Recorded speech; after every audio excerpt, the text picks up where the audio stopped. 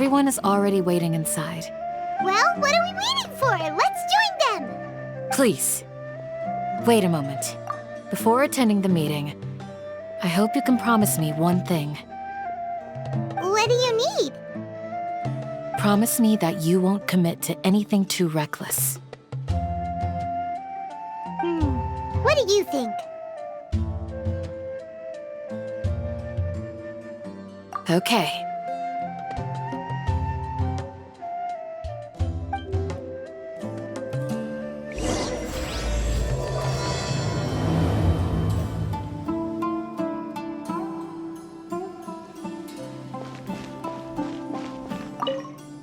They're all waiting for you.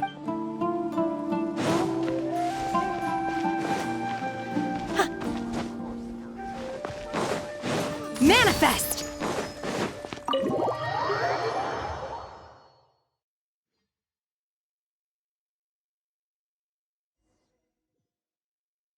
Everyone's here so early! But why isn't anybody talking? We already discussed things a bit. Hey, where have you been? I've missed you too. Are you ready? Very well. Are you sure this is gonna work? I gotta admit, it's bold. Color me impressed. It's worth a try. The point of discussion is to arrive at a solution. Let's cut the small talk and move to the next point. You're making Paimon nervous.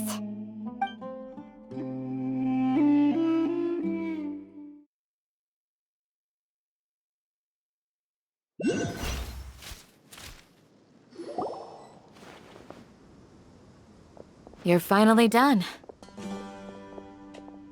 I have some other stuff to take care of. Catch you all later. Come on, don't give me that face. I know what you're going to say. I'll be careful.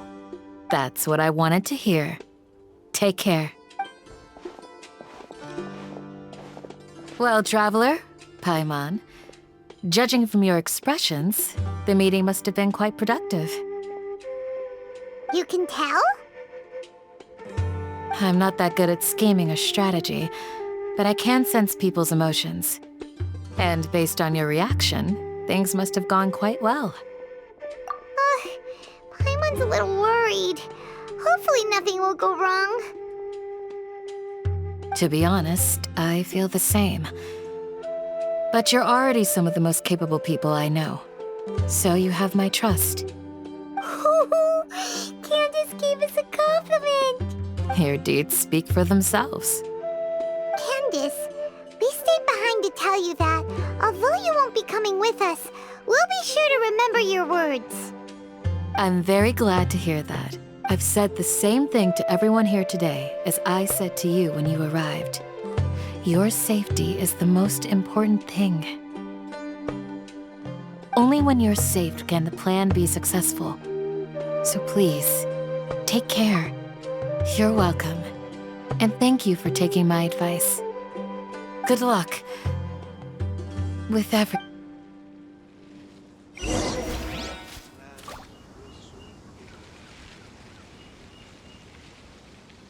Stay safe, everyone. I'll be here, praying for you.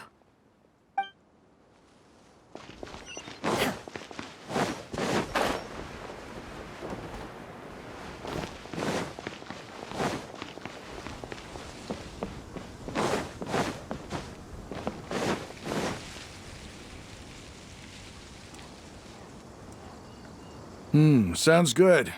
I'll go make some preparations. Okay. I'll hit them! Have you finished saying your goodbyes? Yeah! Also, Candace told everyone to be careful. Yes, she did. But I think my point also bears repeating.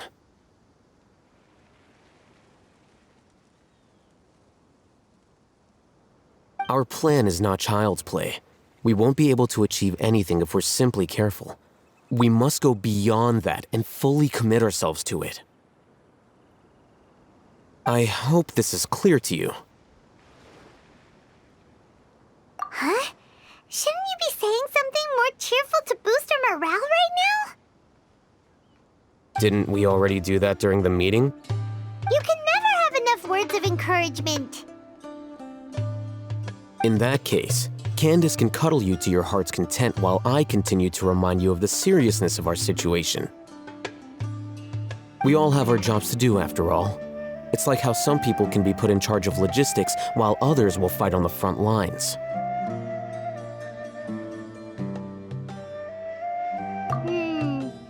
Speaking of the front lines, you don't look anything like a soldier. Of course. Compared to the mercenaries, I'm merely a feeble scholar. But the advantage of not being a mercenary is that I get to stay in a safer place and offer my strategic insight. Just think about that mercenary who lost his mind. Mercenary groups are facing constant danger every single day. Well, being a scholar is also a high-risk occupation, and you are a scholar. I'm not like the rest of them. Even among members of the same species, some will exhibit far more potential than others. This guy. Paimon still remembers when those mercenaries in Port Ormos called you a lunatic. All intellectuals are lunatics in the eyes of fools. I'll take that as a compliment. That reminds me. Do you remember the record we saw in the King Deshret ruins? It mentioned forbidden knowledge. You have a good memory. Forbidden knowledge has the power to drive people insane, but this fact has never been shared with the public. Even I, who has worked in the academia for some time, was never once informed of this. I think those mad scholars and mercenaries we encountered may have all fallen victim to the corrupting qualities of forbidden knowledge. But the academia has always held a different view. They have always believed that symptoms of madness are a side effect of human contact with divine knowledge as mere mortals. Come to think of it, perhaps the academia has also never understood the true nature of forbidden knowledge, and thus always approached the issue from the wrong direction. The Withering, Elazar, and the Sandstorms. Don't you think what is happening right now across Sumeru is rather similar to the forbidden knowledge pollution that occurred in the desert thousands of years ago? But Paimon thought that Irminsul's disease is what caused the withering and the sandstorms. At least, that's what Tainari told us. Wait a second. Could it be that? Ah, you've connected the dots. The cause of Irminsul's illness may precisely be the pollution from forbidden knowledge. But if that's the case, what should we do? This is... Wait. Why do you think Lesser Lord Kusanali would have a solution to this situation? You mean, it's related to the scene you saw when you passed out in the Avidia forest? That whole... the world forget me thing? In that case, it's imperative that we rescue Lesser Lord Kusanali. Only by working with her to save Irminsul can we completely resolve the problems Sumeru currently faces. To make sure we're still on track, I would like to check on the state of some of our preparatory work. Where are we going? To an Eremite base.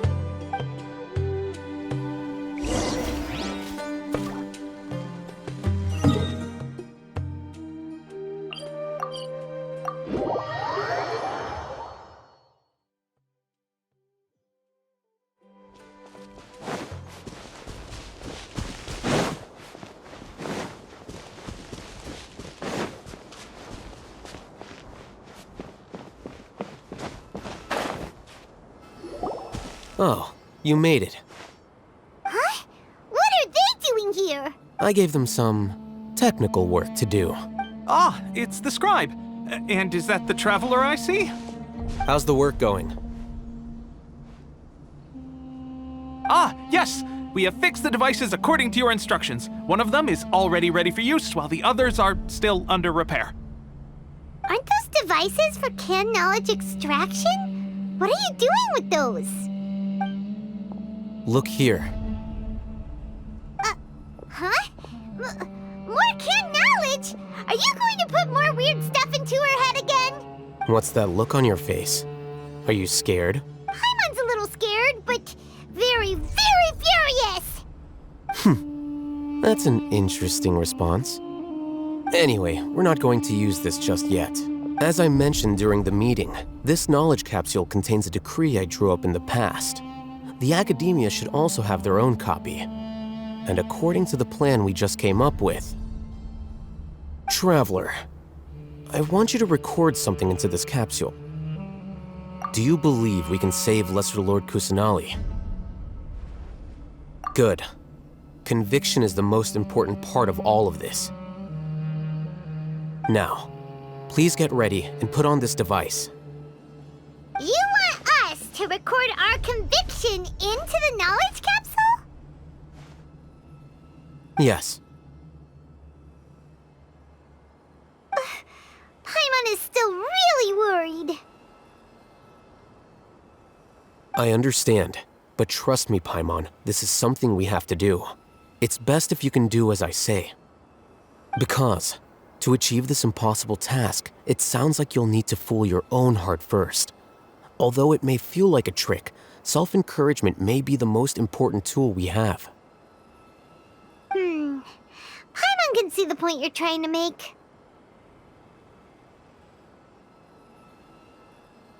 Imagine this. We have orchestrated our plan and successfully rescued Lesser Lord Kusanali.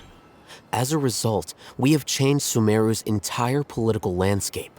Everything went without a hitch, and everyone recognizes and praises our achievements. Now, open your eyes. Here. What's this? Read it out loud.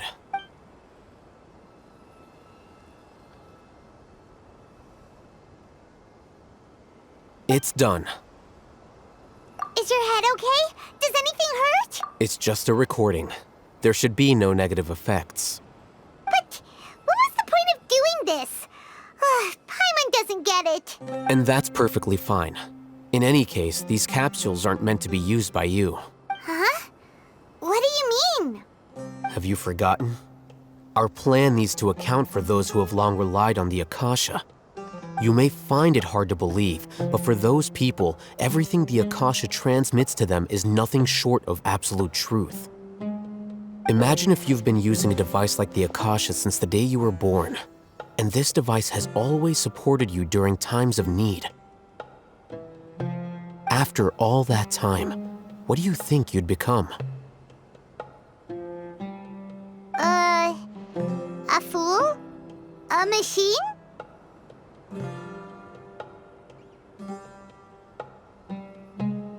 A slave to orders. And that's why rules are so important. In addition, those who understand the rules can delineate boundaries and identify gray areas. But why would you need to identify the gray areas? You could say that those kinds of ambiguous zones can be very interesting. One might even say they're advantageous in the right hands. Things you're interested in are really out there. Are all Sumeru scholars like this? Anyway, that's enough chit-chat. I'm going to take those two to work on some small projects. You can head to Caravan Rebot and start preparing for the next step. Small projects?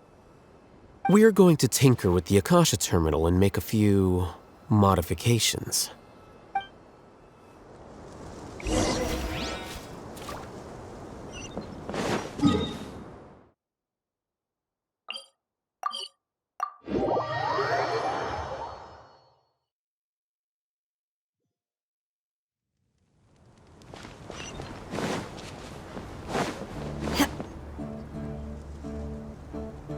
I thought we agreed on a plan.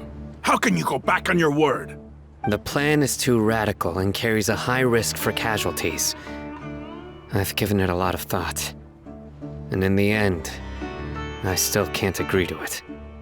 But it's still the best plan we have. As a former Matra, you of all people should be able to see the bigger picture and recognize the innate advantages of our plan. I did. And that's how I saw the danger behind these so-called advantages. Alhaitham's plan is even more radical than I imagined. Huh? Why are you guys arguing? My friend, you're just in time. Why don't you help me persuade Sino? He's turned against our plan. We agreed to work out a plan at the meeting. As mercenaries, you're familiar with the local environment, so you'll take care of the specifics. But then, you went to Alhaitham for suggestions. Had I known Alhaitham would give you those kinds of suggestions, I would not have agreed to the plan. Look, you already know that we're all on the same side here, don't you? Mercenaries place a lot of importance on their bonds of friendship, but also will not hesitate to make sacrifices if they deem the situation to be sufficiently dire. I'm sorry, but as things stand, I can't accept your principles. Seems you really do understand the ways of the desert. Traveler, Paimon, this is also something you should know. Ramon's plan is to have me work with the Caravan Reebok guards in my capacity as a Matra. We will arrest the mercenaries and escort them into Sumeru City. Wait, how can we work with the guards? We can't get through that wall easily, remember? Caravan Rebot would never let so many unregistered members of the Eremites enter Sumeru City. My plan will clear us of any possible suspicion, and also let us enter the city as a big group. There is no better way. That also sounds like something Alhaitham told you. Am I right? Doesn't Alhaitham know how dangerous this plan is? Of course he does. He told me, there is no perfect plan, but this can get the job done. He also said that with the help of Sino and the Traveler, our chance of success would increase significantly. I never blindly trust anyone, and I've always had a good eye for people. I think he made a number of valid points. It's my own choice to trust you. If I make the arrests alone, I can control myself and prevent you from getting hurt. But I can't guarantee that kind of discipline from the guards. To make the whole thing more convincing, you'll need to resist to some degree. Casualties are inevitable once push comes to shove. I'm okay with the deaths of enemies. But now that we're allies, I'm against the meaningless loss of our own.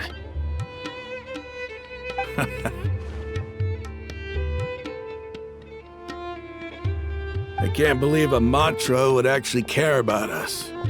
I've lived a hard life, and I can say that people like you are hard to come by. I've always treated my allies with honesty and respect. They have the right to know important things like this. Now you're making this hard for me. Hey, is there something we can do to help? I knew you would say that. We can help fight some of the mercenaries, which should reduce the number of times you'll have to struggle directly with the guards. That should help at least a little bit. Sino, on behalf of my people, I thank you for your kindness. But this is a mission we cannot turn our backs on. We strongly value the lives of our friends, but the goal we are about to achieve is even more important. We have no fear of casualties, because we crave the spoils of victory. So please, lend us your support. We will show you the determination of us desert dwellers. Well, now that you've put it that way, I can no longer refuse. But remember, you need to follow the plan and not do anything reckless. Candid, since you and I both recognize the significance of this operation, there should be no more animosity between the followers of the Dendro Archon and those of King Deshret. Everyone's life is equally important. Okay, you have a deal. Let's do this for our shared dream. The guards should be stationed in the courtyard nearby. You can find them there.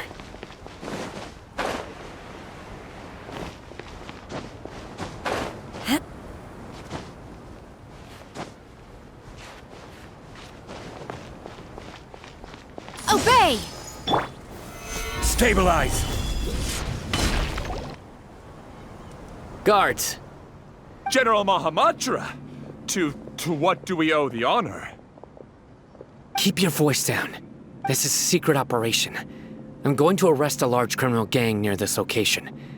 According to the Academia's Guide and Regulations on Secret Operations, I have the right to ask for the cooperation of Caravan Rebot. Ah, of course. Mahamatra Sino's order is the Academia's order. Just let us know what you need. But who exactly are you planning to arrest, and how many people are you expecting? Depending on the scale of this operation, we may need to report it to our superiors. They're a squad of Eremites whose number is comparable to Ain el Akmar in Port Ormos. They're involved in the theft and resale of supplies from the Academia. As many as Ain al Akmar? This should definitely be classified as a joint operation. Then I suggest that you report this to your superiors as soon as possible, and treat it as a top priority desert operation. Got it. Please wait a moment. I'll contact them immediately.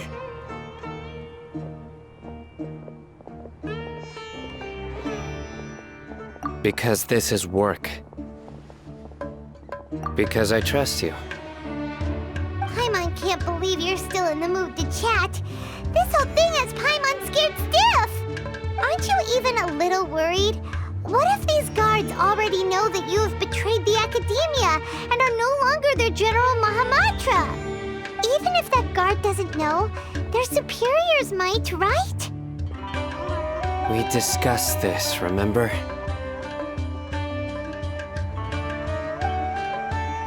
The Caravan Rebot operation is of great importance. But don't worry, the guards there shouldn't know that Sino has stepped down. How can you be so sure?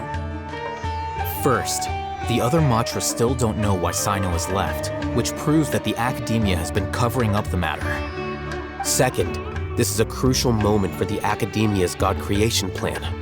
If something were to happen to the General Mahamatra, it's bound to attract a lot of unwanted attention. No matter how you look at it, they don't seem interested in sharing the news of Sino's departure. A reasonable inference. I agree. Which brings us to our next issue. I'm sure some of you have been wondering if the prediction function of the Akasha will affect our operation. The Akasha is still in operation, so I must remain on high alert. Actually, considering the power of the Akasha, it's quite strange that it hasn't already tried to interfere with my actions. I've given that a lot of thought. For now, I don't think you'll need to worry.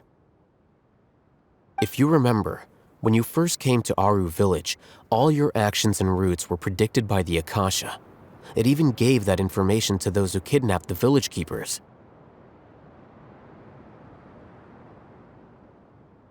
But things like that never happened again after we met up with the Traveler. That's true. But why? Look at it from a different angle. Why do you think the Akasha will predict your actions? Because my personal data has been entered into the Akasha. That's true, but the key to this question is, how well can the Akasha make predictions about a person? Haven't you ever thought about it? Just how can it do this in the first place? Because the Akasha controls the entirety of Sumeru.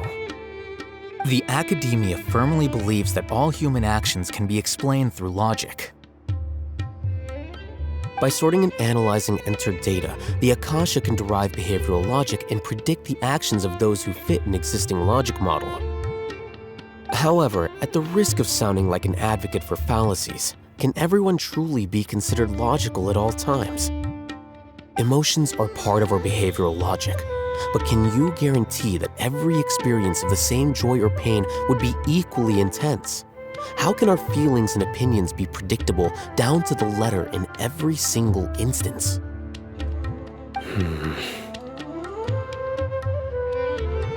Sino, in the past, you've always worked alone. In the absence of another person who could sway you or your thoughts, the Akasha could produce predictions that were similar to your real-life behavioral principles.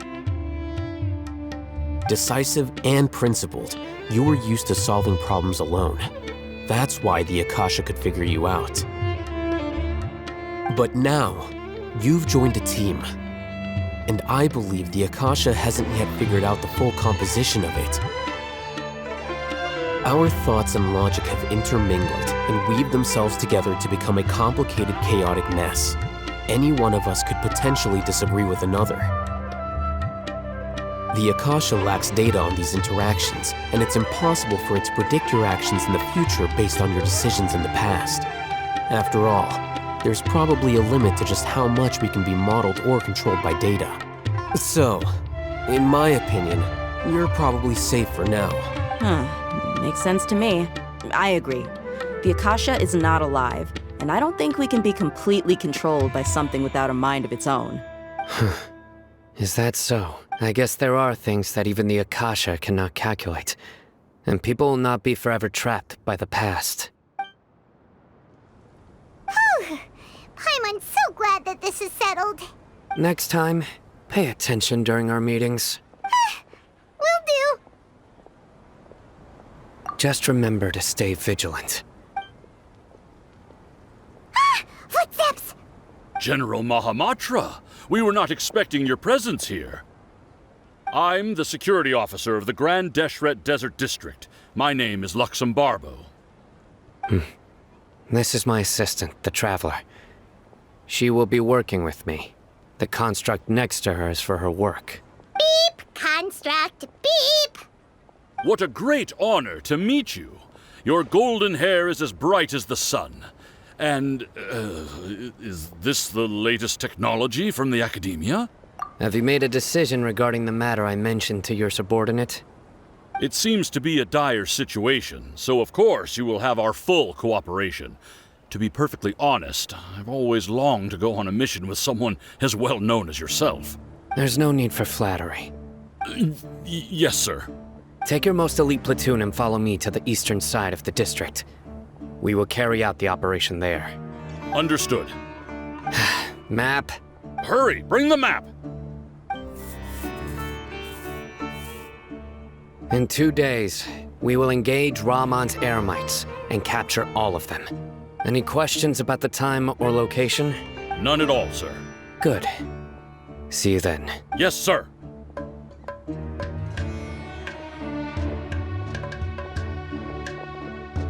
Maybe hanging around the General Mahamatra isn't so bad after all. Everyone's so respectful towards us. This is all due to the absolute authority of the Academia. And now, we're going to strike back against that massive pillar of power. Get ready. We will move out in 2 days.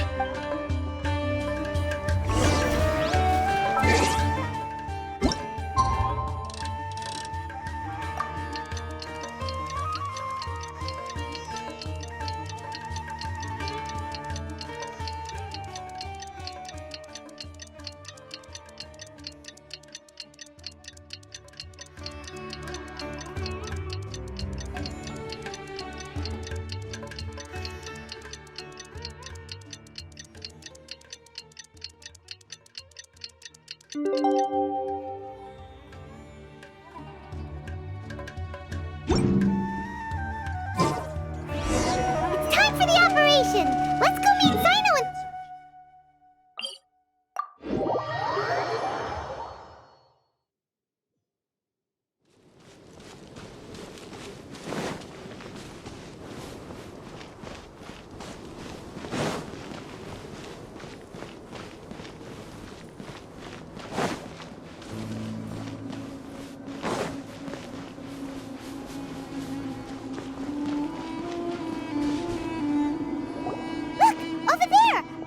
have arrived already! Let's hurry over! Wait a moment. Ah! Oh, it's you. You're my assistant, remember? Being my assistant, you must stay with me. Now let's head over there. It's General Mahamatra and his assistants. We meet again. You're here early. It's to show how important we think the operation is. Since this is a big case for the Academia, we are prepared to give it our best. I'm glad to hear your sense of resolve. Remember, we must capture them alive. They are our only leads for the case. If they die, we will be unable to continue the investigation. Understood. Everyone! The Eremites are approaching from the west! Make preparations and be ready for combat. Halt! Oh? What a warm welcome! What do you want? Judging from those shiny weapons in your hands, it seems like you're not interested in a deal. Rahman, the Academia has caught wind of your smuggling and illicit sales. If you value your life, I advise you to surrender. Who are you supposed to be? A Matra from the Academia? I can't believe you came all this way just to catch us. I'm not here to talk. Oh, nobody's given me this much time of day since I became a mercenary. Brothers! For that slight, let's wash our blades with their blood. Let's show them we Eremites are not to be messed with.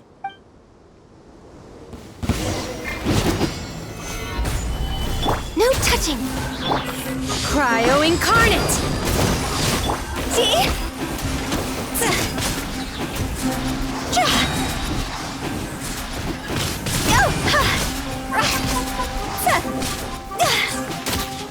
Access denied. This is order. Solidify!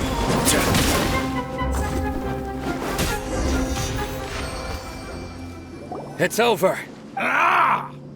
We have subdued them. The operation is now over. All Eremite mercenaries and related personnel in the area have been arrested. You pitiful Dendro Archon dogs! You'll regret this! I'm afraid you'll regret it first. King Deshret will curse you, and you will all! Silence! Oh, Restrain them and take them back to Caravan Rebot. Count their numbers and send them to the Academia as instructed by the General Mahamatra. Yes, sir!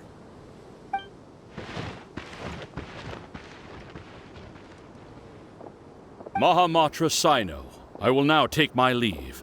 If you need further assistance, please come to Caravan Rebot and ask for me. Understood. You are dismissed. There they go. Let's talk elsewhere.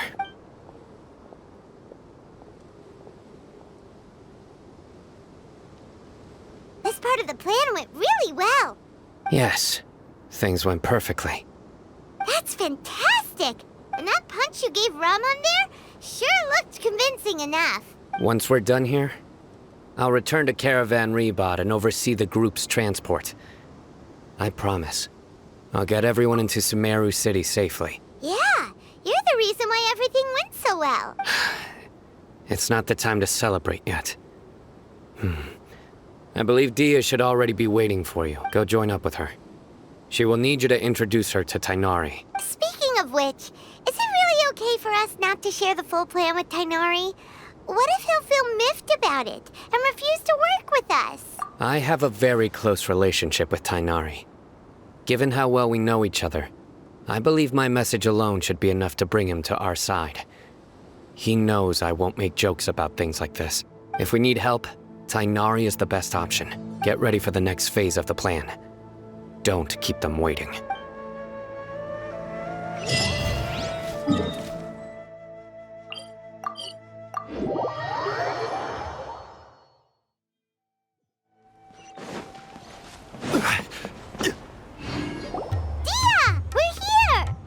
It's about time. Didn't you say our part of the plan is the most important of all?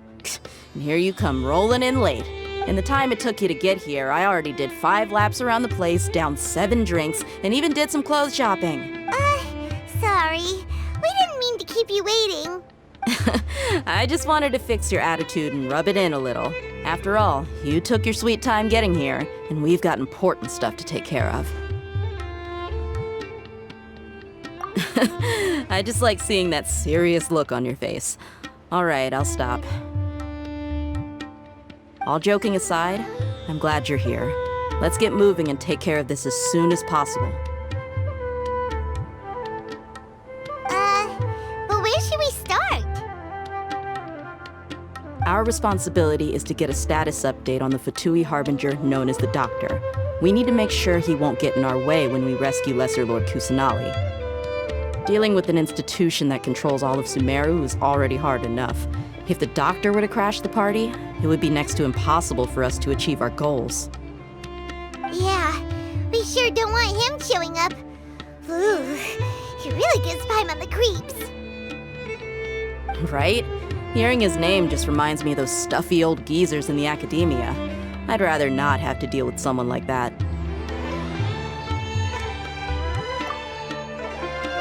According to the plan, we should first go to Pardis Di and ask for Forest Watcher Tainari. If all Hatham and Sino's sources are solid, then we can be sure that Tainari still has the Academia's trust. So, we'll find Tainari and convince him to get us the latest intel on the Doctor.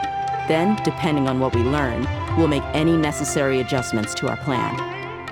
The sages have placed spies everywhere on the other side of the wall. I'll follow you as a bodyguard. You should be honored. I don't offer my services to just anyone you know. But Paimon thought mercenaries would do anything for Mora. That's certainly true. But when multiple employers are vying for your services, you should always go with the best offer. Let's see. If I were to charge you a bill, I guess I can apply a discount. How much more do you want? I was not sure we can afford it. How much do I want? Hey, how about paying me with a smile? What do you say? I haven't seen you smiling much recently. If you ask me, someone like you must look lovely when they smile.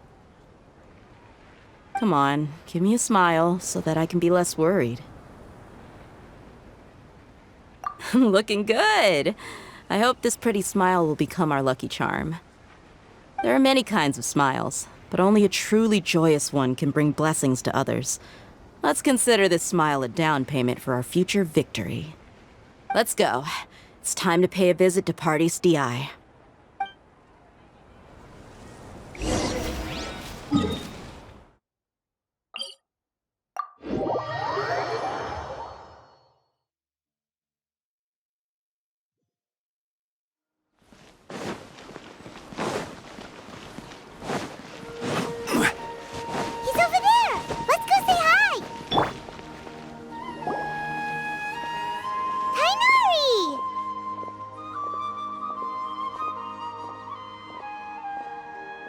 Ah, Traveler, Paimon. And you are? Hey there. This is our friend Dia. She's an Aramite mercenary. A mercenary? You must have some big news for me. It's something really important. Please help us out.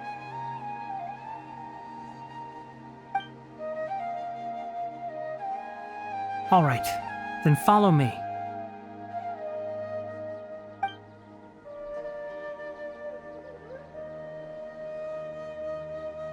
This place is better. We won't be disturbed by any passerby. Okay, what is this important thing you want to ask me?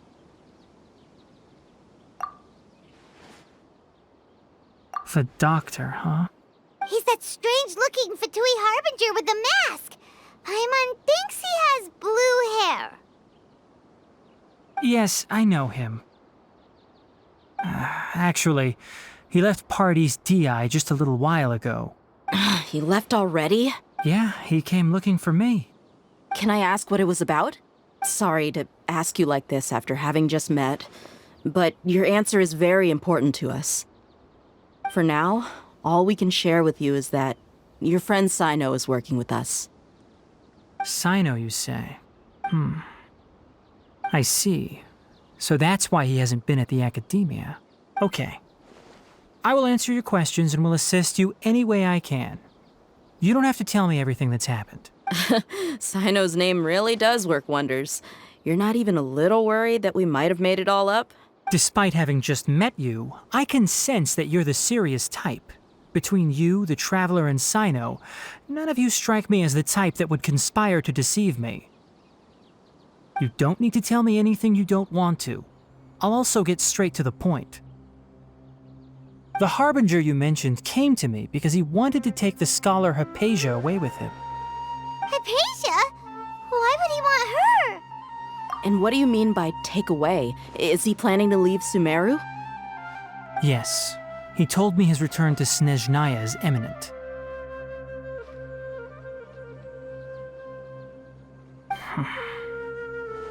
So you mean... you're leaving this place soon? Indeed. Otherwise, we could have perhaps talked a little more. I was just about to set out when I remembered something important. To that end, I made a final trip to Pardis Di. Let me ask, have you been taking care of a scholar by the name of Hypatia? Your sources are accurate. No doubt because you recruited many informants. But you're right.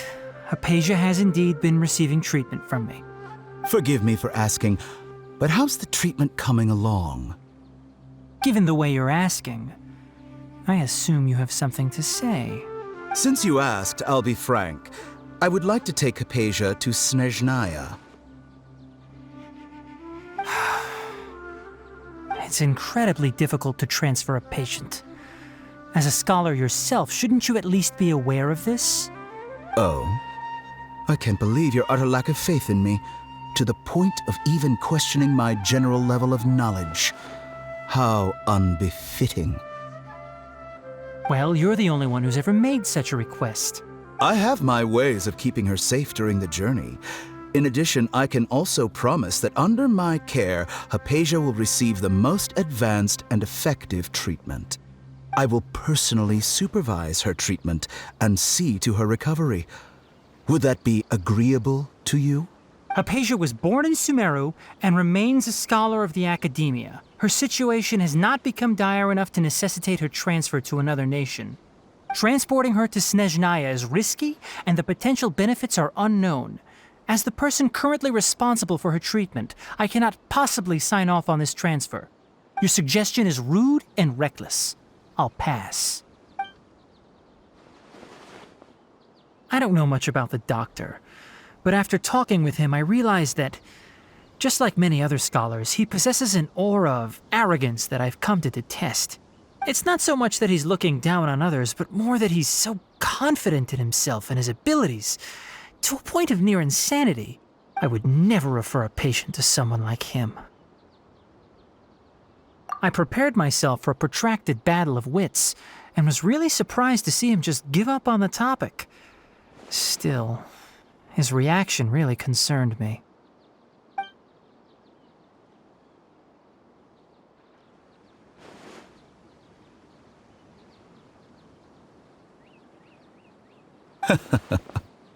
I see, I see. Of course, your opinion makes perfect sense. You're still young, but already quite stubborn. I must say, you are not like what I had expected. Under normal circumstances, I wouldn't just let you off the hook like this. But unfortunately, I'm in a hurry today, what with Her Most Noble Majesty the Tsaritsa calling for our return.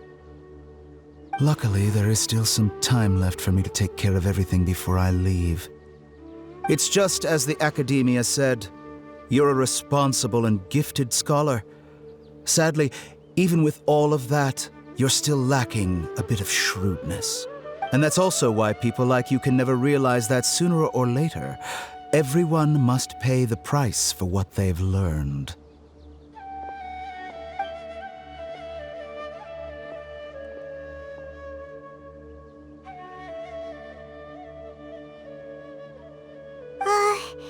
Paimon can't help but feel like he's hinting at something unpleasant. He asked a question, yet didn't care for my answer. Perhaps I'm nothing but a talking rock in his eyes. He never came off as malicious, but an utter lack of compassion permeated throughout our conversation. From his tone, I can sense that he's always looked down on others. I can barely believe it myself. But if that's true, the situation will be in our favor. I don't think I missed any details. frankly speaking, I don't want you to do anything too risky. Now that you know a little more, it should be easier for you to stay safe. Sorry we can't tell you everything. We appreciate that you helped us anyway. I won't forget your kindness. It's okay. I have an obligation to do so. To be perfectly honest, all of this may have started because of me.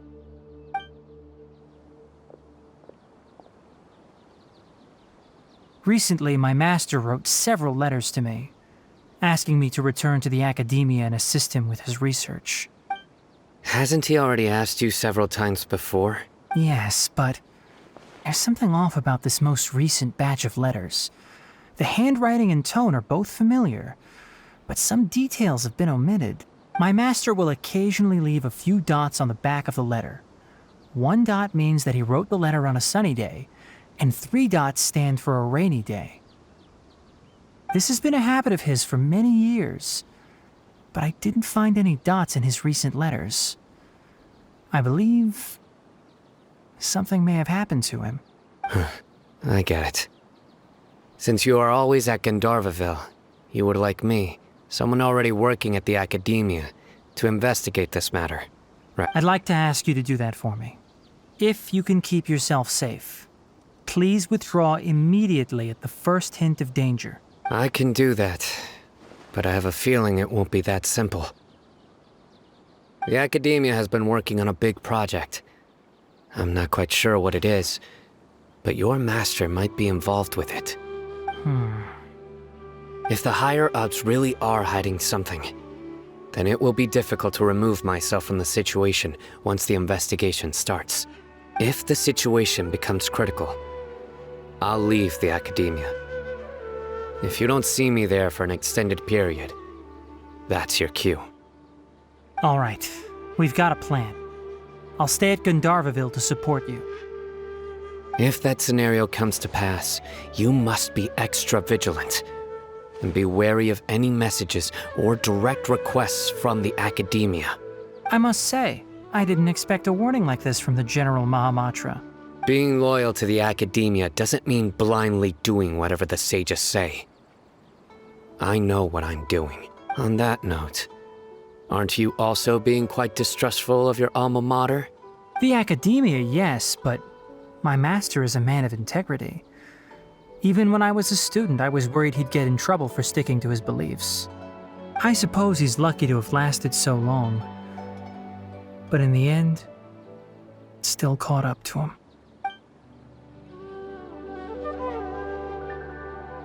I see. So you noticed something was up with the academia from the very beginning. This may well be how Sino became involved in all this. In that case, I must keep my promise and help you however I can. Also, if you run into Sino again, please help me pass on a message to him. Trust your own senses and experiences. I think this may be something he needs to hear right now. Okay, we'll find a chance to tell him. Thanks. Right. Now let's go hunt down this Harbinger. Oh, by the way, which way did the doctor go when he left Pardis Di? That way. Gotcha. Thanks so much. We'll be on our way.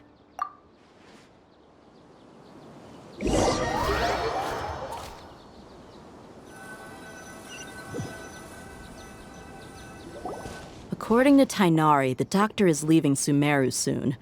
I want to check if the doctor was actually telling the truth. He also said that he'll take care of everything before he leaves. What did he mean by that? We need to be extra careful when dealing with a person like him. Just to be safe, let's chase him and see what we find. But we have no idea where he went. How can we start chasing him? We'll do it the mercenary way. I'll find leads as we go. All you have to do is just follow me. That Harbinger may have tried to cover his trail, but he still left some traces. Or perhaps he never even thought about concealing his whereabouts. Maybe that's just how arrogant he really is. Yep, we're headed in the right direction. The traces are still fresh, but there's no sign of his entourage. Clearly they're in a hurry. It's just as I thought.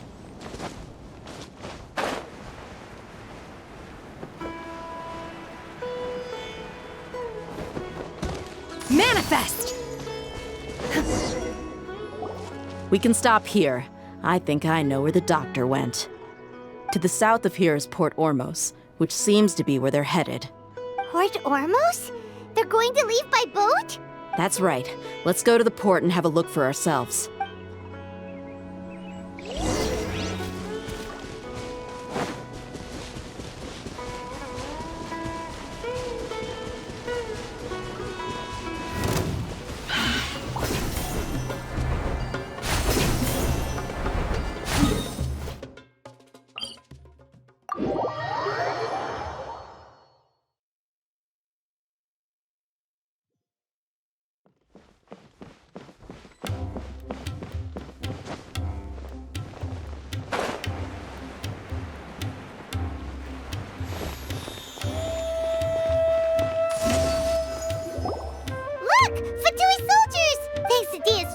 Skill seems we found the right place.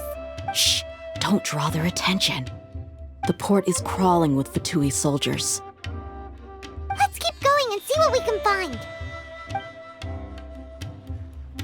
Now this is a proper farewell ceremony for a Snezhnayan Harbinger. The Lord Harbinger is leaving. I've still only seen him once or twice. I used to hold a position in our homeland, and back then, the doctor spoke in a very different way from the way he speaks now. Maybe the way people talk in Sumeru has rubbed off on him? It's always like that when you spend too long away from home. When he gets back to Snezhnaya, perhaps it will also take him some time to get used to the life there again. Huh? But, sir, that can't be right. No, I remember it like it was yesterday. Both his expressions and tones are now very different. Also, for some reason, he seems like he's all smiles now. You must be mistaken. Nobody's supposed to look happy when they're on a business trip. The doctor is on that boat. So he told the truth after all. He is actually leaving Sumeru. Let's get closer and find a place to hide so we can observe him.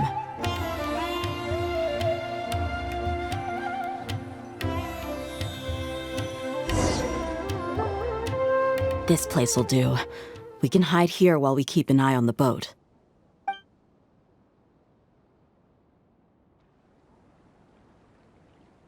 Huh?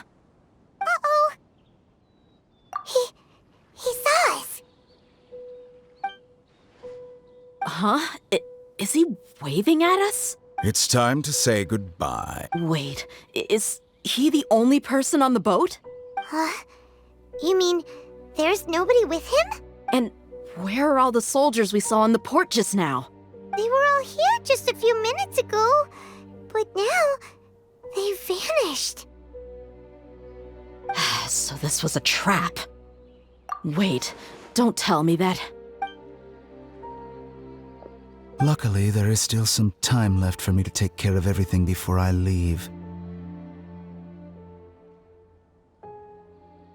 Oh no. They might be after Hypatia. Let's get back to Party's DI. Huh? What do you mean? I'm afraid that she's seen something that she wasn't supposed to see. If I were the Fatui, I would also try to take her away. And if I couldn't... Oh no! Are you saying they're going to kill her? Let's go!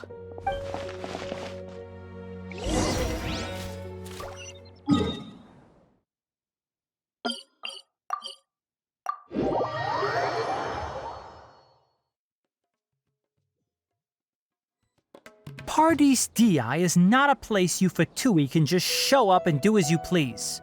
I believe we've already made ourselves quite clear. Our superior gave us permission to search for and collect medicinal herbs in Pardees Di for research purposes. But you've been in Sumeru for some time already. I find it coincidental that you chose to only come here today. Even the Grand Sage himself may not have the right to question our research, much less an ordinary scholar like yourself. I've done my duty to inform you. Don't make things difficult for yourself. It would seem that my words have fallen on deaf ears. You can keep trying to deny it, but coming to Pardees Di now? I'm pretty sure you're not just looking for herbs. With all due respect, your baseless speculations will only lead to unnecessary trouble. Well, you only have your Harbinger to blame. He knows nothing about keeping a low profile. I may be staying at Parties DI as a scholar, but that doesn't mean I'm no longer a Forest Watcher. It is still my duty to protect the peace and safety of the scholars who have contributed so much to Sumeru. Then it seems our conversation has hit an impasse. No one will lay a hand on you, Hypatia. Not on my watch. Tighnari, are you alright? I'm fine. These Fatui have really crossed the line. Time to teach them a lesson. There's no use resisting! Give us Hypatia! Keep dreaming! Yeah, Tighnari, The doctor's orders are absolute! Yeah? You've been someone's lapdog for so long that you don't know anything else now! We're not getting anywhere. Traveler, Paimon, please go to Hypatia. We need to make sure they don't try to sneak around and attack from behind. Got it! Hypatia's still here. Doesn't look like anyone's broken in.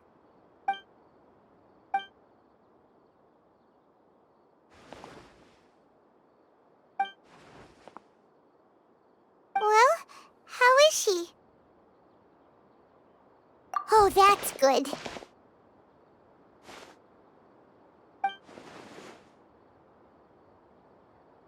So, you think this is over?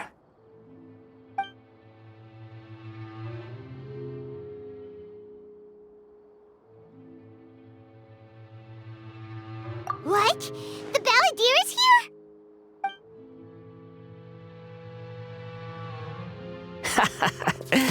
I've missed that look of abject horror. You've given me that look every time we meet.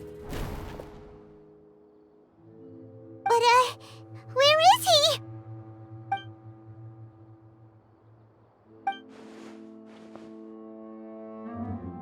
I can hear all of your thoughts, you know. Don't you remember? I already saw you the first time you came to Parties DI and made contact with Hypatia. I didn't need to do anything. It is her honor to be able to connect her consciousness with me. Who are you talking to? It can't be the Balladeer, right? That's impossible. I know you must be curious. I might as well tell you that I decided to enter Hypatia's consciousness the moment I sensed your touch. I wanted to observe you on a fool's errand. Hey, Traveler! What are you doing? My deification is nearly complete. All that's left now are just some final details. Do you understand? Even if you manage to rescue Lesser Lord Kusanali, it will be impossible for you to defeat a bona fide god like me. Is it wise to force that childlike god into a divine battle against me? Scholars consider the god of wisdom to be the sum total of their faith. It's how they can justify reverence for a god as they construct it. But this also shows that humanity's worship of gods is a combination of blasphemy and exaltation. It's truly laughable. Yes. What is it? Yeah, I'm in a good mood, which is why I'm talking to you like this. What do you mean?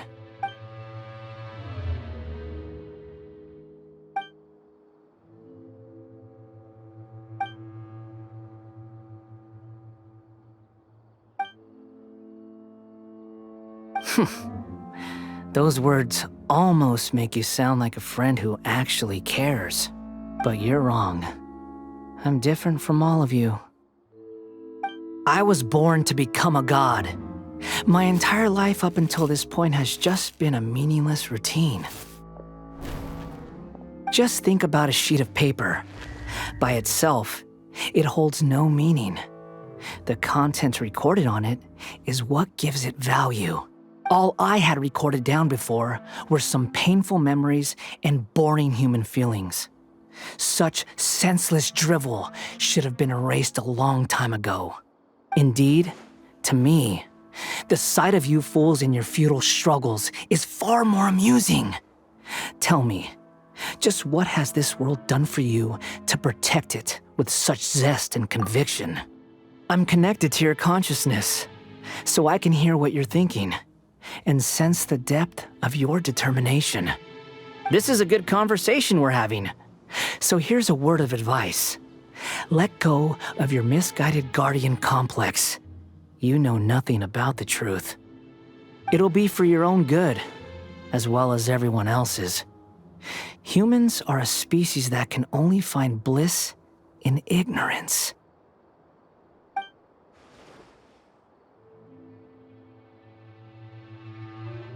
Ah, you've seen my affection for her.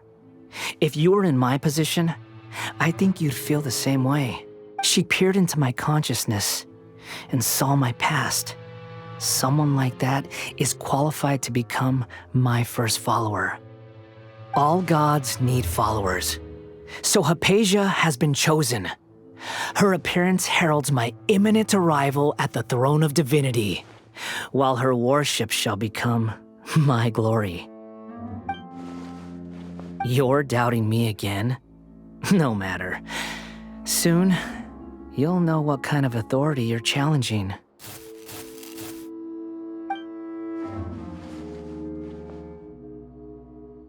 Who wants to hurt my devout follower?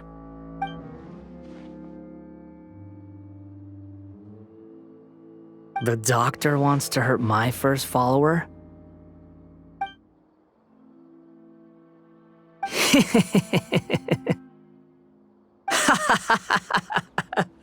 How very amusing. Has anyone ever told you that you're not good at sowing discord? The doctor has never known his place. Even now, the puny human thinks himself capable of interfering in the business of the new god. You're still too naive if you think a few words will be enough to convince me to destroy the doctor. But I'm willing to give you a gift, just like my expression of affection towards Hypatia. It is an honor for you to be able to stand here and speak with me. As my listener, you will be rewarded. Both good things and bad things can be called gifts. After all, gods have never needed to be reasonable. Paimon hears thunder! That person Paimon couldn't see was the Balladeer? Oh, he sure chatted with you for a while.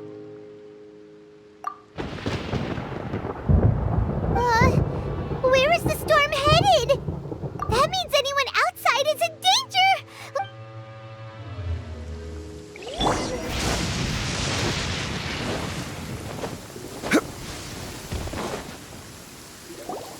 Oh, have the Fatui retreated?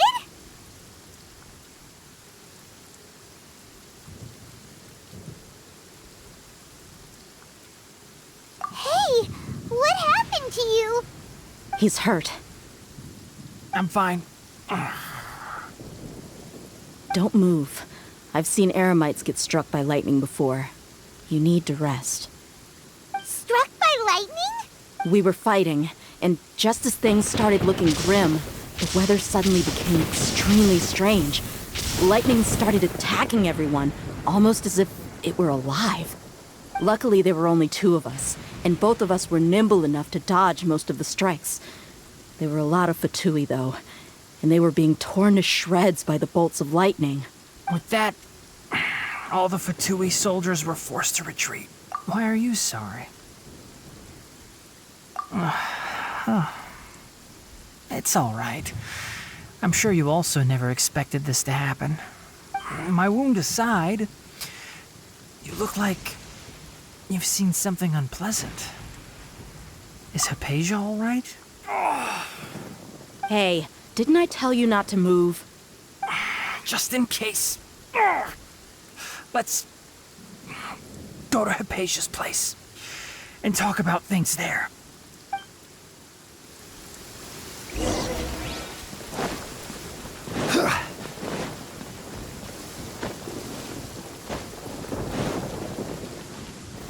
Gather!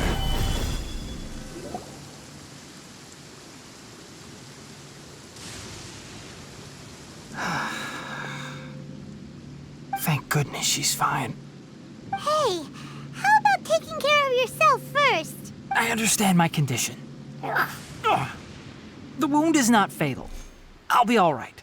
Ugh. The more you understand medicine, the worse of a patient you become. I know. They always think they can push through the pain. Oh, he sat down. Let me rest for a bit. Sorry, traveler. Now you may start.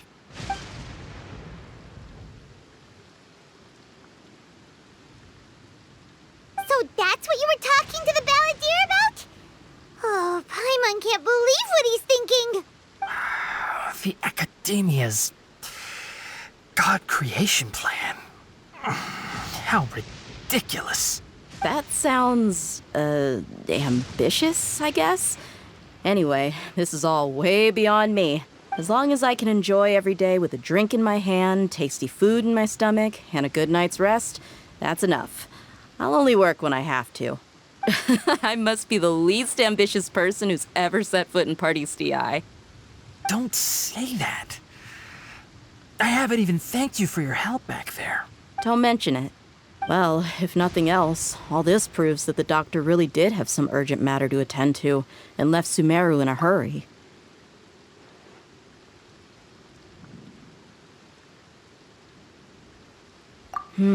Maybe the Fatui want to cover up some secret of the balladeer. Is that why they tried to seize Hypatia? You said the balladeer claimed that Hypatia has seen his past. So, what could be there? Have you noticed? The balladeer is not happy with the doctor's actions. He thinks the doctor has no right to consider himself as his equal.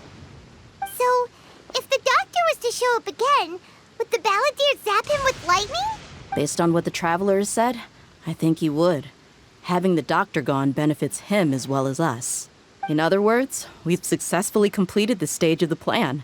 The doctor is out of the picture now. Yay! That's a big accomplishment! I'm also happy for you. Thank you for the help, Tainari. Make sure you rest up for now. Yeah. All right. Okay, that wraps things up for us here at Party's DI. Traveler, it's about time we rendezvous with the others at the Grand Bazaar. Let's continue to keep a low profile. You can head there once you're ready.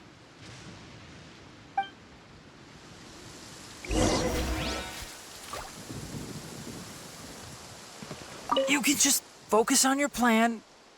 Leave Hypatia to me. My wound isn't going to get in the way. Oh. Okay. Guess I'll sit still for a little while longer.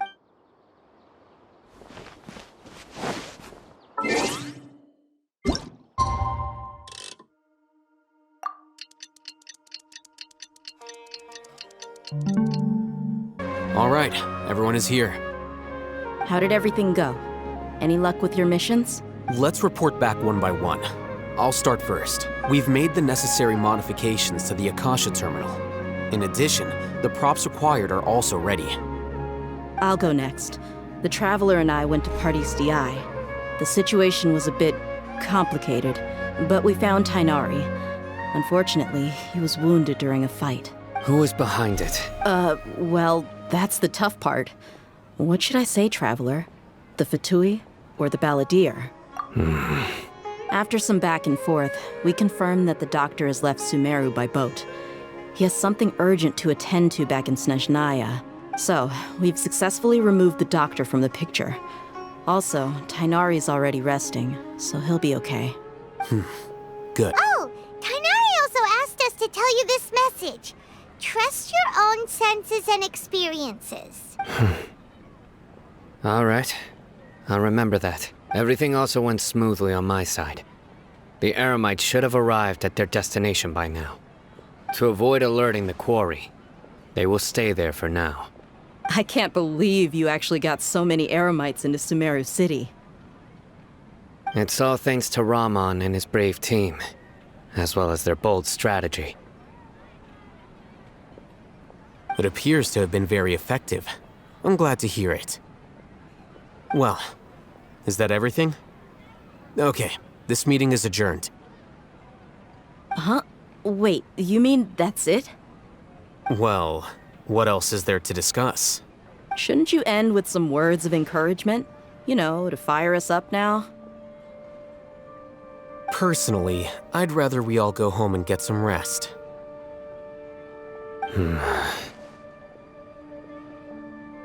I'll hate them. Ugh. Oh, and if you wanted someone to say something to that effect, then I must reiterate that I'm here to strategize and not to lead, so you should find someone more suitable to do that. But I thought all of you academia big shots were great speakers. Then I should remind you that I'm the scribe.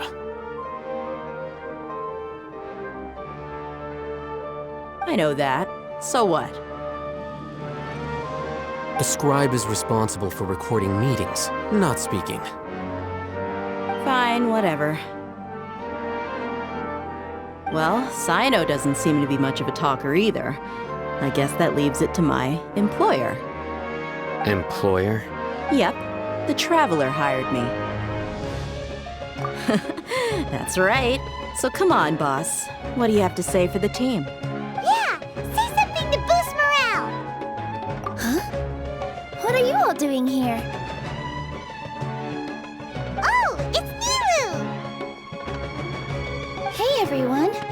I'm not disturbing you, am I? Not at all. I was actually just about to go find you. Judging from the group and all your serious faces, you were discussing something important, weren't you? But you also look like you're up to no good. Seems pretty interesting. Welcome, Nilu. Would you like to join us? Huh? Join you? You mean you also want to discuss something important with me? Yes. Something very important. Nilu, are there any breaks in your performance schedule in the upcoming days? Huh? Wait, you're seriously inviting me?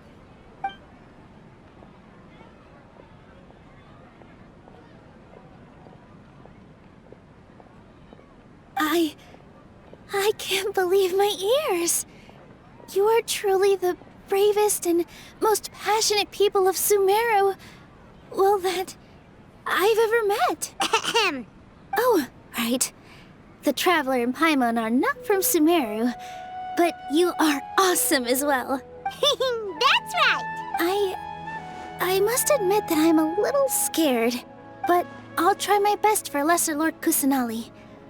If I can somehow use my abilities to help you, then count me in. Remember, believe in yourself. Okay. I'll get my friends at the Grand Bazaar to help us tomorrow. Just remember not to say too much. Be discreet. Yep, you got it. All the preparations are done. Now, can we finally conclude this meeting? So, have you thought up what you'd like to say, boss? Yep. It's a grand plan and we're all super awesome!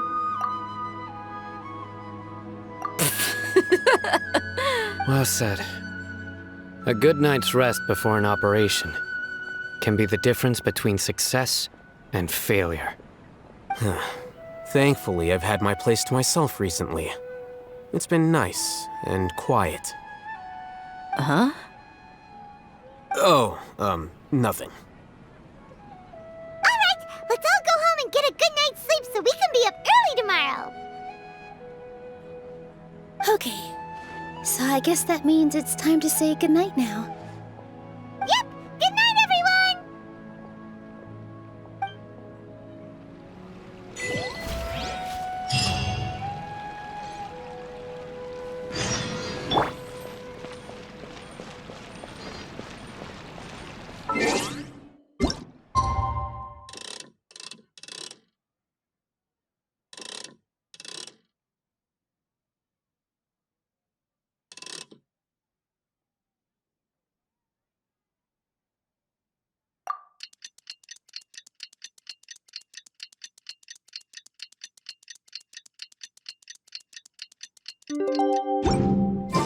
Today is the Academia's Niagarbaha Day. We can finally put our plan into action. Alhaitham should be waiting for us. Let's go to the Academia and find him.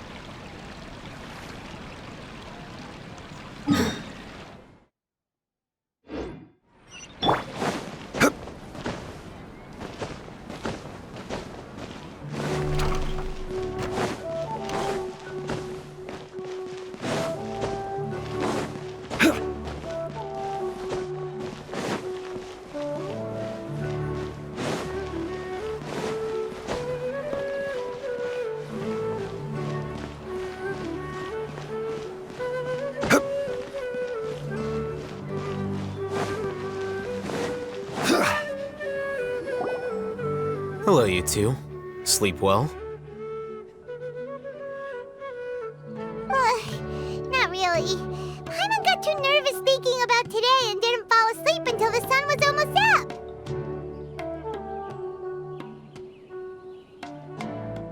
What about you, Alhaitham?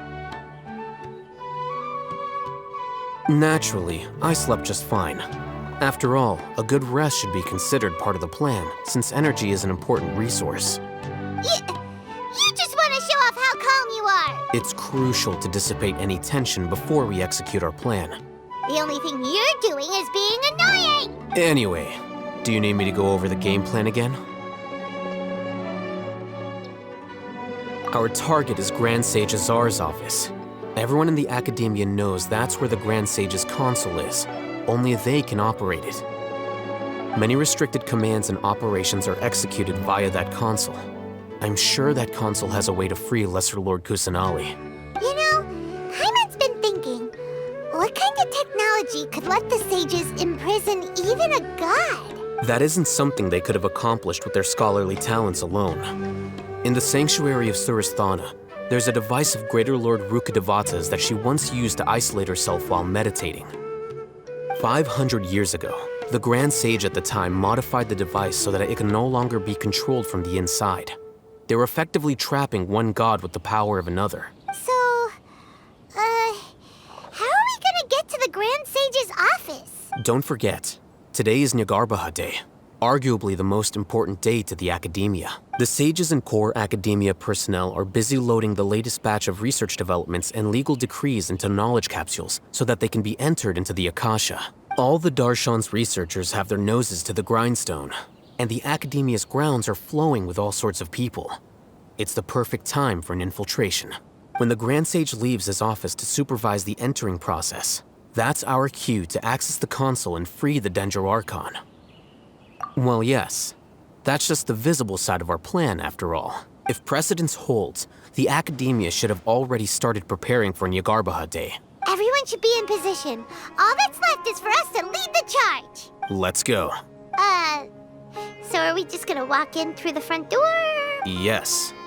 Were you expecting a stealthier approach? Paimon can't think of a good comeback. All right, it's all on Alhaitham if things go south.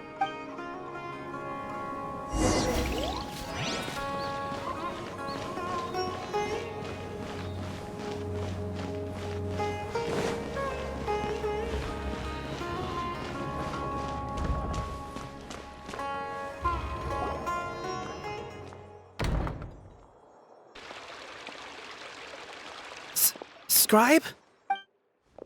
Please, wait. Are you Scribe Alhaitham? That's me. Is something the matter? I'm in a hurry. No. I was just surprised to see you here. I had heard that the sages were looking for you not long ago, but I didn't know what for. And, also, please don't bring outside guests into the Academia. Outside guests? How did you arrive at such a conclusion? Your groundless inference shames the Haravatat Darshan. What did you say?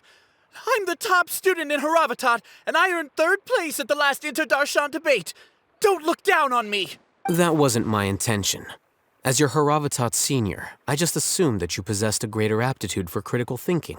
Look, based on what you already know, the purpose of my return and the reason they're here should be obvious. Is that so? Wait a moment. Let me think. Don't tell me the answer. The sages search for you. A blonde-haired traveler. Outside guests. So, from the start, the sages weren't looking for you, but this traveler? And you were gone from the academia for so long because... Hey, shh. Yes, you've proven yourself as the top student in Haravatat. I surmise you've arrived at the correct conclusion. As I expected. Please, forgive me. I wasn't thinking clearly just now. Thank you for getting me back on track. It's nothing. We'll be on our way then. All right. Thank you for your contributions to the academia, Scribe.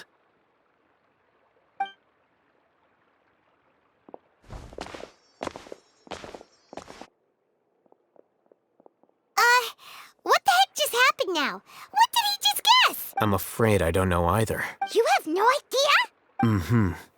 He convinced himself of whatever truth he came up with. That is the so-called pride of a scholar. If someone questions their academic facility, they will instantly feign understanding to keep up appearances. Nowadays, the academia is rampant with this type of scholar. Their obvious farces of intellect only serve to highlight themselves as fools. Wow. So there are special ways to deal with smart people. We don't even need to make up our own excuses. We shouldn't waste any more time. It would be problematic if we missed our window of opportunity. Let's go.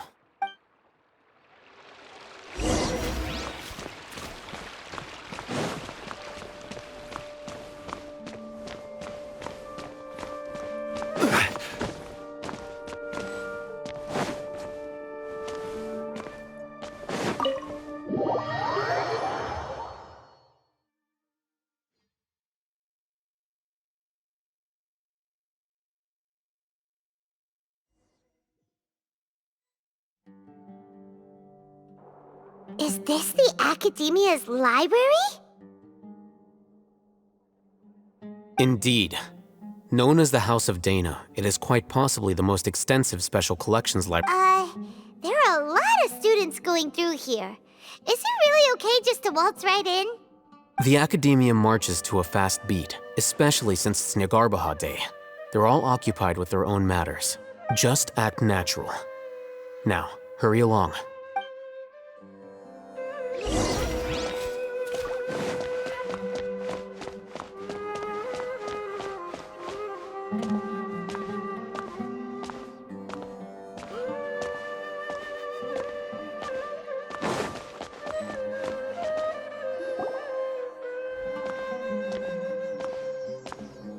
What's this platform for? It's a lift that Academia personnel use to access higher floors. Are we gonna take it then? The Grand Sage's office is up there somewhere. No, not right now. We can't guarantee that we won't run into the Great Sage. Let's step back and observe for now.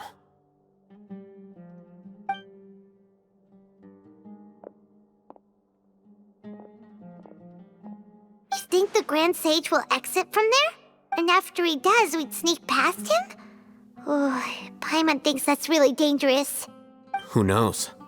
However, if we can confirm Azar's current location, our operation will be much safer if we... Allow me to offer you a hint. If you wish to know his location, look behind you. What's Grand Sage Azar doing here? Do not tell me you believed the Academia would not grow suspicious of you after such a prolonged absence, Scribe. An eyewitness had informed me of your whereabouts, so I came to personally welcome you. Great Sage, I didn't expect you to care so much about me. I'm truly flattered. I'm sure, but compared to you, I am far more interested in these two unexpected guests. You are the Traveler and Paimon, correct? It's a pity that only now have I been afforded the opportunity to formally meet two of Sumeru's most esteemed guests. I do apologize for my lack of decorum. Excellent.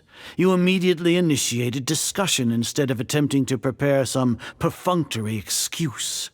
You clearly understand the situation at hand, and have no intention of making a reckless stand. The foot traffic here renders this place unsuitable for discussion. Please, follow me to my office.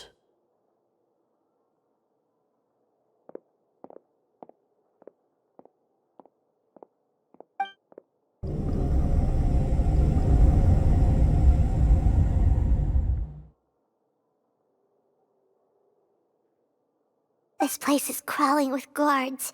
There's no way out for us. All right then, traveler. What did you wish to discuss with me? Today is Niagarbaha Day, so I still have many responsibilities to attend to. You seem to know quite a bit about our endeavors. If that is so, then you should be praising our great work, rather than using your trivial misgivings in a futile attempt to sway me. Trivial? Then tell me, what do the Fatui want from me? Worthless. Those are all completely worthless. Benefits, divine power. These materialistic words do nothing but debase our great work. Creating a god. Yes, we are using human wisdom to create a god. If humanity cannot attain omniscience and omnipotence, then we shall create a god to reveal them. This is the pinnacle of human wisdom. We shall regain a god's guidance at long last. No longer will we flounder in the interminable void of consciousness and knowledge. Even Irminsul will be freed from its plight. For our nation of scholars, this is the ultimate aspiration. No cost is too great to realize it.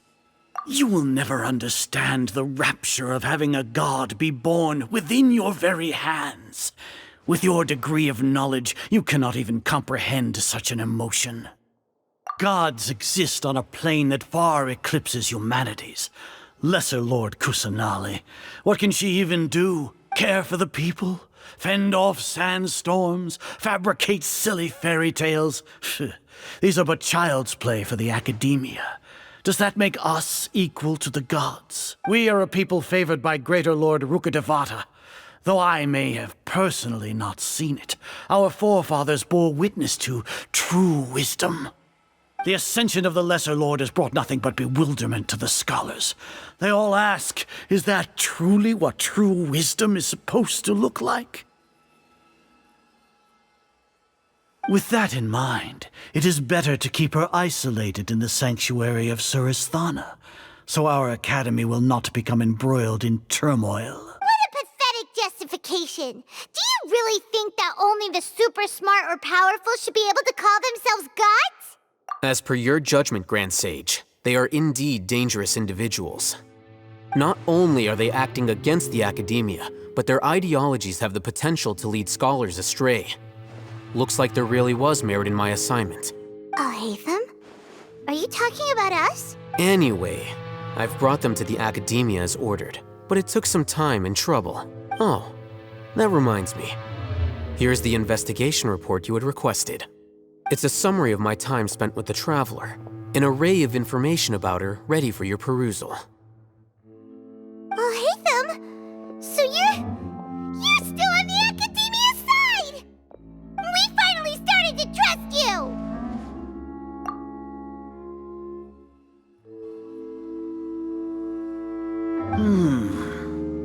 Excellent. Detailed contents with no errors.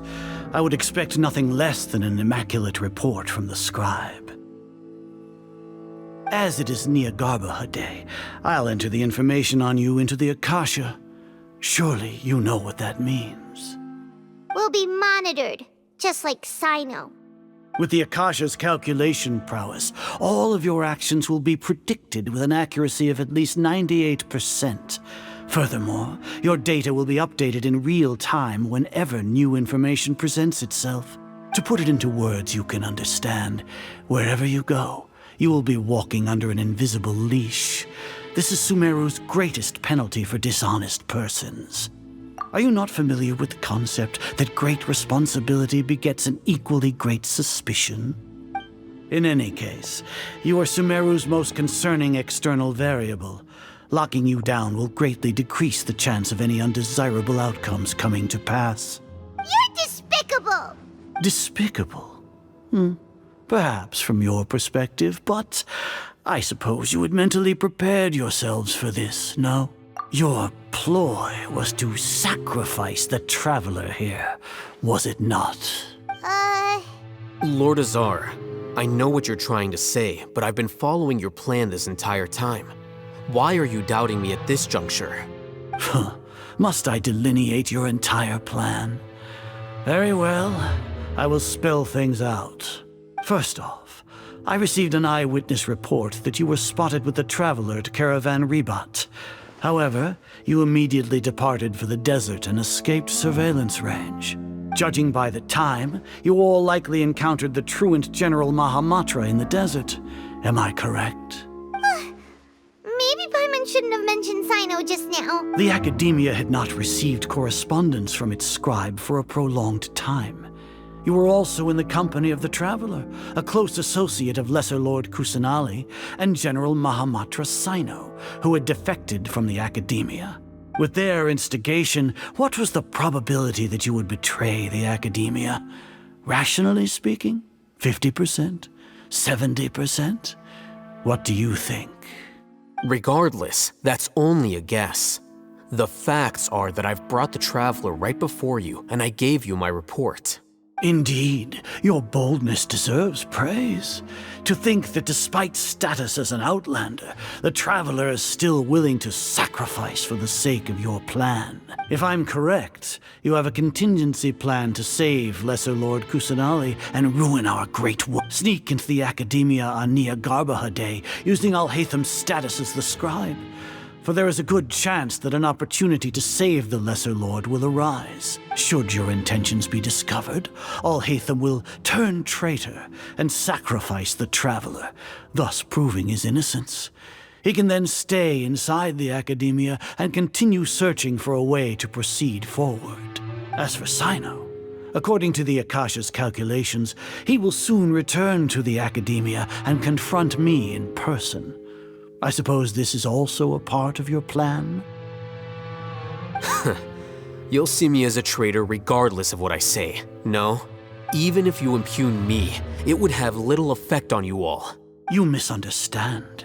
Losing our scribe would irreparably damage the Academia's regular operations and the development of Sumeru's future academic systems. However, under the current circumstances, even that is trivial compared to what we stand to gain from our great work. You said that I betrayed the Academia, but you, Azar, you've betrayed all of Sumeru, betrayed its Archon. So flight has turned to fight at long last. Guards!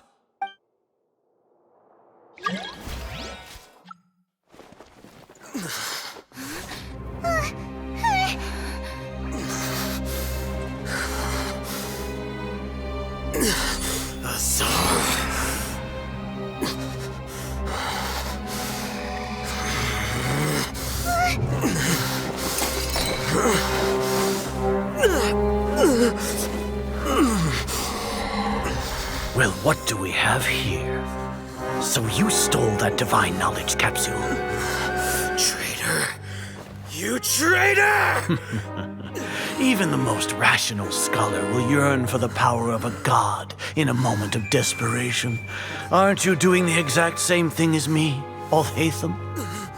Unfortunately for you, no god will lend you their power. Azar!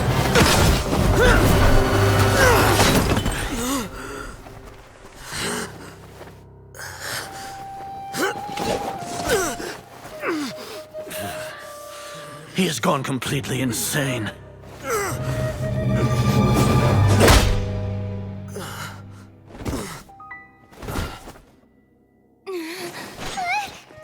Take him to the Matra and exile him to Aru village.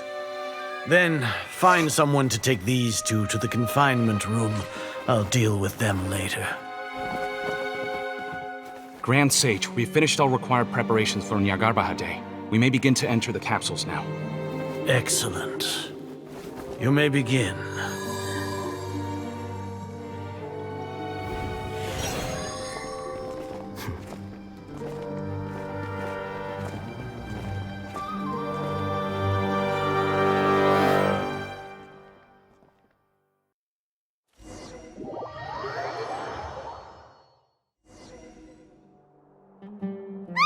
Don't lock us up! Let us out!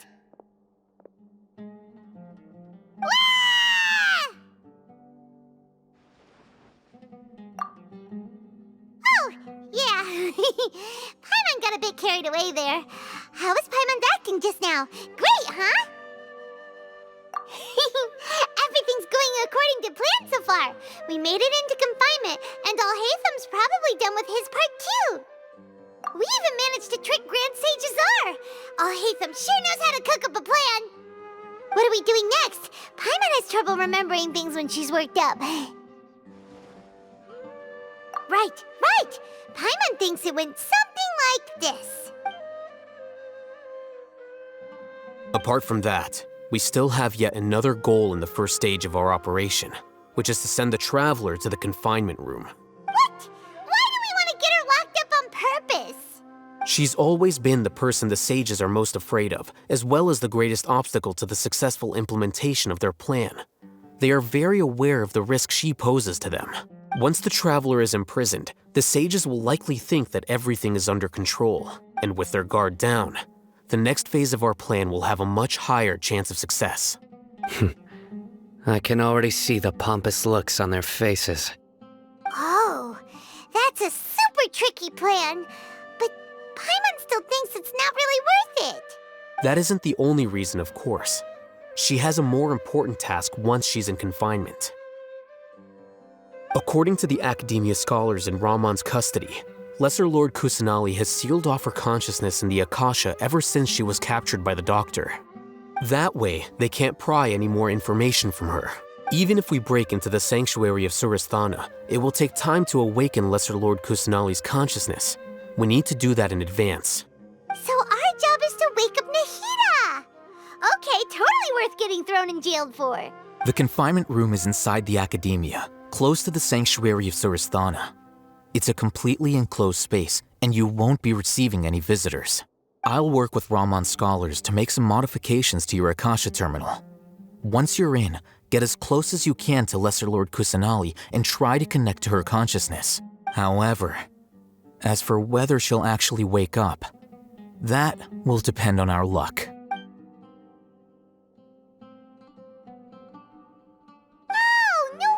You've been wearing your Akasha terminal today. It's the one that Alhaitham modified. Paimon thought they'd take our Akasha terminals when they locked us up in here. Were they being careless? Alright, so what now? Sounds easy enough. We can finally talk with Nahida after all this time. Let's do it. There's a light flashing on your Akasha terminal. It's almost like... the faster it blinks, the better the signal!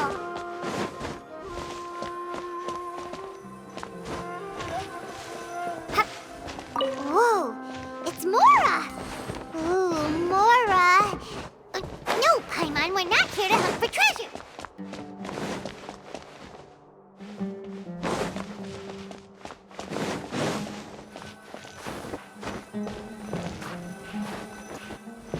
Here? No signal again. Is it getting jammed?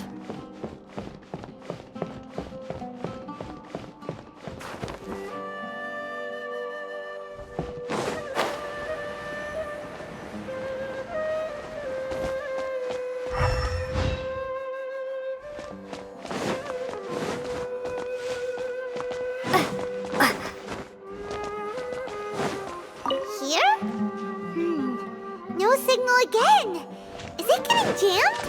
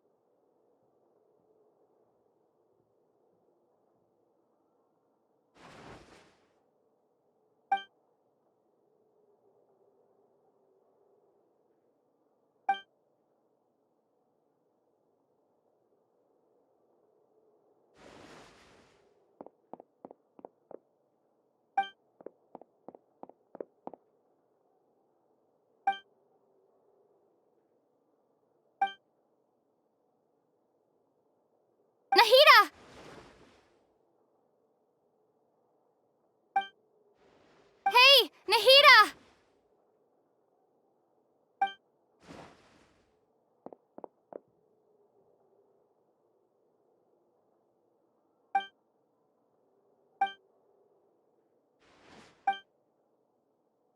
When did it first start? Oh, right. It started from the moment I was born. I want to become a worthy Archon. So I've kept studying. Kept listening to my people and their hearts. Kept looking for a way to save Irminsul. So I can catch up. Catch up to Greater Lord Rukkhadevata. But I'm stuck in the sanctuary of Suristhana. The sages are creating a god to replace me. And I'm forced to lock my consciousness in this boundless darkness. Nahida!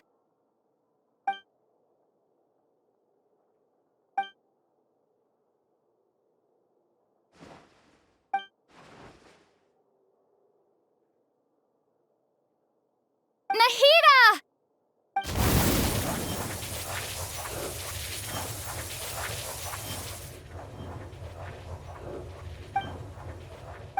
It's so quiet here.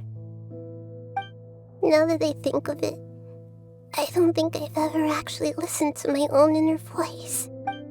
Do Archons have them? Should Archons have them? Have I been doing the right thing? Am I really not needed? How do I really feel about all of this? It's so quiet here. Since you're the god of wisdom, you've known the answers to all these questions since the very beginning, haven't you? Who are you?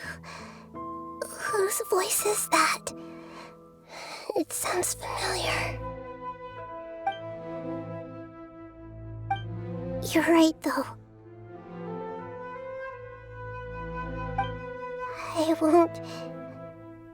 I won't ignore my own voice anymore.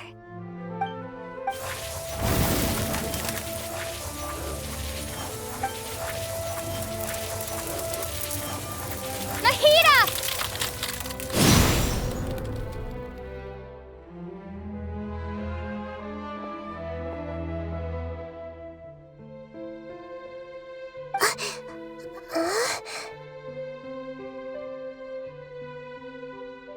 Nahida?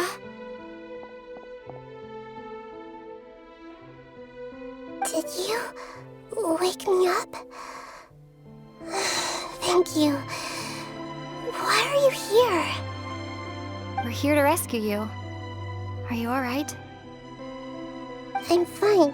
It's just... when I think of everything that's happened to me, I feel really angry now.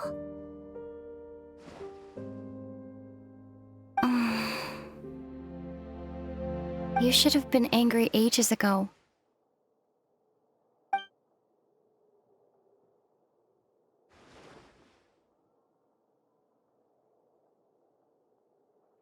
Huh? Oh, you're back! How's everything? That's wonderful news! Great! We weren't locked up for nothing! When you went to wake up Nahida, Paimon was listening for any sounds outside. You were out for a long time. There are fewer and fewer scholars going about now. You think everyone's done with their Nyagarbha Day stuff? Yep, so that means our next act is Nilou's performance!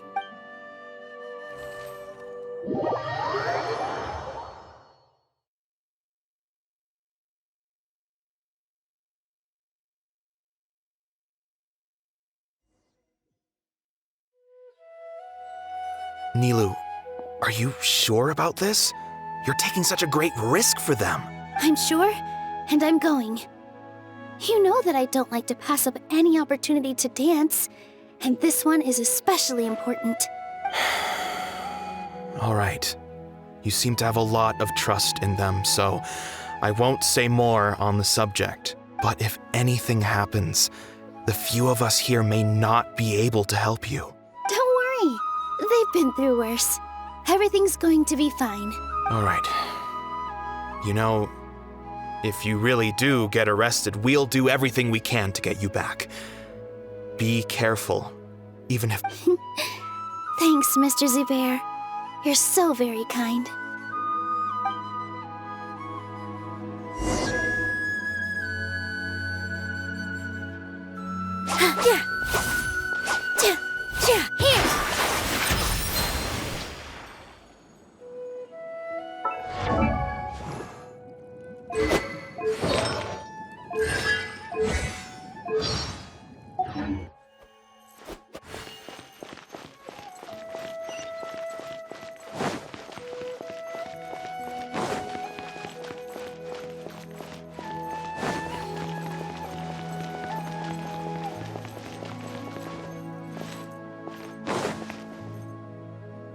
Nilou, how's it going?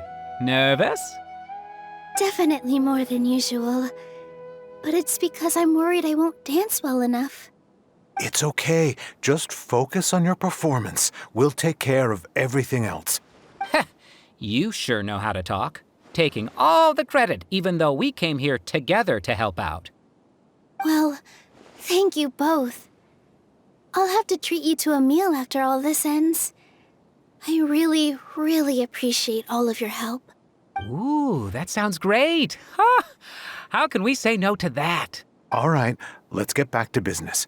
Nilou, we'll be here to keep people from going to the academia so they don't interrupt your performance.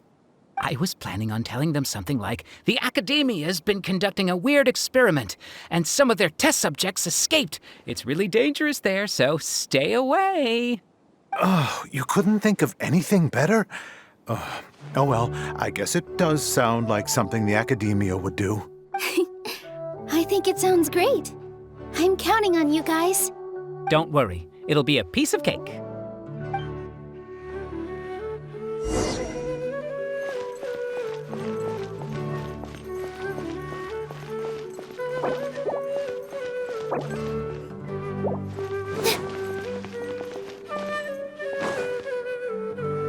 Hey, Nilou! Sorry, it's great to see you, but I'm really busy right now. Our Bait People Away with Yalda Candies plan is working beautifully. Do you want some candy? We have more than we can give out. Vihar, thank you so much for doing all of this. And even dressed up as the Knight of Flowers, no less. I'll pass on the candy, though.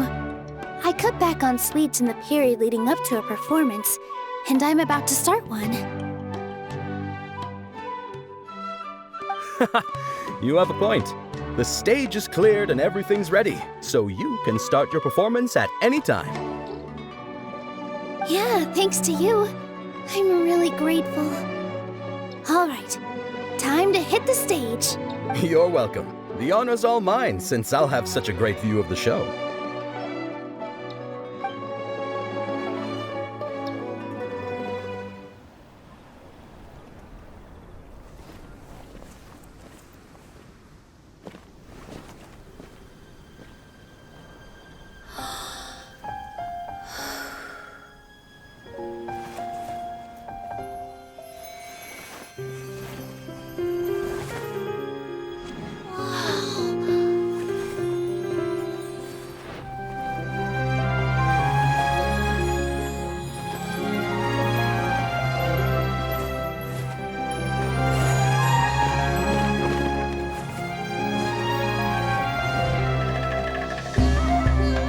I've never seen a performance like this.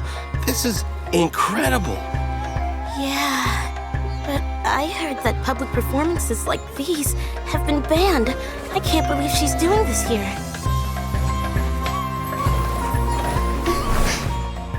Grand Sage, there's some commotion outside.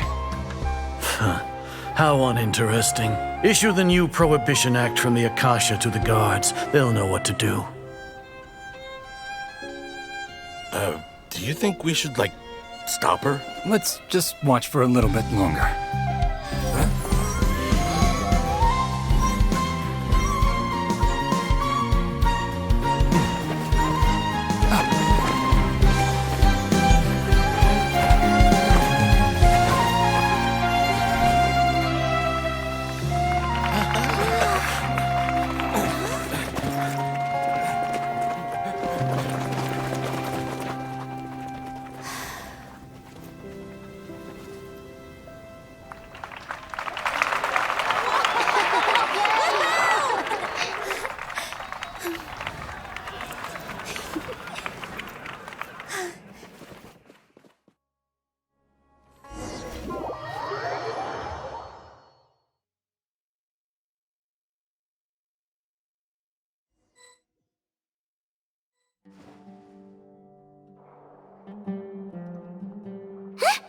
Did you hear that? It sounds like a lot of guards just ran by. Does this mean the plan has moved on to the next stage? Yep. It's great that everything seems to be going well. Come to think of it, when did Alhaitham replace the knowledge capsule that was about to be entered into the Akasha? Oh, so that's when he did it! Paimon was too nervous to notice. Speaking of, didn't Alhaitham also yoink the divine knowledge capsule from that mercenary leader in Port Ormos when everyone else was distracted? Oh, it's a time-tested trick of his. Why are we complimenting him? Yeah, he's smart and all, but he still makes Paimon's blood boil. Let's review our plan for this stage again. It's not like we have anything else to do right now anyway. Paimon remembers that Nilou's task was supposed to go a bit like this. Now that Lesser Lord Kusanali's consciousness has been forcefully sealed, the core figures of the academia and their guards have started to wear their Akasha terminals again. With the doctor's technological support, they think they have nothing to fear. How despicable of them to rely on such a person. But this is also our chance. I was originally asked to draft the knowledge capsule for the Artistic Performances Prohibition Act when I was still at the academia. It should be on the Grand Sage's desk right now, and will be entered into the Akasha during the next Nyagarbaha Day. Are they really going to stop all artistic performances? That's horrible! I'll make an identical knowledge capsule, but this time, I'll smuggle some misleading information into it. We only need to find an opportunity to switch the capsules. Once it's been entered into the Akasha on Nyagarbaha Day, if someone were to be seen performing in public, the sages would definitely use that opportunity to announce the ban, and so the misleading information will be disseminated amongst the guards. Sure sounds complicated, but it seems like if everything goes well, we'll be able to get rid of all the guards in the academia without any effort. That's pretty clever, getting right into their heads. I just have one question. Even if we manage to get the misleading info out to the guards, how can we be sure that they'll believe it? People who are used to relying on the Akasha become less inquisitive, and their ability to distinguish truth from misinformation is significantly reduced. They will view everything the Akasha releases to them as the unequivocal truth. The Akasha will turn humans into machines. I've seen it happen many times. Yikes. Good thing I didn't wear it for long when I was working in Sumeru City. At first, I thought it was a good thing too. By the way, this plan still requires a performer, right? Do you have someone in mind? Nilou of Zubair Theater. I know her really well. We can trust her. I'm kinda hesitant to ask her to participate in a dangerous plan like this, but we can ask her in person. All right. After the guards in the academia are gone, then it'll be time for me and my stowaway brothers to shine.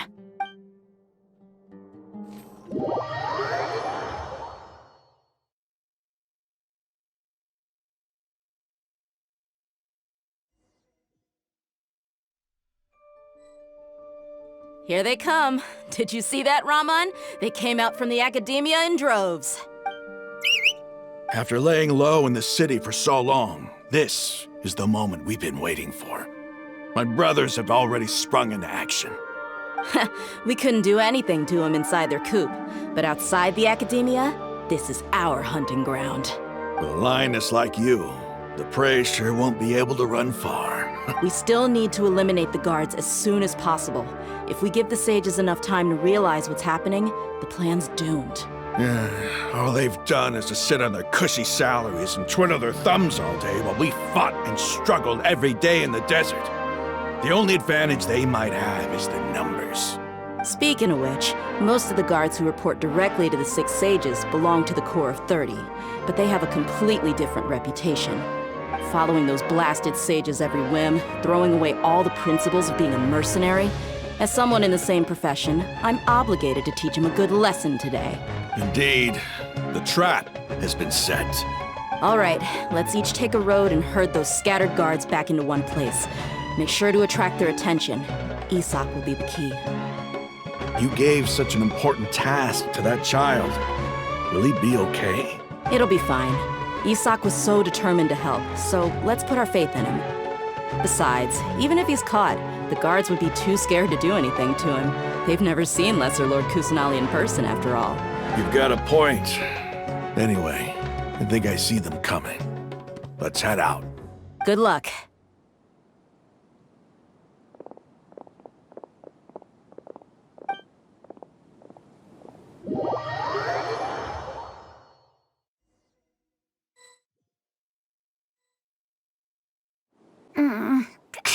This outfit. Hey, do you remember what you need to do, Isak? When the guards get here, you'll pretend to be Lesser Lord Kusanali and run away from them. Oh, yeah, I remember. Of course I do.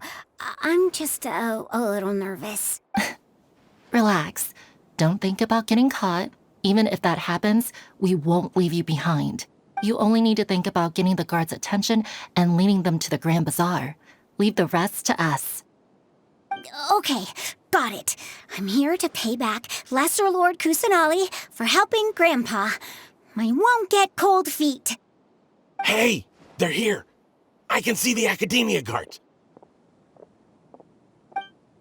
All right, it's time, Isak. Take a deep breath and go. You can do this.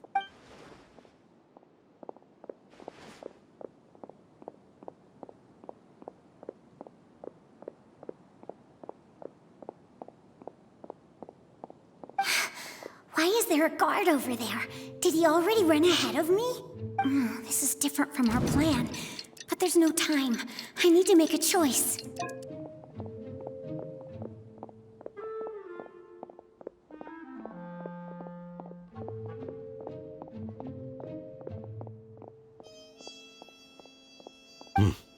Let's have a look behind the house. What should I do next? Huh. Looks like nothing's here. A wasted time. Luckily, he didn't check behind the tree. What should I do next?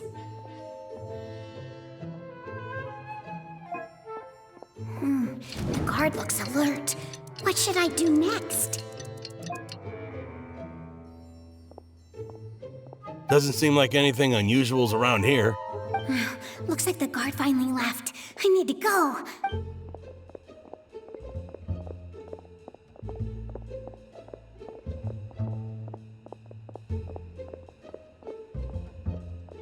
Hey! Lesser Lord Kusanali is over there! Stop! What? Lesser Lord Kusanali? How did I not notice that? They found me. This is bad. Where should I go?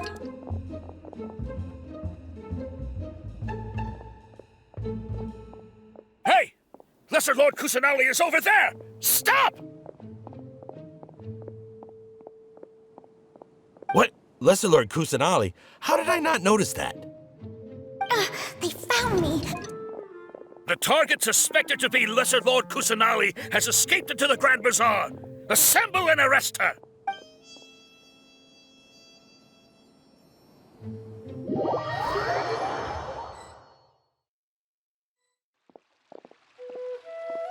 Where did she go? How did she disappear? Did we lose her? Hurry up and find her! Hey, why is your team here? Didn't we say to split up our search? Hurry! Hurry! This place is... Why are you all here? Yeah, isn't it one heck of a coincidence? Everybody's here. What on earth is going on? I suppose that's all of you? Who are you? Did you set us up? What are you planning? Phew, that was rough. I almost got caught. Little brat! So you're not actually Lesser Lord Kusanali. Who exactly are you all? Eremites from the desert? Just some colleagues. Think of this as a business competition, or a personal grudge. After stepping into our trap, stop thinking of yourselves as hunters. Behave like the prey you are.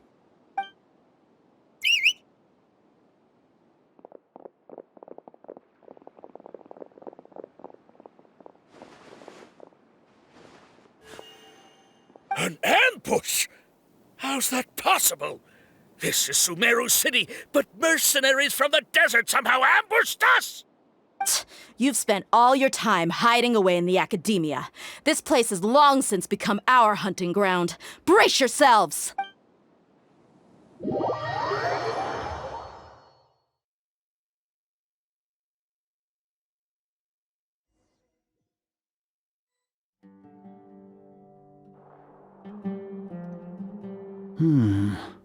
This is odd. The academia has quieted down after the conclusion of the Nyagarbha Day ceremonies, but it's much quieter than usual. Where are the guards? Why have I not seen a single one? Guards? Guards! Grand Sage, how may I be of assistance? I called for the guards. Why did you come? My apologies, Grand Sage. Right now, all Academia guards have entered the city to perform the ordered arrest. I thought you knew. Arrest? Who is there to arrest? I have an ominous feeling. Arrest Lesser Lord Kusanali, right? Is that not what the order was? Lesser Lord Kusanali? You mean she has disappeared? Yes. I wouldn't dare make up something like that. Right now, everyone is in a panic, and many are saying that Lesser Lord Kusanali will take revenge on us. What happened? Just what is going on? Lesser Lord Kusanali somehow escaped? Was it Alhaitham and his party that freed her? That's impossible. The Academia is heavily guarded today, and any order to release Lesser Lord Kusanali would be strictly confidential. Besides, Alhaitham and the Traveler are already in our hands. What manner of trickery did they employ? How could Lesser Lord Kusanali disappear into thin air? Disappear? Wait. How was the arrest order distributed to the guards? It was issued by the Akasha earlier today. Only you have the authority to send messages like that, so I thought it was your order. Let me check.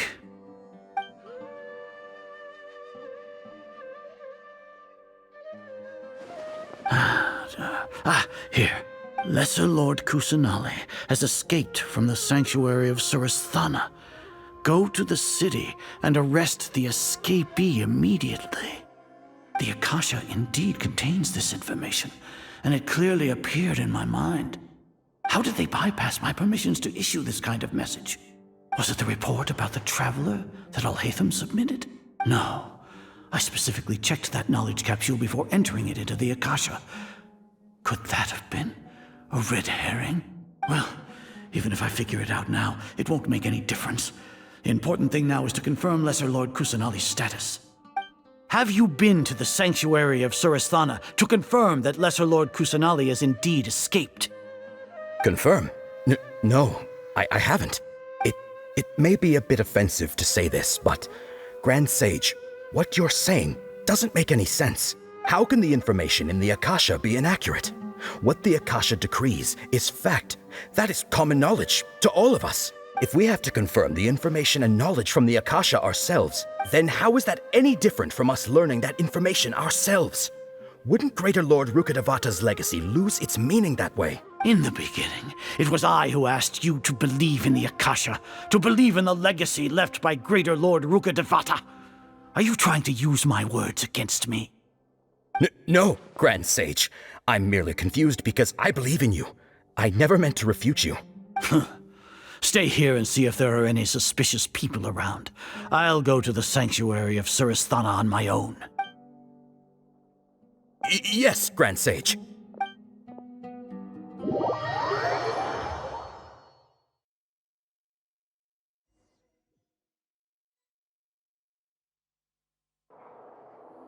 Lesser Lord Kusanali has escaped from the sanctuary of Surasthana. Go to the city and arrest the escapee immediately. How can that be? Stop thinking about it. Stop. It must be a trick of theirs. As long as I personally confirm it. Ah! Impossible. That's impossible. There must be something wrong with my eyes.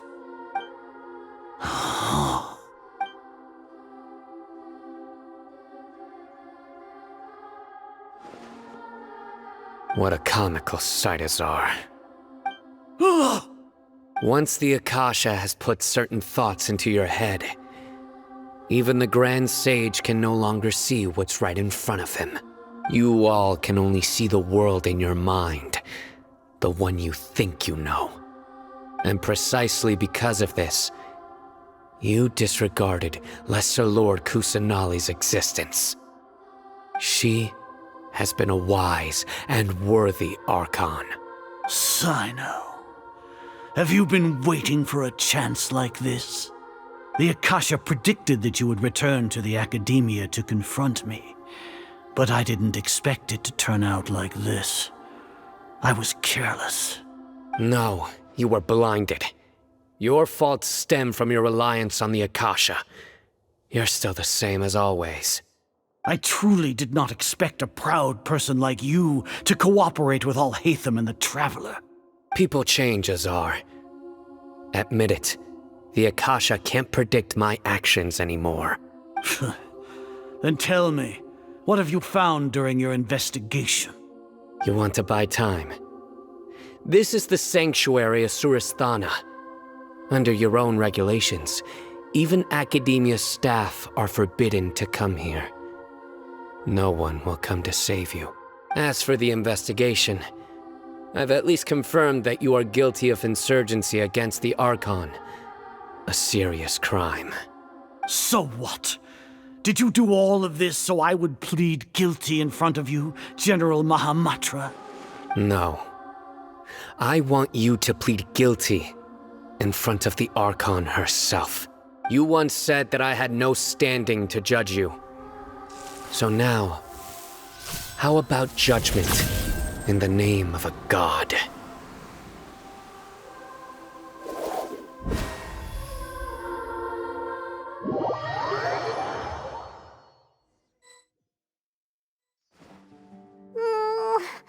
long do we have to wait? Paimon wants to know how things are going out there. Paimon hasn't heard any sounds outside for a while. Hopefully something bad didn't happen. Yeah, but aren't you scared that we might be locked up in here for the rest of our lives? Thinking about it, at least Paimon has you. We could still chat like this.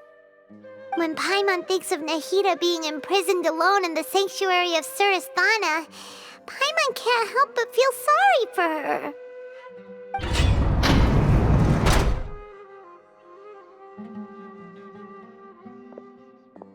Here comes your savior. Dia! Paimon just knew you would come to rescue us! You two really owe me some big thanks. I had to search through who knows how many guards to find the key here. It felt even more tiring than whacking them. Thanks a lot. Need Paimon to rub your shoulders? No, that's, I'll pass. What are you afraid of? Oh, are you ticklish? Now isn't the time to talk about being ticklish. Things in the city and on Sino's side are both going well.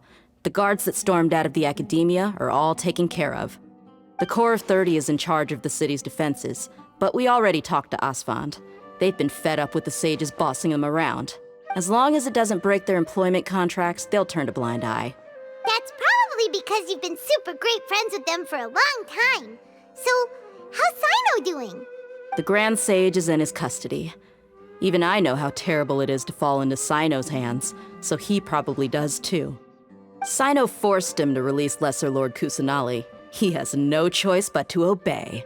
So, hurry to the sanctuary of Surasthana. Assuming nothing weird happened, we should have already rescued our Archon. Honestly, I didn't expect our ragtag bunch to do this well. We just came together last minute to save the Archon, you know? Alright, you two better go. I still have to clean up some messes in the city. See you around.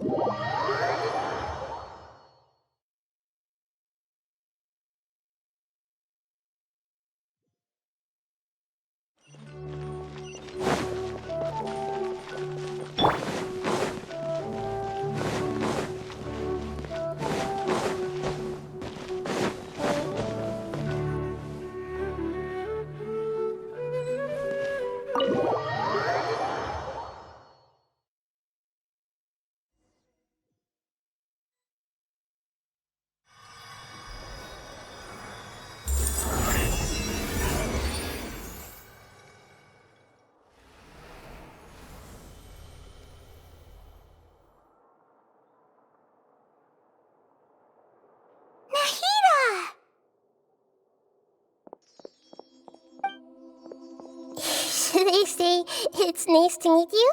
This is the first time we've met in real life. Before, we've only met in dreams, consciousness, or when I was in someone else's body. Thank you so much for coming to rescue me, but I also need to apologize.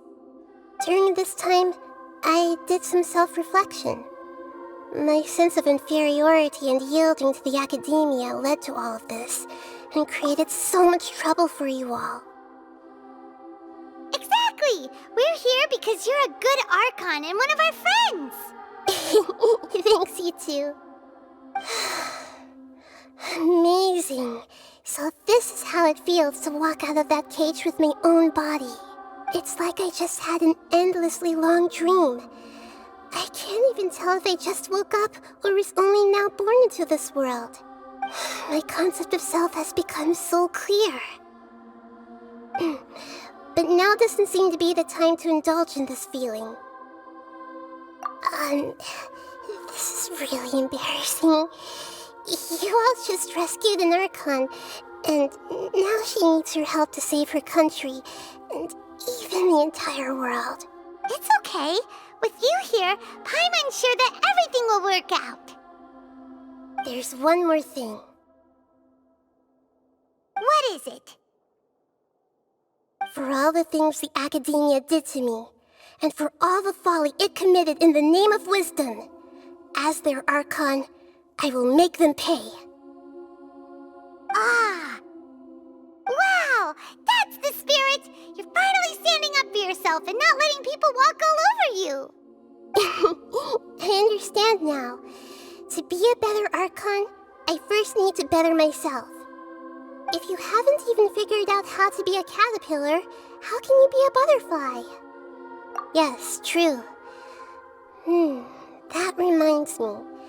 I wonder how far along the Academia is with their God creation plan. We need to hurry and prevent the birth of that false god. I need to make some preparations. Since I'm now free, I can establish a direct link to the Akasha and control it. First things first, I need to remove the restrictions that the doctor put on me in the Akasha. After that, I'll make some adjustments and revoke the sage's permissions. The Akasha will then be like how it originally was, only operable by the Archon. After all, the Academia betrayed Greater Lord Rukkhadevata's trust. This might take some time.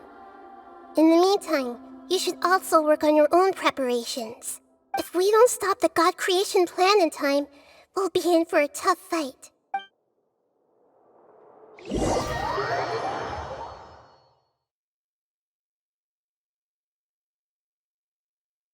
You might as well prepare for a fight. When we're done, we can take a walk around. After all, we missed out on a lot of stuff when we were locked up.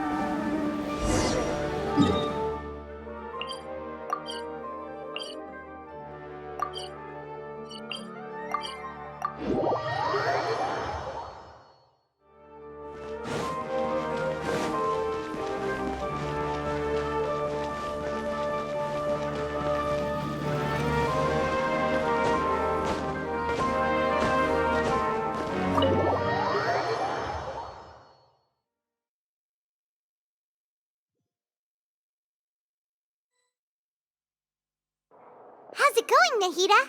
I'm done with the parts that needed my involvement to complete. Although it's my first time working with the Akasha like this, its internal structure and operation procedures are easy for me to understand.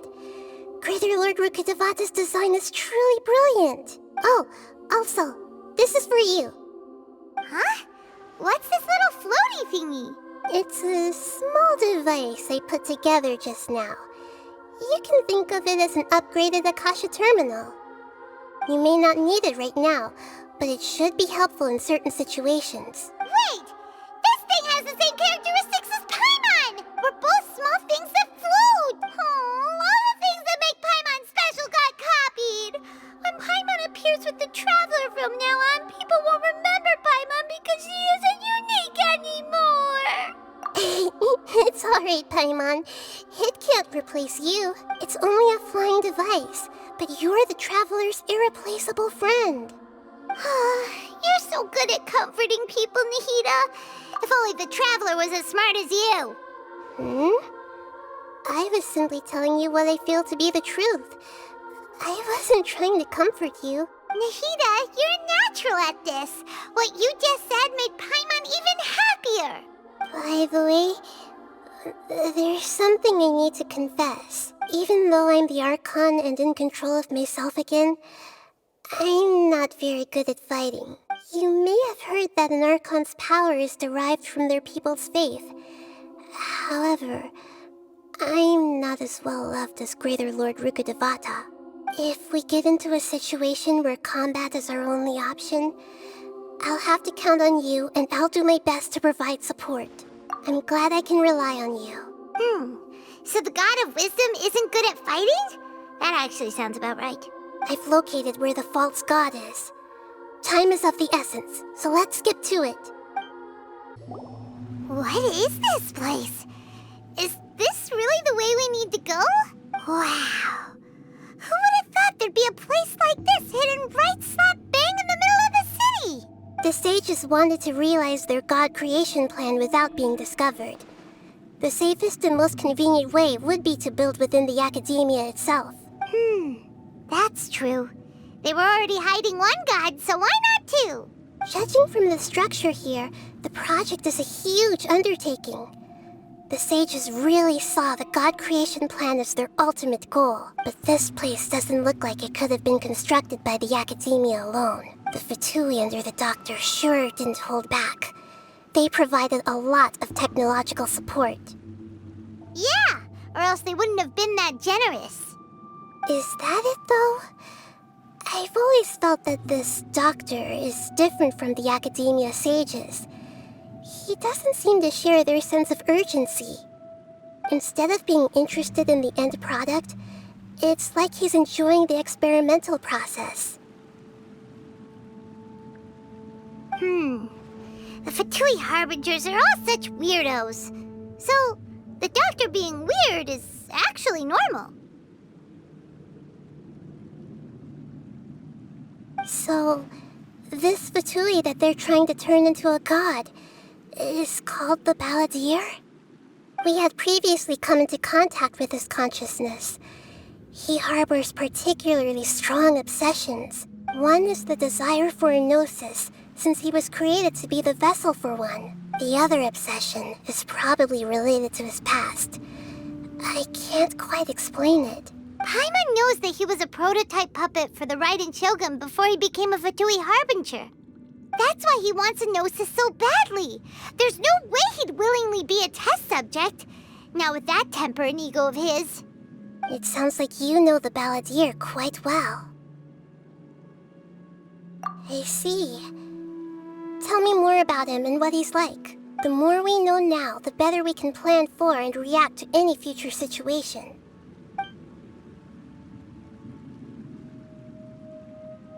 Ah, I see. How fascinating. Alright, time to go. Let's get through here and meet him in person.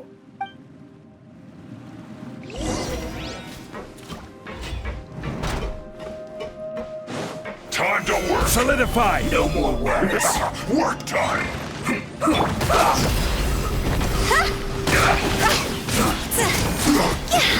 I will end you. My work finished. Obey! I slipped up. This isn't good.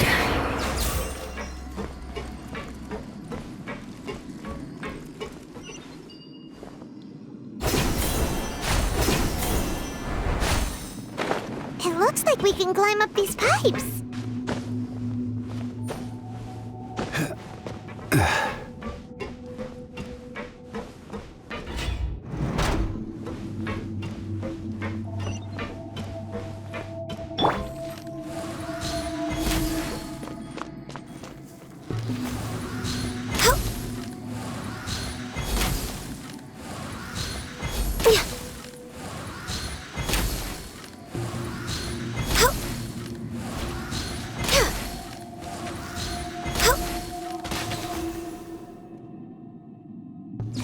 On the ground seems all messed up. Let's go around and see if there's a way to fix it. No more words. This isn't good.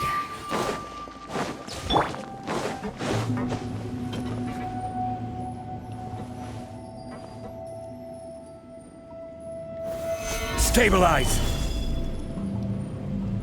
It seems to have stopped. Let's continue.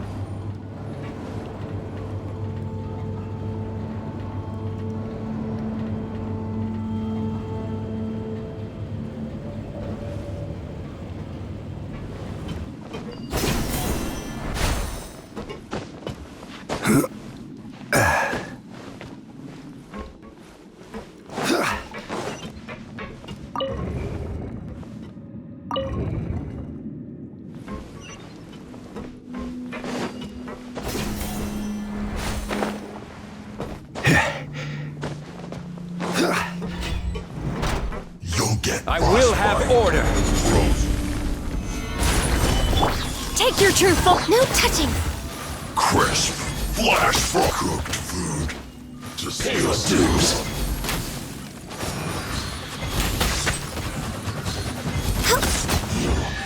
Can't run from death.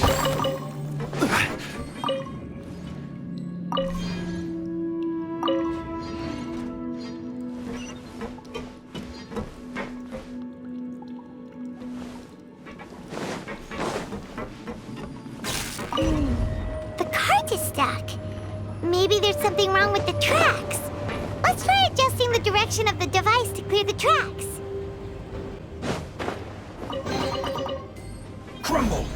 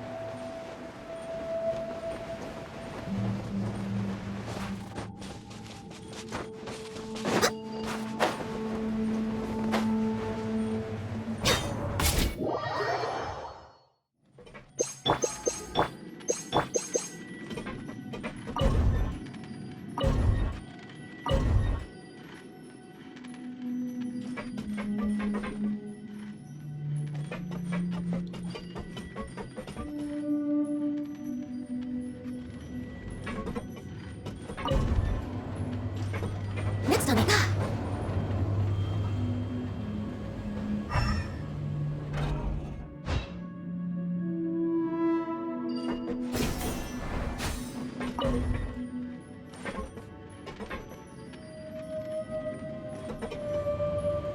We're way behind.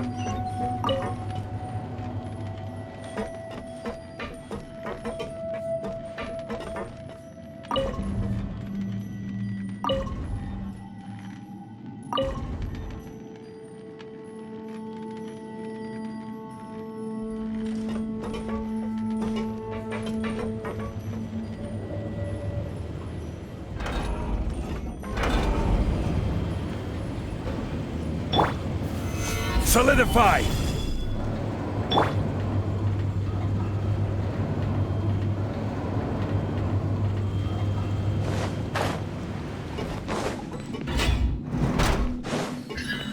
Transfig. Let's begin. I guess this is it. You can't run! Well, neither can I. Looks like I went too far. One after another. My will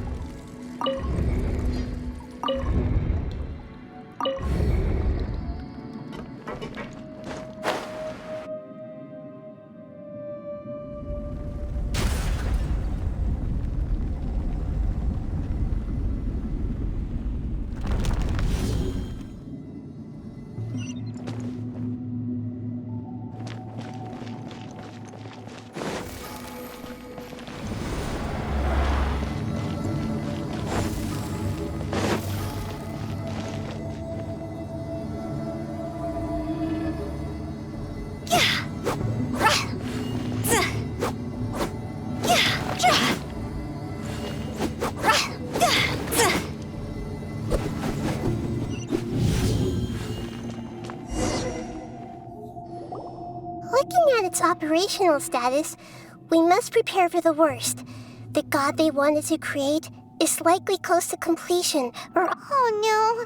What should we do?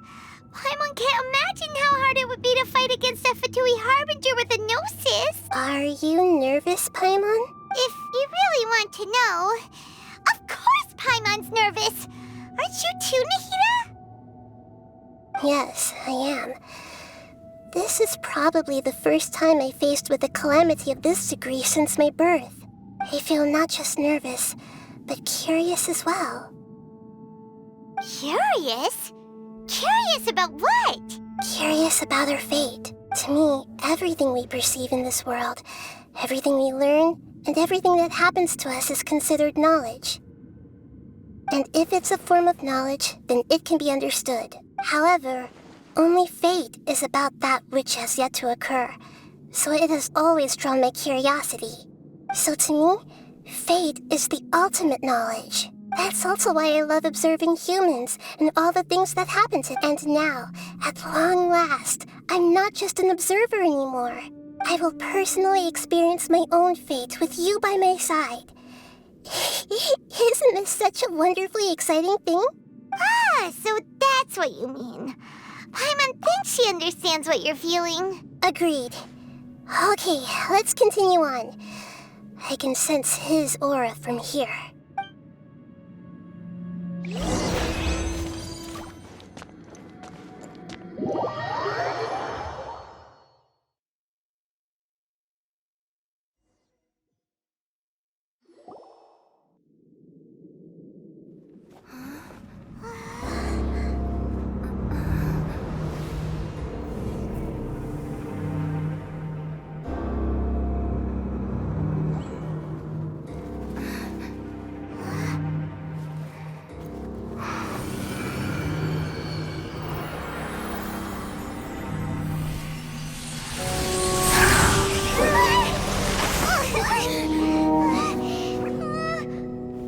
Who would have thought the world would be so eager for my birth? I remember you, Booer, the god of wisdom, and standing beside you, the traveler. Is he all-knowing and powerful now like Greater Lord Rukkhadevata? No, I can't feel the same kind of divinity I felt from the Greater Lord. It seems that the sages didn't get the chance to infuse the divine knowledge capsules into him. But even still, he has undoubtedly become a true god now. So we're too late? The Balladeer has already become a god? The Balladeer. A long bygone title.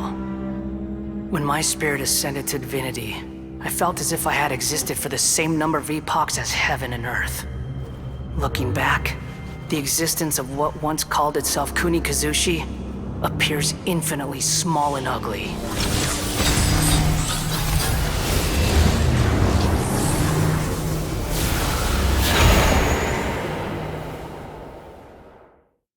This imposing aura, it really feels like the gods! A body that capitalizes on the Balladeer's original construction as a mechanical puppet, with the Gnosis serving as a constant power supply. How much effort and resources did the sages put into this? From a purely technological perspective, it's a commendable achievement indeed. It's no exaggeration to say, this is the culmination of human wisdom. You sure are something! Dishing out compliments at a time like this? But I don't think he's reached the spiritual height of a god. Strife is engraved upon every god and every gnosis brought forth into this world. Can you feel it? The exhilaration of such power, and the thrill of anticipation for our contention. Nahida wouldn't feel the same things as you! Do you not realize that you are interrupting a conversation between gods? Lowly creature, know your place! The strife engraved upon a gnosis. You're talking about the Archon War. Tevat's current peace was not easily won. I didn't personally participate in the Archon War, but the way I see it, all those losses were meaningless, driven by the demands of the laws. There's no point in bringing it up again. Is that so? Yet I am deeply disappointed that I was never allowed the fortuity to personally participate in the Archon War. This is a first. Encountering a god in this world who does not crave power. No wonder your own people have abandoned you, god of wisdom. Your judgment is as your existence, unsubstantial. This is where everything ends, Booer, the god of wisdom. You should know that wisdom cannot solve every problem. Like now, where your only option is to face me in combat. Come! Let us reenact a scene of the Archon War. Come and inaugurate my birth as a god. Churn! Stabilize! This is long overdue. Born of ice and frost. This is order. By ordinance divine.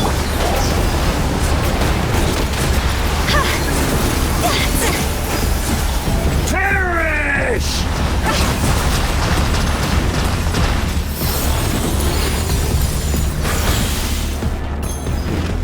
Insignificant pest! Solidify! Unleash! No touching!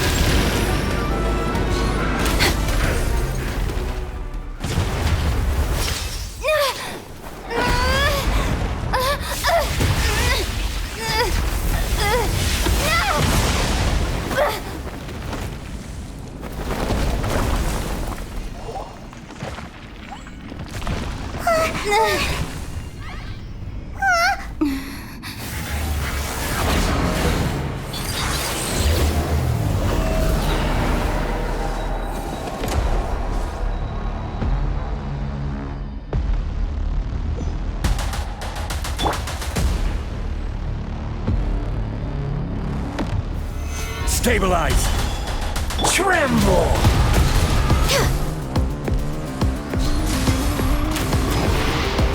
Burn to oblivion!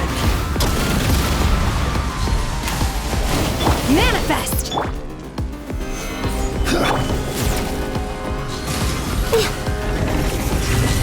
We're way behind schedule.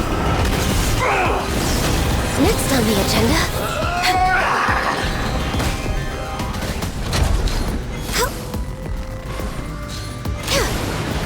Tremble!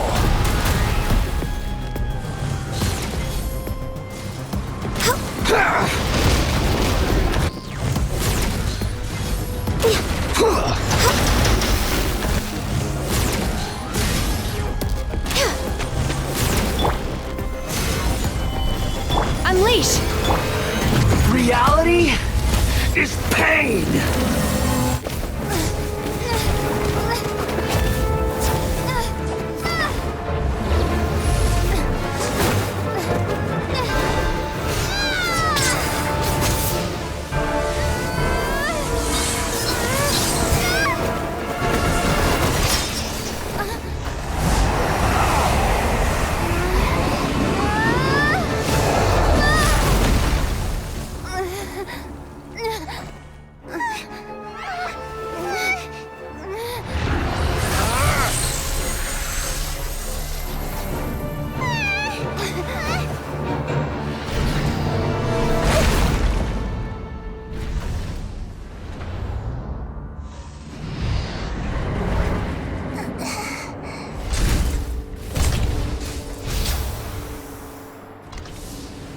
This is supposed to be a battle between gods, yet you choose to hide behind a mortal. And now, you're acting like you'd sacrifice yourself for a human. Are you having fun proving a false sense of heroism to yourself, Booer?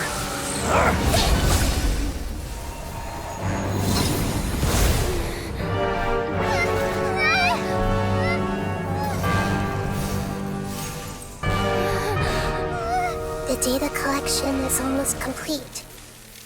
Do you even know how many times you've tried to take my gnosis from me?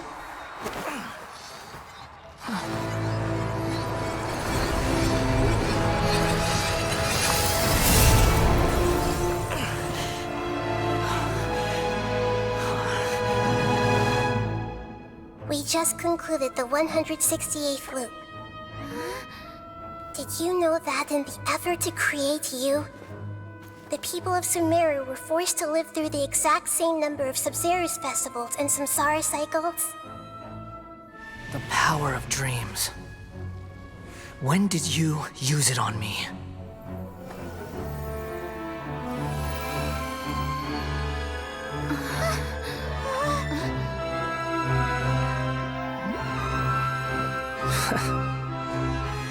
You can't even defeat me in a dream. What do you hope to achieve with this little trick? Come, Traveler. Just like before. Allow me to awaken the memories in your dreams. All that battle experience! It's more than that. Compile everyone's wisdom in the name of the Archon. That is the original function of the Akasha. I've sent everything that happened just now to the people of Sumeru in the form of knowledge. I've asked them to help you find a way to defeat the false god.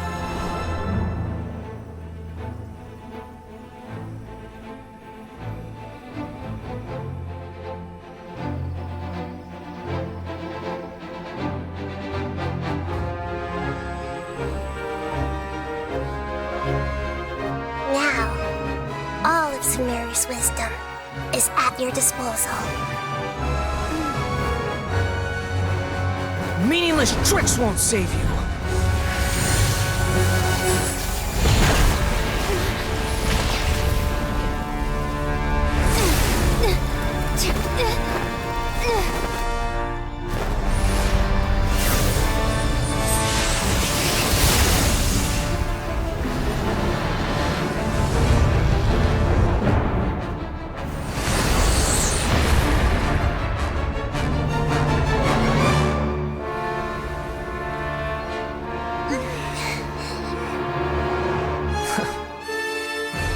you done with your tricks?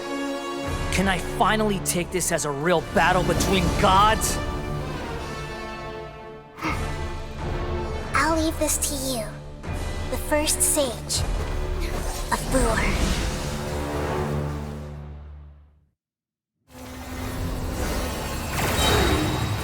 I am the all-knowing God!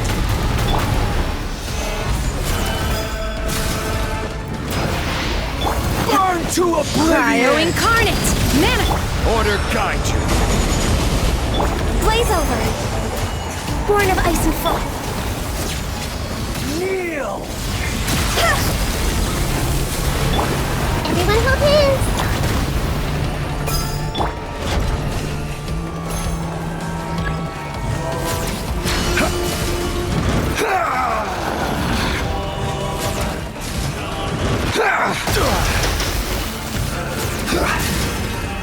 Gather! Tremble!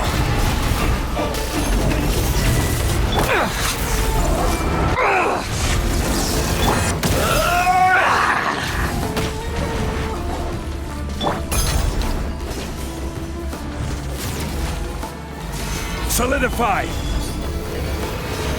Reality is pain!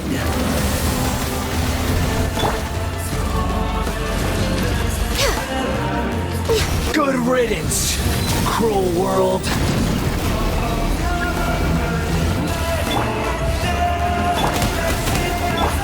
I see everything!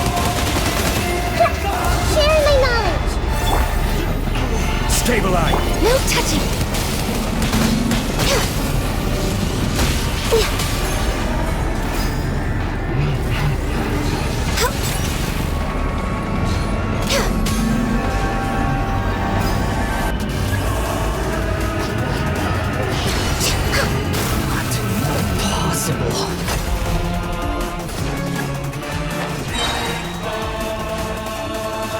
For Rex Lapis!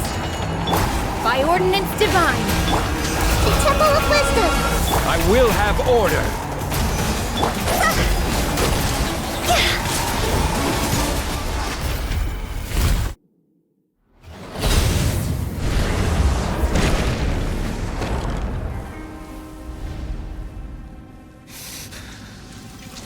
Humans. Filthy humans.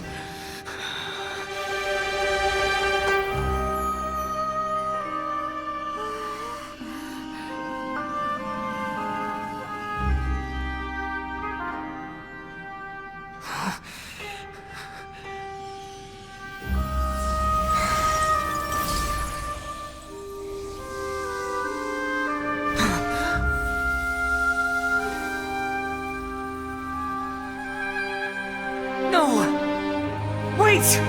Please! Anything but the Gnosis!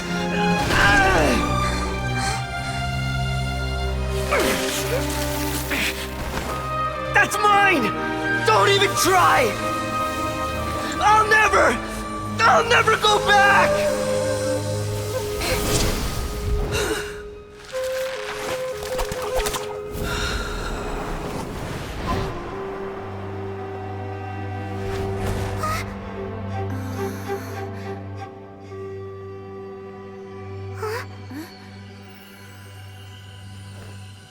We haven't yet found the answer to the most important mystery.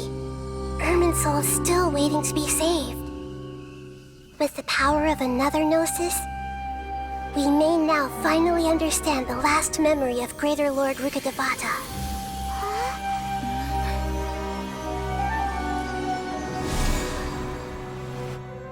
This is... That's right.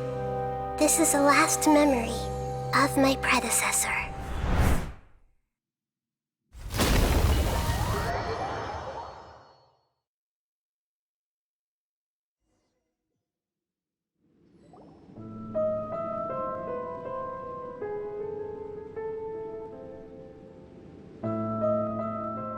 Huh.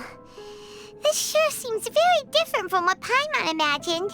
Shouldn't Irminsul be in this realm of consciousness? Yes, that is our destination. But I didn't expect the remaining consciousness of Greater Lord Rukkhadevata to be as polluted as this. Forbidden knowledge? It seems you know about a concept that even I don't completely understand. Could you tell me what you know?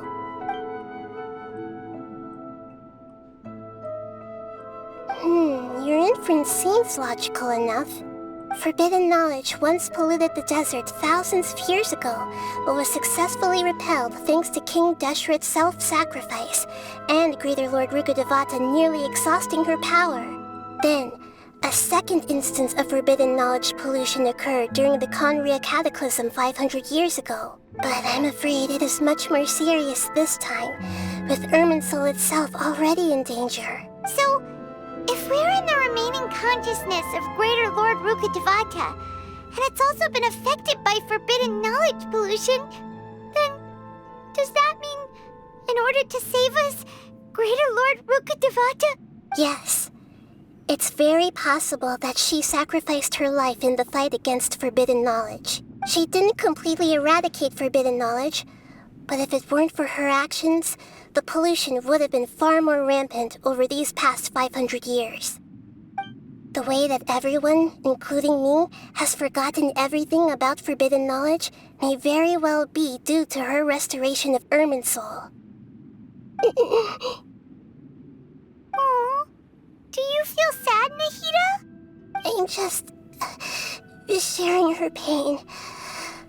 The pollution of her consciousness here is severe. There is madness, chaos, and pain all around us. Did she fight to resist the forbidden knowledge pollution in such terrible conditions, all the way up to her last breath? She even used her last remnant of lucid consciousness to leave a clue for us to follow. Yes, her words were distorted by forbidden knowledge, so that's all we could hear. But now, we have a chance to find the answer to this mystery. We can cross the polluted consciousness until we found the right path to meet with her lucid consciousness. And then, we'll let Greater Lord Rukkhadevata tell us the truth in person. Each of us need to be mindful of the state of our own consciousness while we are here. Even with the Gnosis' protection, we must always keep a clear mind. Otherwise, we could go mad at any moment. That's so scary. Don't worry. It should be easy enough for you to keep that mind of yours clear, Paimon.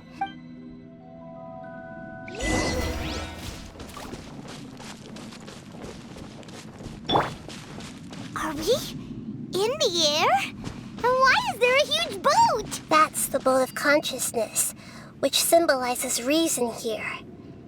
Its course is the direction our consciousness is traveling towards. If we lose control over our consciousness, we will fall into madness. So let's make sure the boat stays on course.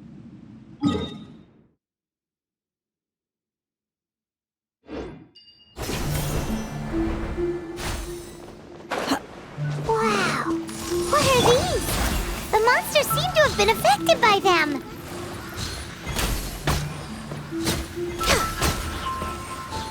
We're way behind schedule.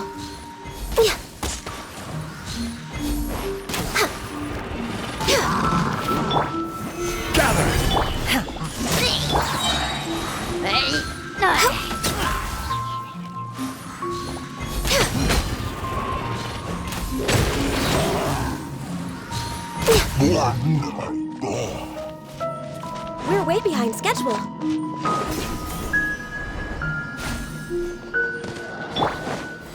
Stabilize!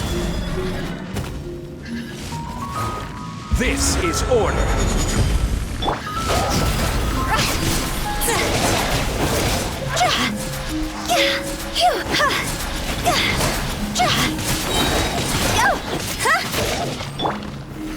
Solidify! Born of ice and frost. Obey!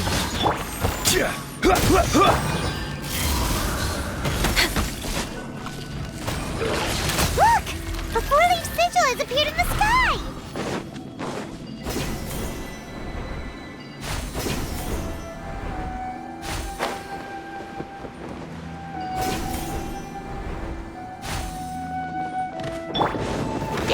Stabilize!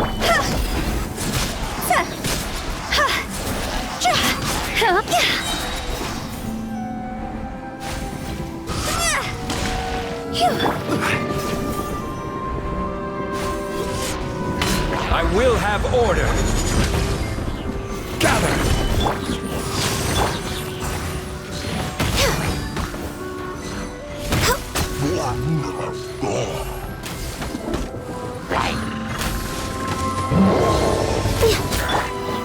Solidify! Manifest!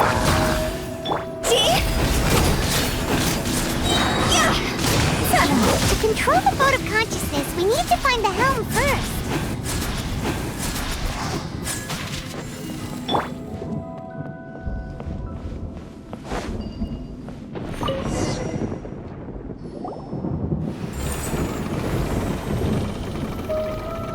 We changed direction. Are we still going the right way, Nahida? Mm-hmm. Judging from the current route, the boat of consciousness will soon take us out of here.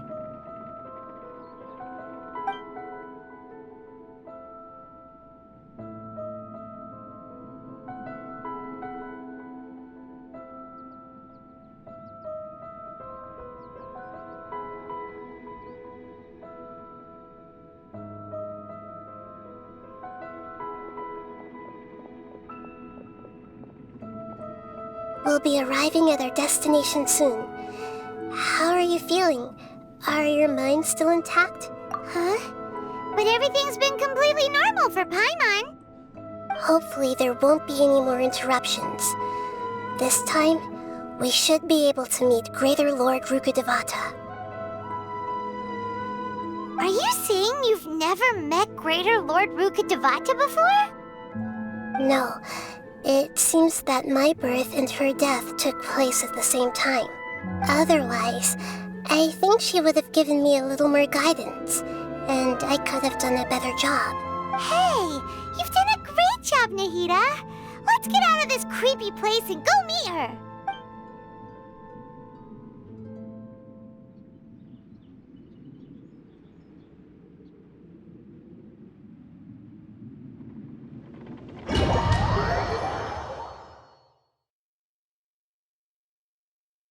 So, is this the place you were talking about?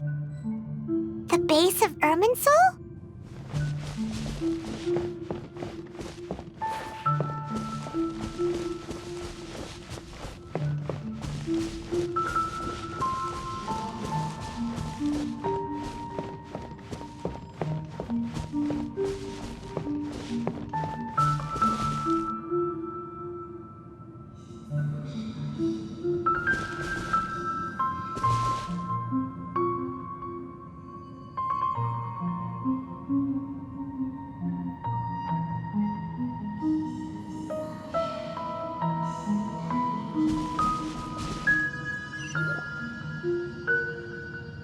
Well, this is the place.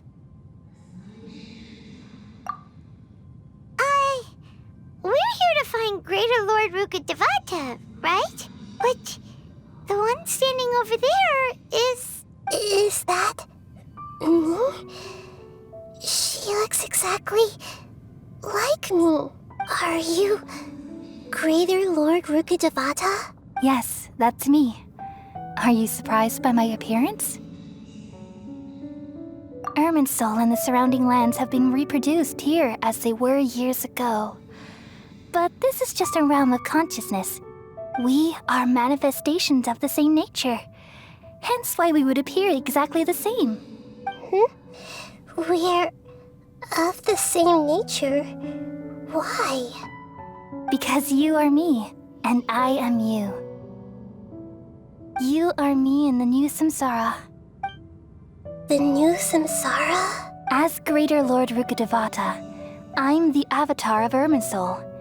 And you are the purest branch snapped from Irminsul.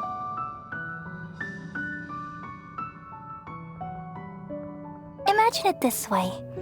Even if a tree dies, its branches will eventually take root and grow, continuing the tree's life in another form. I'm merely the remaining consciousness of Greater Lord Rukkhadevata, The real me has presumably died a long time ago.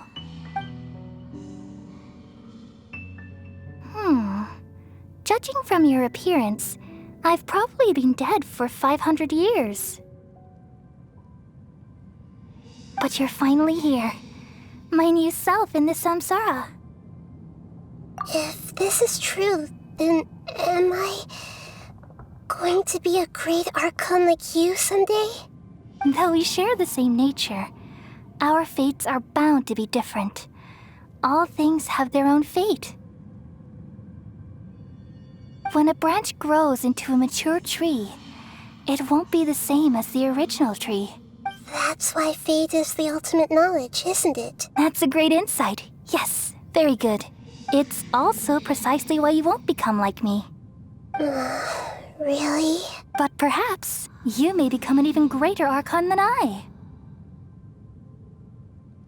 I already see a determination in you that I didn't possess in my time. And the future that it leads you to will be yours alone, along with the blessings from your past experiences.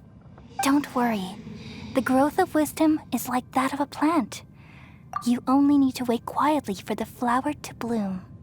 Come to think of it, the sages never had the faintest inkling of the meaning of wisdom. Thank you.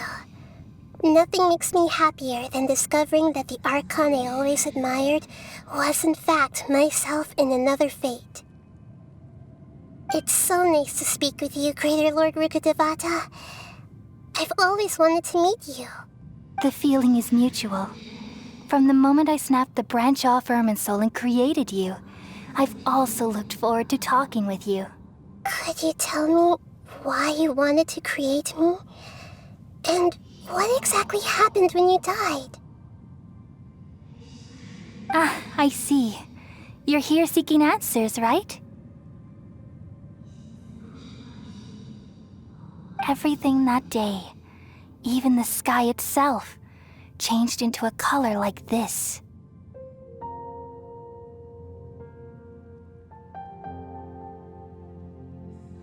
At that time, the seven were all summoned to the nation of Conria. Except for me. I had a more important task to attend to. I had to protect Irminsul. The disaster occurred together with the pollution of forbidden knowledge. At that very moment, with my consciousness connected to Irminsul, I sensed something was wrong. The pain started to torment my mind. By the time I reached Irminsul, it was already displaying signs of corruption. Had I not repelled the pollution of forbidden knowledge with King Deshret thousands of years ago, I might have felt even more hopeless and lost. So what exactly is forbidden knowledge? It's a kind of knowledge that doesn't belong to this world, and a form of truth that can't be understood. It came from the very bottom of the abyss. Even I could never understand it. The world is constantly rejecting it, leading to all kinds of bad phenomena. If we allow forbidden knowledge to pollute Irminsul, I'm afraid the entirety of Tevat could fall apart. So, there's knowledge that even the God of Wisdom can't understand? At that time, I knew I couldn't repel the forbidden knowledge with my strength alone. Which is why I created a device that compiled human wisdom and named it the Akasha. It's truly the world's most amazing invention. Thank you. For a long time, I thought dreams were the fruit of human wisdom. Though it was selfish to do so, I borrowed people's dreams using the Akasha. Then I compiled their wisdom and all of my own power. Well, did it work? Thanks to the wisdom of the people of Sumeru, almost all the forbidden knowledge was cleared from Irminsul. But things didn't go as smoothly as I thought. I had a terrible headache, which gave me an uneasy feeling. And then, I remembered that my consciousness was also connected with Irminsul. It brought me knowledge and wisdom, but vile corruption as well. From the very beginning, my existence had been polluted by the forbidden knowledge. Oh no! How could that happen? I've experienced that pain in your consciousness. It must have been a horrible experience. Yes, but my feelings weren't important. The important thing was that even if I died, my existence and everything related to me would continue to exist in Irminsul as memories and knowledge, meaning that the forbidden knowledge couldn't ever be permanently eradicated. And there's no way for me to eliminate myself. It would be a sort of paradox. So, I took the purest branch of Irminsul as my incarnation in the next samsara, and left a trail of clues. All in hopes that you would come here and remove me and my pollution from Irminsul forever. Wait, no, I can't. So you realize what that implies? You are very smart indeed. Irminsul has all the knowledge and memories of this world. And as you've realized just now, removing me from Irminsul means I essentially will never have existed in this world. But this is the only way to save Irminsul. People love you so much, and they've missed you so much over the past 500 years. I am exactly the same. So how can we just forget you like this? Is there really no other way? There must be something else I can do. You're the god of wisdom, Booer. You should know that there is no other way. But this is so cruel. I don't want to forget you. No need to feel so sad, Booer. As someone who delights in wisdom, you should feel joy at finally finding the answer. These are the words in their entirety. The answer you've been seeking all along. Let the world completely forget me. We all nestle under the great tree of wisdom, peering out to perceive the world. From the earth and from the rain, we perceive its wonders, until we become a white bird to perch atop a branch, and finally snap off the most important leaf. Once upon a time, I alone dreamed in this world. In my dreams, everybody would also dream after they fell asleep. Wild and wonderful thoughts would emerge from their minds. Some tumbled to the ground, and others floated to the sky, connecting all things in the world into one dazzling net. Among a plethora of worlds were numerous smaller worlds, all of fate, finding within the tapestry their brilliant glow. I gradually understood that these indescribable and constantly changing things are the most profound things in the world. Only they can completely repel the madness. Only dreams can awaken consciousness from the deepest darkness.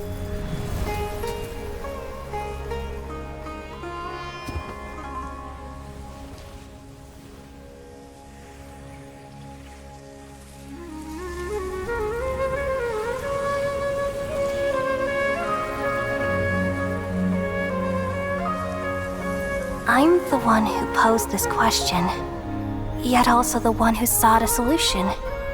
Saving the world with the dreams of the people used to be my answer. And now, you've also found your own answer, and I shall return all the dreams to the people.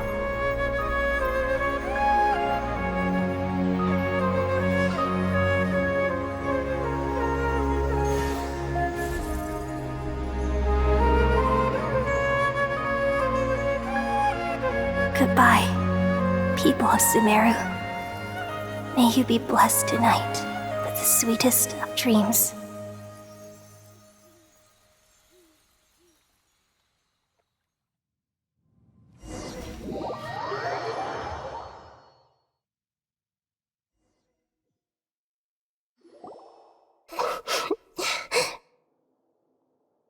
I'm alright. I'm just a little confused. We've just saved the world, right? So why am I crying? I don't know where this feeling inside of me is coming from, but I feel very sad. Just now, we used the power of two gnosis to successfully connect with the Ermin Soul consciousness from 500 years ago. Then, we removed the remaining pollution from Merman Soul. Yeah, what's wrong? Weren't you there just now?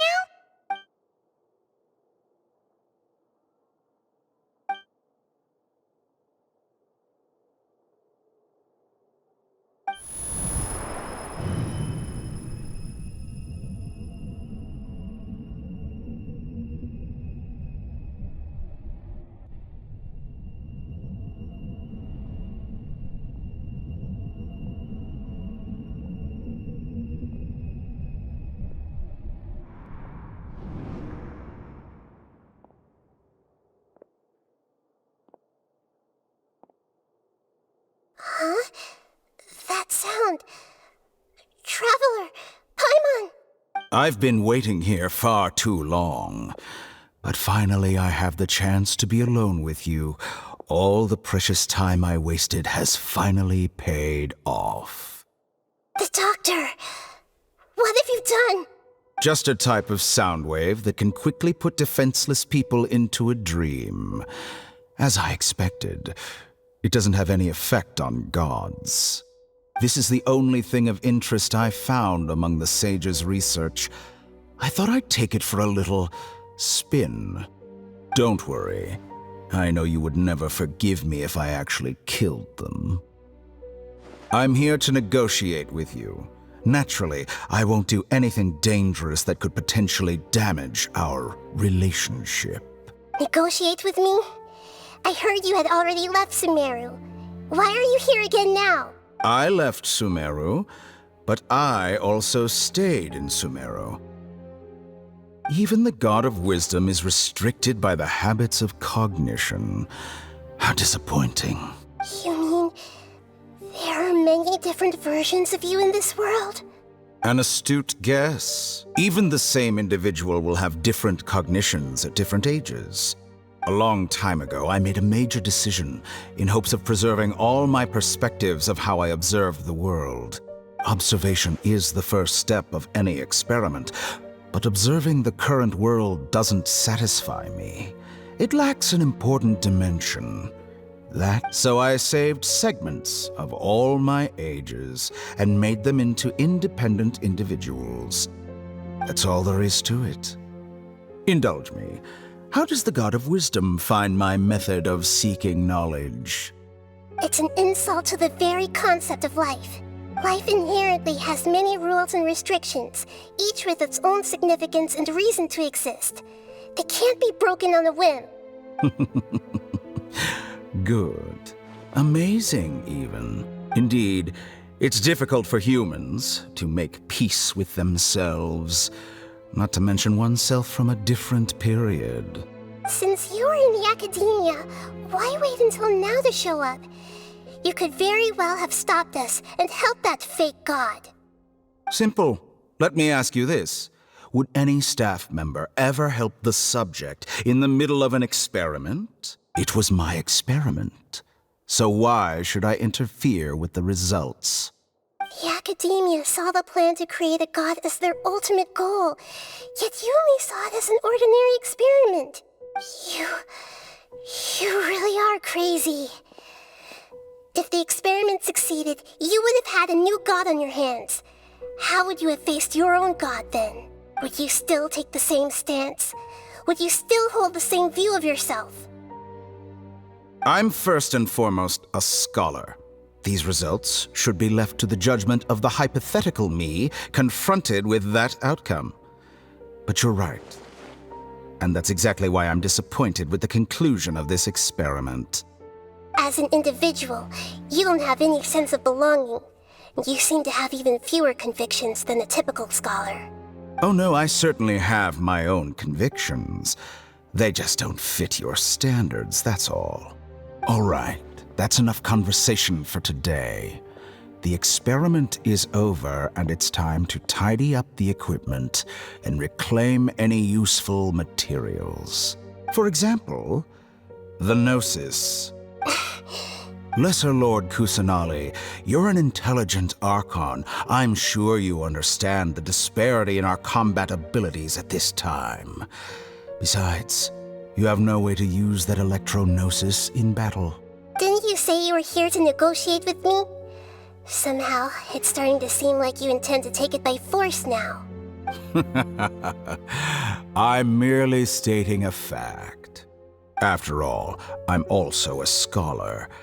Naturally, I hope to show proper respect and dignity to the God of Wisdom. Your hypocrisy is built on absolute confidence. I understand your scheme, but... what if I were to destroy the Gnosis now and awaken the heavenly principles? Awaken the heavenly principles? Do you think that's really possible? The heavenly principles have been silent for many years, but the Gnosis are symbols of their control over Tevat and all the laws. Will the destruction of a Gnosis attract the attention of the heavenly principles? And if so, how do the Fatui plan to deal with the consequences? Do you dare to gamble such a possibility with me? Gamble? How surprising. I thought you would show evidence or use rigorous reasoning to prove your point. The word gamble is the last thing I expected to hear from the God of Wisdom. But this is a clever move. You must have seen through me when I first captured your consciousness. As a scholar, I respect all possibilities. This has always been my principle and is an essential trait as an experimenter. Indeed, I can't ignore this possibility. So tell me then, what are your conditions? This foreign Gnosis will only lead to disaster if it stays in Sumeru. But this Electro-Gnosis is the prize I obtained after defeating one of your fellow Harbingers. Now, as the one who initiated this cascade of events, shouldn't you pay the corresponding price? Price? Interesting. What price would you have me pay? How about erasing all your other segments? So this is how you wish to restrict me, the most threatening opponent of the Nation of Wisdom. What you request of me is like plucking out the eyes I have placed in the dimension of time. Segments are extraordinarily difficult to make. They require extremely rare resources and enormous amounts of time and effort, requiring me to destroy them all here and now. Bravo. A suitably wise decision on your part. Yes, how very interesting. Can I assume that you have long been wary of me? Among all the versions of me, this segment you see now is the most selfish. If it weren't me, your idea wouldn't have worked. What did you see when you were imprisoned? You were observing me, and that's how you know I've long grown tired of their doubts and endless arguments. Like you said, it's difficult to make peace with yourself. Being as smart as you are, have you managed to do that? I see. If you think all those versions of me are worth a gnosis, then deal. You sure didn't hesitate much. Is the relationship between all the versions of you really that bad? I don't think there's any need to dwell on that. The surplus versions of me can be exchanged for a gnosis. Do you think anyone can offer themselves at a higher price? Besides, with my abilities, it's only a matter of time until I find better perspectives. Perhaps it's best to say, you're just temporarily ahead. But what I'd like to know is, how can you be sure that I've really erased them? I can see your remaining honesty.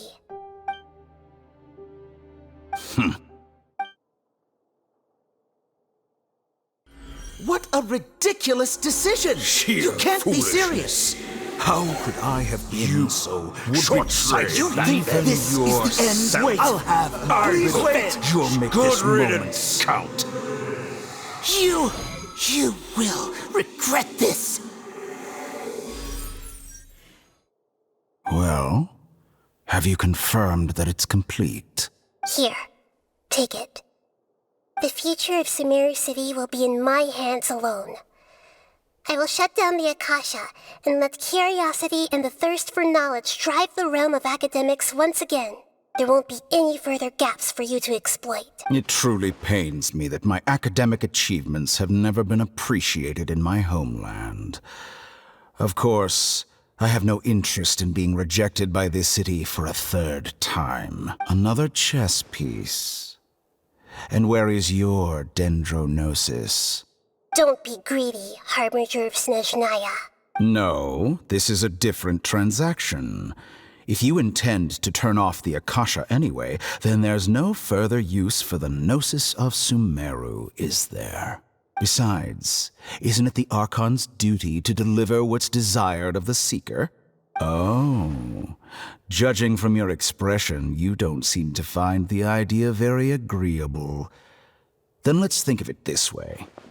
Since you're the god of wisdom, how about I exchange some knowledge with you? People exchanging knowledge with the God of Wisdom is the stuff of legends. Yet here you wish to exchange knowledge for the God of Wisdom's property. Arrogant as that is, it has piqued my interest. Let me ask you, have you in all your mighty knowledge ever heard the rumor that the skies of Tevat are fake? Huh? That's the secret hidden by Ermin's soul concerning the truth of this world.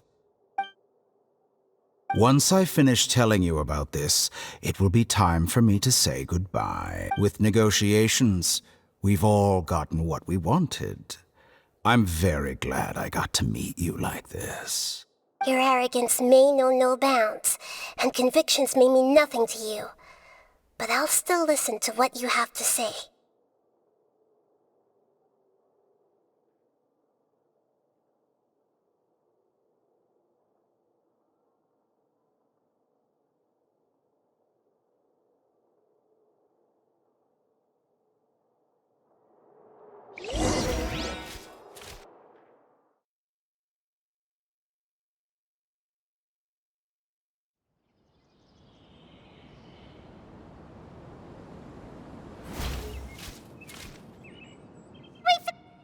Together!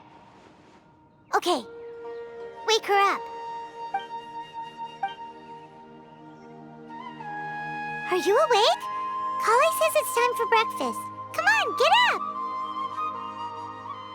Good morning! How are you feeling today? Good to hear. It looks like we've recovered pretty well. Not even Tainari could stop us from going out now, right?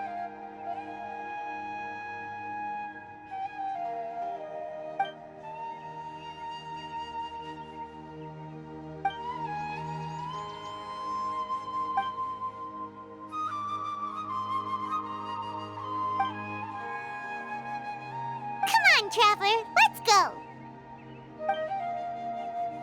Good morning. Looks like you're awake. Yep, yep. I prepared some breakfast today. Please have a taste. It's nice to have you here so we can eat something yummy. Well, now that I've recovered from Alizar, I'm feeling better than ever. I can even prepare 4 or 5 meals a day now. And Paimon bets they're all delicious. Oh, by the way, someone brought a letter for you after you went to sleep last night.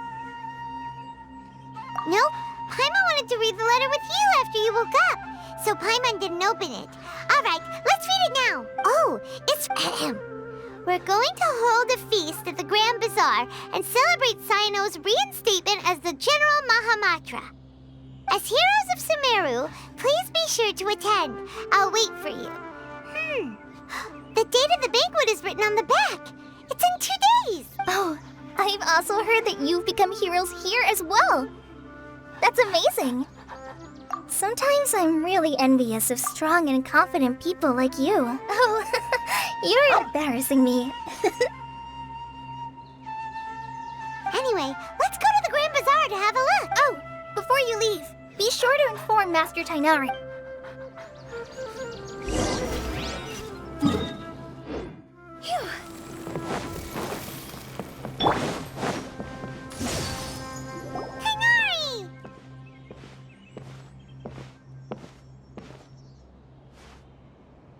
Good morning. How do you feel today? We feel much better. How about you? I'm recovering well. Thanks for asking.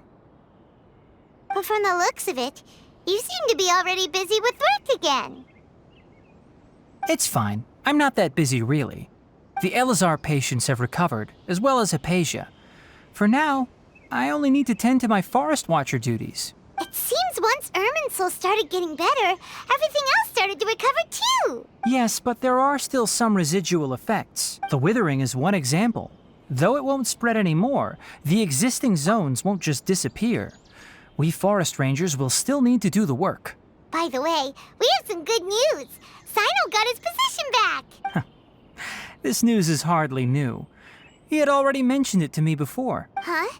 You mean he was already here? Why didn't he come to say hi to us? He visited once, but he was afraid of disturbing you while you were resting. He just asked me a few questions and left. Then you probably already know all about the celebration feast. Celebration feast? No, I haven't heard anything about that. Huh? But didn't Nilu say in her letter that they would celebrate Cyno?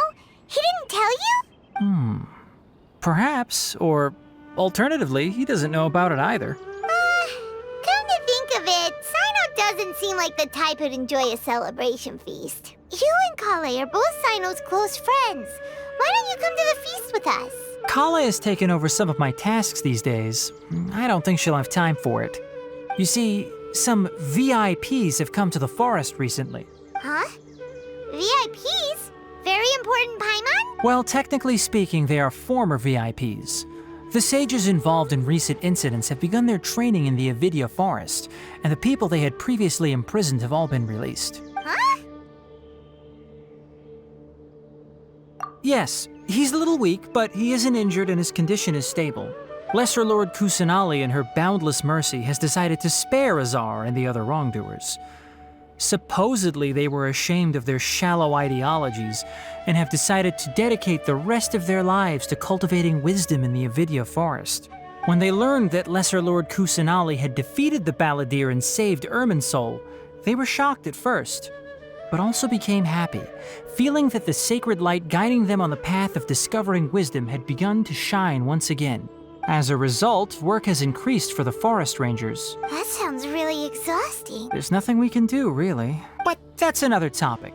Back to the matter at hand. Are you two planning to head out? Ah, right! We're here to request permission to head out. Would that be okay? You've recovered well. You may go, but be careful. Yay! Will do! Is there anything else you'd like to ask about? Ah, yes. Thanks for remembering her. She continued her training in the forest after she recovered. As a scholar, she never slacks off. A lot has happened lately. Kale and I have been busy, but don't worry, we'll take care of ourselves. As for Cyno's reinstatement, the more I think about it, the more I suspect that he just doesn't have a single clue about this feast. But this does remind me that Kale and I should find an opportunity to celebrate him as well. He has helped me a lot during this time, and you as well. Thank you. Take care. Please, find me if you need anything.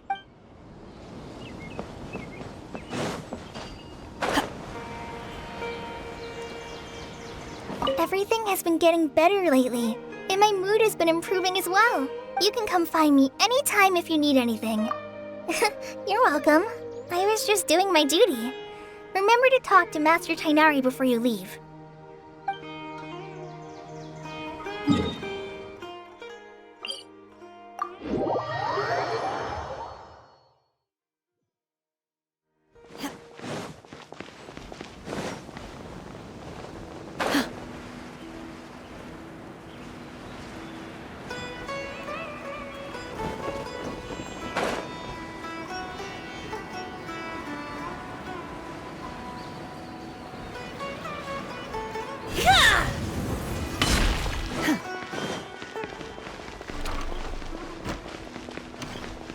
Unleash! Well, there won't be any problems if the feast starts at that time. Everything has already been prepared. Mr. Zubair, I finished tallying things up here. Well, except for the guests. Is a simple reply really that much to ask of our guests? It's affecting our arrangements. Oh, it'll be fine. Besides, it never hurts to get things ready in advance. I was thinking the same thing. The feast will be held sooner or later, right? Hey, Nilou! Traveler, Paimon! We got your letters, so here we are! You're the best! The other guests haven't even replied yet. Huh? Are we the only ones that have arrived? Yeah. I had someone deliver letters to all of our guests. But maybe everyone is still busy with other things. Look, I get it. Sumeru is in an extremely important period of transition right now, but even if your friends are important figures, they shouldn't just ignore your request like this. Nilou is Sumeru's #1 celebrity after all. You have no idea how happy I am to talk to people with good taste. If you consider enjoying Nilou's dances having good taste, then almost everybody has good taste. Because Paimon thinks everybody will love her performance. That's right. We all think she's amazing too. Nilou is an absolute favorite among those of us who frequent the Grand Bazaar. For Outlanders, you have a great eye. Master Zubair, let's have a vote for the most outstanding audience members next time. I think these two may win. Nonsense! It is not for us to determine the value of an audience, but indeed, we could try giving gifts to people with particularly good taste. I heard there's a device in Fontaine called a camera that can record people's appearances as pictures. Such pictures would make superb gifts. Ooh, good idea. I wonder where we can find one. I don't want you giving pictures of me to everyone. I'm satisfied just being able to perform here. There's always a lot going on at the Grand Bazaar. Yeah, and that's why I love it here. Traveler and Paimon, could you help confirm if the letters were actually delivered? If for some reason they didn't receive the letters, then please tell everyone that there will be a feast here. Yeah, we can also check out how everything in Sumeru is going now. When I wrote the letters, I heard that Dia was in Port Ormos, and Alhaitham was at the Academia. As for Sino, we've only heard that he appears at the Academia from time to time. I'm not too sure about Rahman's whereabouts. My guess is that he's with Dia. As for Dunyarzad, I just hope she's feeling better. I sent her a letter, but I was afraid of disturbing her. If you have time, please ask about her for me. Okay, got it. Let's go, Traveler.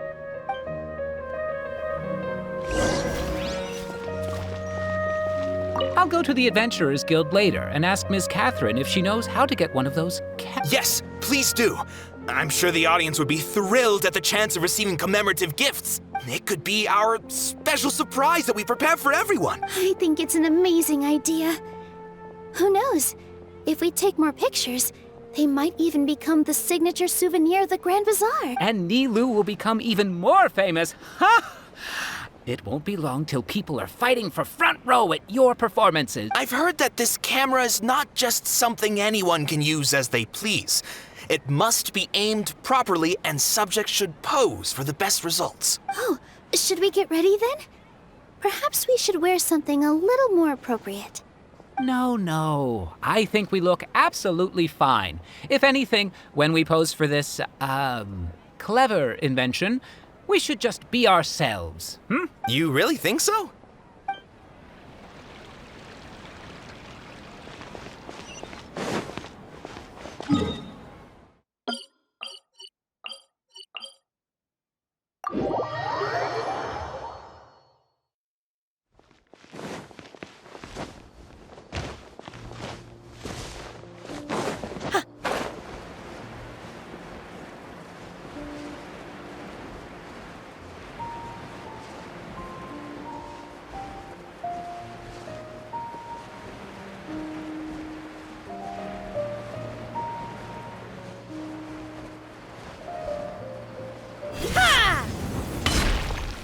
Manifest!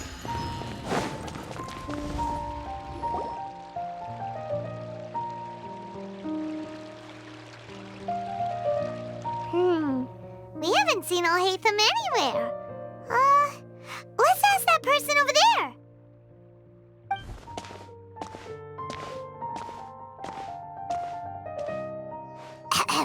Hey there, have you seen Alhaitham around? Yes, it seems Scribe Alhaitham has gone to the House of Dana. You should be able to find him there. But you're already the second group of people I've seen looking for him today. He must be quite the busy man. Oh? Who else was looking for him? Mr. Cave was just here asking about him. You wouldn't believe how terrible their relationship is. And now you two are here. Don't tell me everyone's here looking for gossip about the sages. No way! We're strictly here on business. Ah, I see. Sorry, I thought maybe everyone's as interested in rumors about the sages as I am.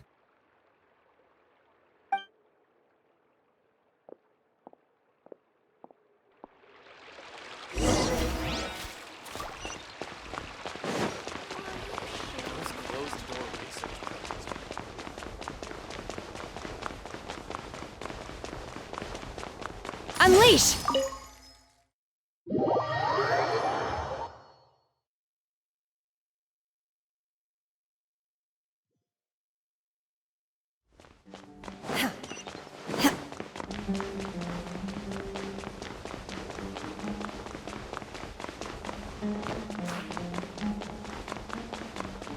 Obey! Alhaitham should be around here somewhere, right? Oh, he's over there! But it looks like he might not have time for us. Just put down that worthless book and tell me what happened in the academia. This is not just some worthless book. Do you have any idea how difficult it is to find a physical book like this in Sumeru? It doesn't matter. It's probably just another thing that you used your authority to get your hands on anyway. Just put it aside. Listen, I came back today only to hear that the sages have disappeared. Oh? You sound surprised. I thought you would already know the inside story. Would I be here asking you if I knew? You're the scribe, not me. So just tell me what you know already. Well, I almost became a sage. Huh? Oh, don't sound too surprised now. You're the renowned Kaveh, light of the Ksharawar. Besides, as a master builder and craftsman, chances are you'll be appointed as a sage too. Why do I feel like you don't really mean it? Huh. What makes you say that? Why would you question my heartfelt sincerity? Maybe it's because you've never said anything good about me before. Yeah, well, I share a similar sentiment, and anyone who knows you as well as I do would surely do the same. Oh, you... See? This is why I hate discussing anything with you. Your ridiculous and arrogant attitude always gets in the way. It seems that you really can't stand my personality. Ha! What was your first clue? Well, then you might as well move out of my house. Are you threatening me? Stooping to a new low, I see. Ugh, and don't change the subject. You, a sage? What a joke. The Academia might as well just close tomorrow. Are they having a fight? Forget what's going on with the Academia. Haven't you been busy with your construction project? Tell me, when are you going to build yourself a mansion? Don't get me started. I get angry just thinking about it. So, what great building did our master architect work on this time? Like I need to tell you. Keep your nose out of my business. No, I think we deserve to know. Where were you when Sumeru needed you most? I was in the desert for a large project, but considering Haravatat's utter ignorance of architectural and aesthetic matters, you probably wouldn't understand. Which is truly unfortunate. I can only pity the man who doesn't understand the first thing about beauty and romance. Unlike a true... hold on, wait a second. What do you mean by when Sumeru needed me most? Well, while you were out fiddling around in the desert, many people came together to save Sumeru from a crisis. Ha! And you think I'd believe that? Look, all you really need to know is that Azar and all his accomplices have all been overthrown. Huh? What nonsense are you talking about? It's no skin off my nose if you don't believe me. It's not like my Darshan was the one trying to apply for funding from the Grand Sage. Yours, though, on the other hand... You know what? I'll ask around. I'm sure someone knows what's going on here. You're dead if I find out you're lying to me.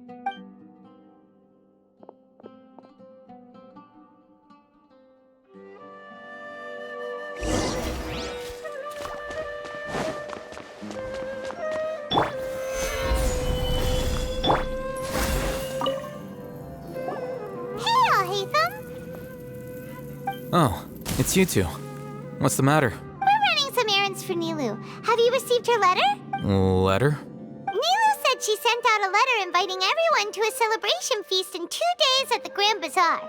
We'll also be celebrating Zaino's reinstatement as General Mahamatra. If she addressed the letter to all Hatham of the Academia, then the letter should have gone to my office.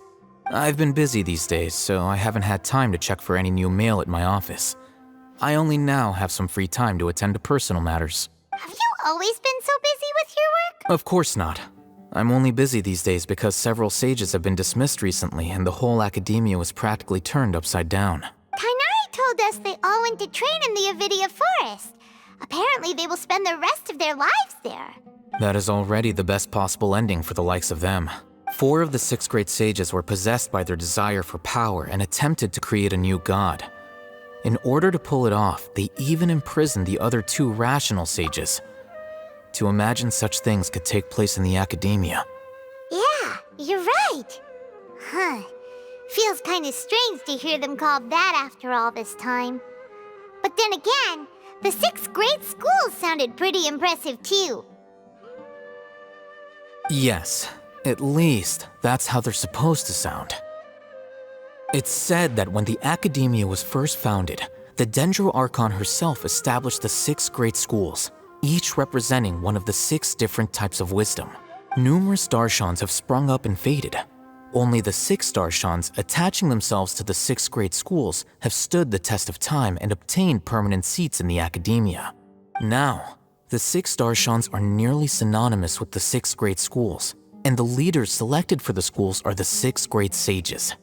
Among the 6 great sages, there is one central leader, the Grand Sage. Unfortunately, only the sages from Vahumana and Amorta remain now.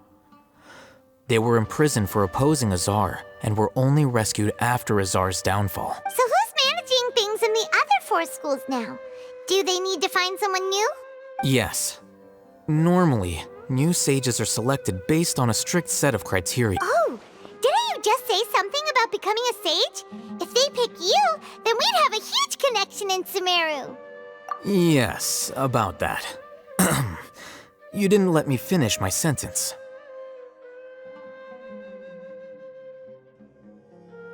The person in charge of personnel affairs nominated me to be the Grand Sage in place of Azar and help Lesser Lord Kusanali manage the Academia. But I refused. Huh? But why? Can't you be be a little more ambitious? I'm not even interested in being one of the 6 great sages. Like I said before, I don't like being a leader. Oh, all right. So are you busy these days trying to find others to take the job?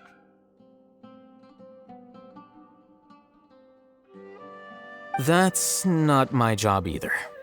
I'm only responsible for handling important affairs within the academia before the new sages take office. And the first thing I'll do is reject Kisharawar's application for funding. By the way, who was that other person just now? Is he your friend? Do we look like friends? Paimon doesn't know. That's why Paimon's asking. His name is Kaveh, my roommate. You could say he's the representative for Ksharawar scholars, which is exactly why he always has so many problems.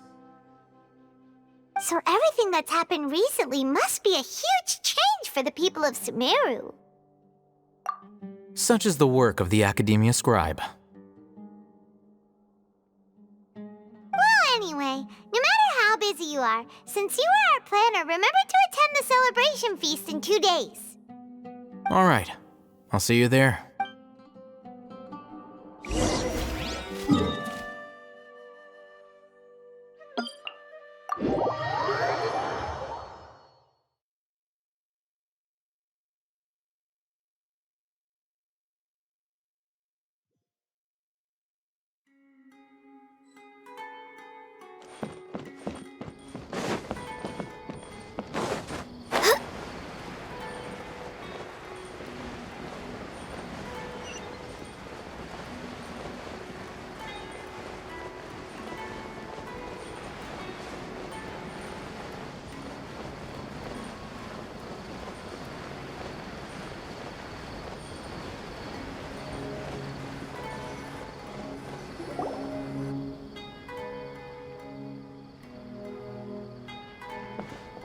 This is Port Ormos.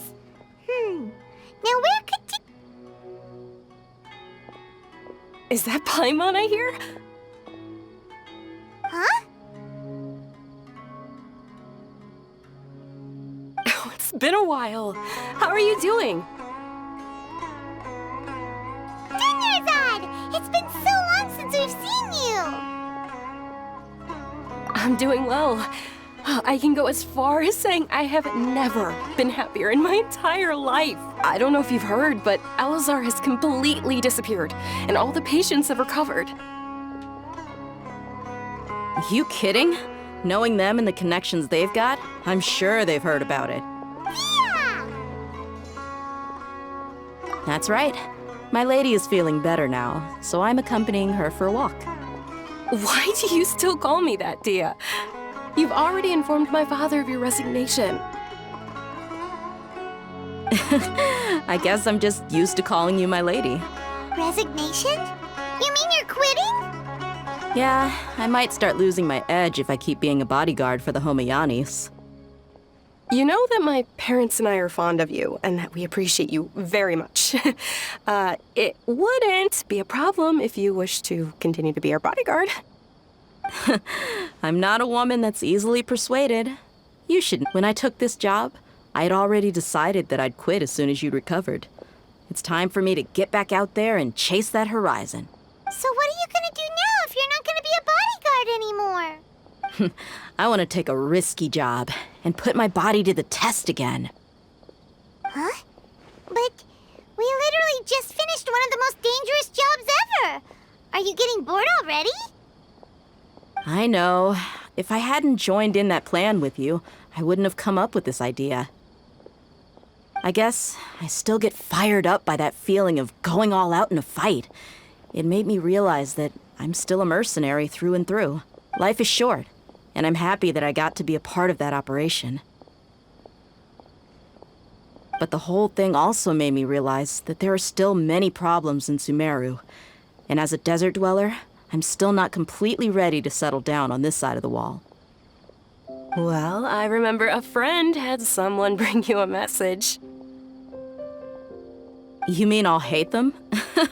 I didn't expect him to still remember that. I thought he was joking. We just came from talking with Alhaitham at the Did he tell you that he suggested that I come work at the academia? What? I heard that Azar and his cronies fell from power, and Alhaitham told me that now was a good time to find a job in the academia, but only if I wanted to. Whoa. Paimon can't see you being anything other than a mercenary.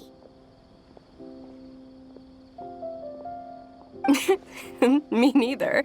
But I think Dia would look great dressed up as a scholar. Ugh, forget about it. I wouldn't last 10 seconds in there. Alhaitham probably just liked the way I worked and knew I'm good in a fight, so he suggested I find some work in the academia. But you know, if you take him up on the offer, Sino might actually agree and let you become a Matra. Because you're super amazing! The Matra have all the talent they need as long as they have Sino. I prefer to be free to live however I choose. In fact, I chose this job from the very start because I knew it'd be right up my alley. Even if being a mercenary means facing all kinds of danger. A lion has to return to the wild sooner or later. If anything, being your bodyguard has been unfamiliar territory for me. I don't want to see you go, but I'll respect your decision. I'm glad to hear you say that. Come on, no need for the sad face. It's not like we'll never meet again. Once the whole Dendro Archon thing is settled, everything in Sumeru will take a turn for the better. That makes me happy too. But a peaceful society will probably mean less demand for mercenaries like me. Before long, we'll be a dying breed. So I'd better get to work while I still can. Huh? But wait a second. You make it sound like you're leaving now. Well, no, not yet at least. I promised my lady I'd stick around until next week. So, have you been in Port Ormos this entire time? We were wondering if you had received a letter from Nilu. Oh, did Nilu write to us? She heard that you were seen in Port Ormos, so she sent the letter here. Huh. It was probably sent to the inn that we're staying at. My lady has been very energetic lately and keeps taking me on hikes, staying out even into the night. By the time we get back... Right, and we tend to leave quite early in the morning, so the old man on duty is also usually dozing off. So what it really sounds like is that the person on duty is always asleep. I bet the letter's at the reception desk. I'll go check later. No wonder there wasn't a reply. You never received the letter. Good thing Nilu asked us to come and check on that. Sorry to make you two come all the way out here. It must be something important for Nilu to specifically write to us like that. Yes, she said they were preparing a victory feast in the Grand Bazaar, and will also be celebrating Sino's reinstatement as General Mahamatra. She was hoping you could come. Great! I'll be sure to attend. Count me in too. But is there some sort of dress code or anything for the feast? Can I just show up looking like this? Since it's being organized by Nilu, I don't think she'll be too picky about that. If anything, I think she wants to see us as our most natural selves. All right, then this is how I'll show up. The feast will be held in 2 days, so don't forget. Sure. Thank you so much for letting us know. We'll see you there. Oh, by the way, do you happen to know where Sino and Raman are? The General Mahamatra always comes and goes without a trace. Normally no one knows his whereabouts. Oh. But last time we met, he mentioned that he had something to do in Aru village. You can try your luck there. As for Raman, your guess is as good as mine. I only remember he said that he had something to discuss with Sino. You can ask Sino when you meet him. Don't mention it. You'd better get going. All right, on to our next...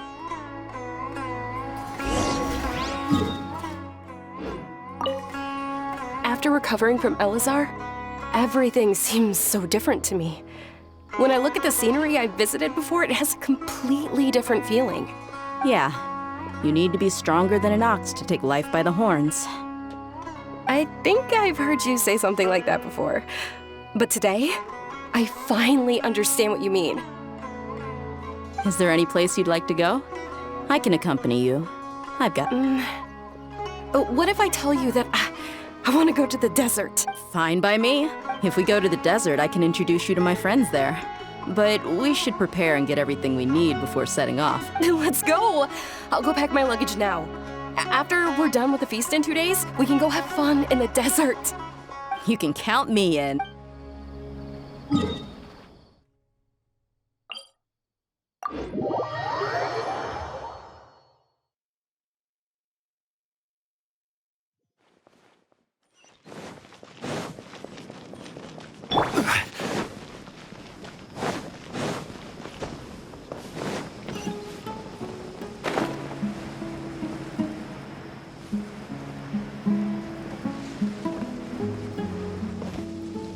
It's been a while since we last visited Aru Village. Ah, there's Sino!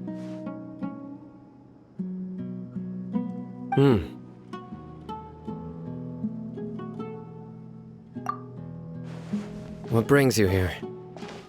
We recovered well, and Tanari agreed to let us leave, so now we're out and about again.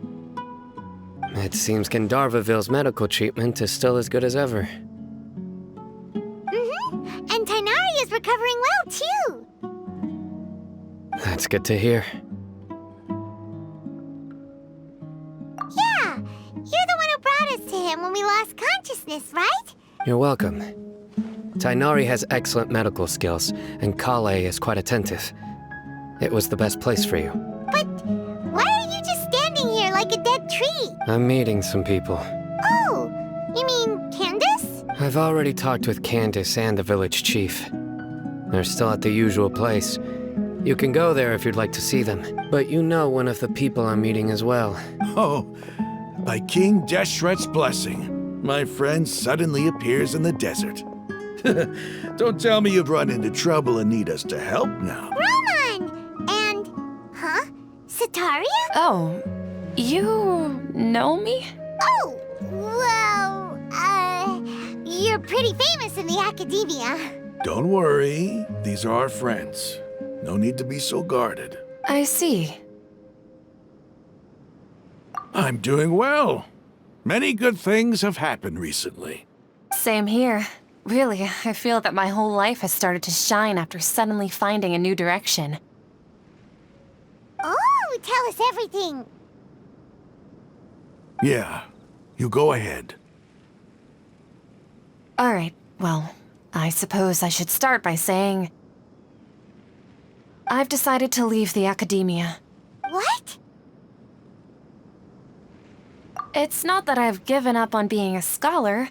Instead, you could say I've found a new identity. I will no longer pursue research like a typical scholar, but I have not completely given up on my relation. I can see what you're saying now. What do you mean? I plan to leave the academia and return to teach here in the desert. Wow, so you want to become a teacher? Sataria will return to support education here and teach people from the desert. She can't teach everyone on her own, but there are many of us Eremites all over Sumeru. She came to discuss a collaboration with me and hoped that I could bring her ideas to the Eremites. Yes, it's my hope that the Eremites can help me select a group of smart people with the best aptitude for teaching. I'll teach them, and after they've finished learning from me, they can go educate more people.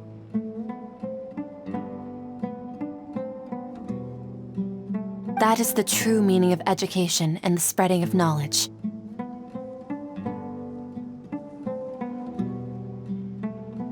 The people of King Deshret suffer from sandstorms, exile, and ignorance. Miss Sataria is more than welcome to come teach here. Her arrival is like a star shining in the desert night. The stars have always guided caravans, thieves, soldiers, and travelers who get lost in the night. They lead those in the dark out of trouble and back to safety. Oh, please. Where's all of this coming from? I'm starting to feel a little embarrassed. You deserve these compliments. Mercenaries are accustomed to danger and don't fear death, which is why we recognize extraordinary actions that common people would easily overlook. Setaria's idea will bring much good to many people. At first, I feared it was destined to fail. Everyone knows that the Academia doesn't allow scholars to teach in the desert without permission. As you know, all knowledge is under their surveillance and control, and very few desert dwellers are as lucky as me. But what I heard at that time has been haunting my heart, as if there were lightning bolts Setaria, you tread a treacherous path, and the longer you ignore it, the tighter the Academia's grasp on you will become. Setaria, why haven't you gone home? Never forget that the desert that belongs to you lies elsewhere. Miss. These words sparked something in me, and I knew that I had to bring something back to my people after going home. I gathered up the courage to approach the Grand Sage, only to find that he was no longer at the Academia. Lord Sino told me that Azar didn't belong there anymore. Azar has received much-needed punishment. Though, if you ask me, it may have been too light. You probably have already heard. Lord Sino helped me obtain permission to leave the Academia for the desert, and accompanied me here to discuss collaboration with members of the Air. My plan was able to go smoothly thanks to him and Rahman. You're all doing so much for the desert. Aside from that, I also have some other business to discuss with Sino. Lesser Lord Kusanali has allocated many resources to support and develop the desert. I've done some business for her, and part of it required the assistance of the Eremites. I applied for a few batches of educational materials from the Academia, and sent them to several groups in the desert, as instructed by Lesser Lord Kusanali. That's exactly what the people here need. Physical books and other related items. If it weren't for Sino and Lesser Lord Kusanali, I'm afraid we'd never be able to get our hands on them. Apart from this, the Academia is also recruiting scholars that are willing to teach in the desert. I'll let you and Setaria know as soon as I have any more news. We must be persistent about this, and maintain these resources to ensure long-term effectiveness. This is the first time in hundreds of years we've had a glimmer of hope. Remember these words. Here lies our faithful priest, Kasala. I hope people with wisdom like that priest will rise again among the desert dwellers. Then we'll once again see the wisdom and glory that once shook the world. Enough about us. Are you here to discuss some business too? No, not at all. We're actually here on behalf of Nilu. Nilu wanted to write to everyone, but she wasn't sure where the letters should be sent, so she asked us to come find everyone personally. A celebration feast will be held in 2 days at the Grand Bazaar. She hopes that all of you will be able to attend. At the feast, we'll also be celebrating Sino's reinstatement as General Mahamatra. Although, judging from your appearance, it seems you've already been reinstated. Celebration? Feast? It's the first I've heard of it. Tighnari was right. He really didn't know. This feast is for you, Sino. Sounds to me like you'll have to be there.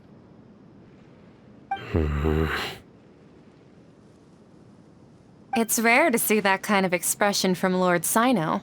You must not like feasts very much. No, not really.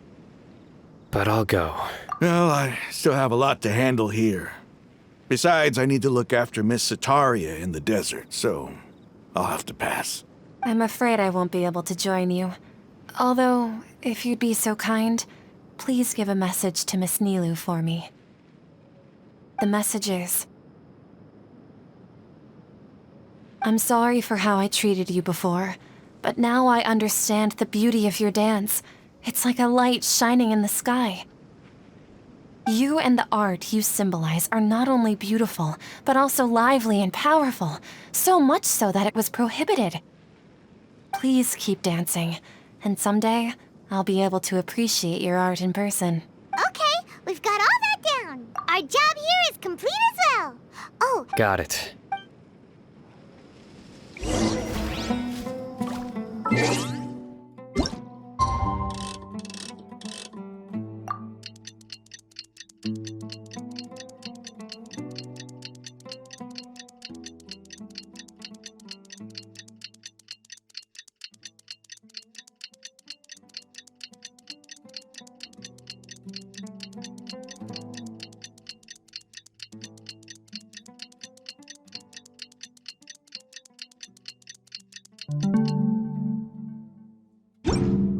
Today's the big day! Let's go to the Grand Bazaar and see how the celebration's coming along.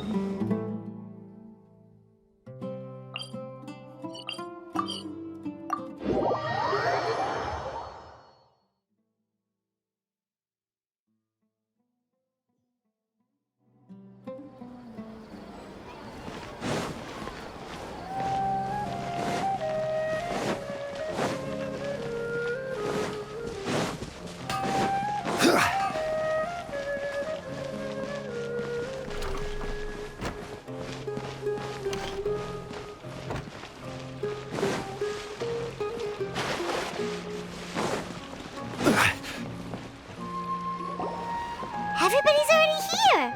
Looks like we're the last ones to arrive. I'm here. Ah, there you are. Well, look who finally decided to show up. You look like you came here immediately after finishing up some work. But we're not late, are we? It's just that everyone else arrived ahead of time. I propose that the last one who arrived be put in charge of today's speeches. Nah, there won't be any speeches today. Oh, really? Well, even better. Come join us over here. Let's share some great food and drinks, and chat about all sorts of fun things. Everything looks quite good.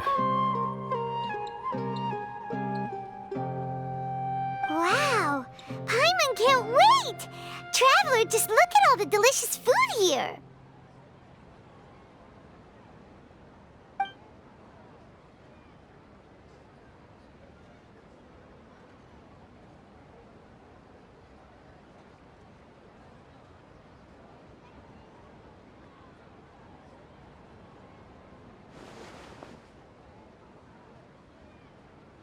Whoa!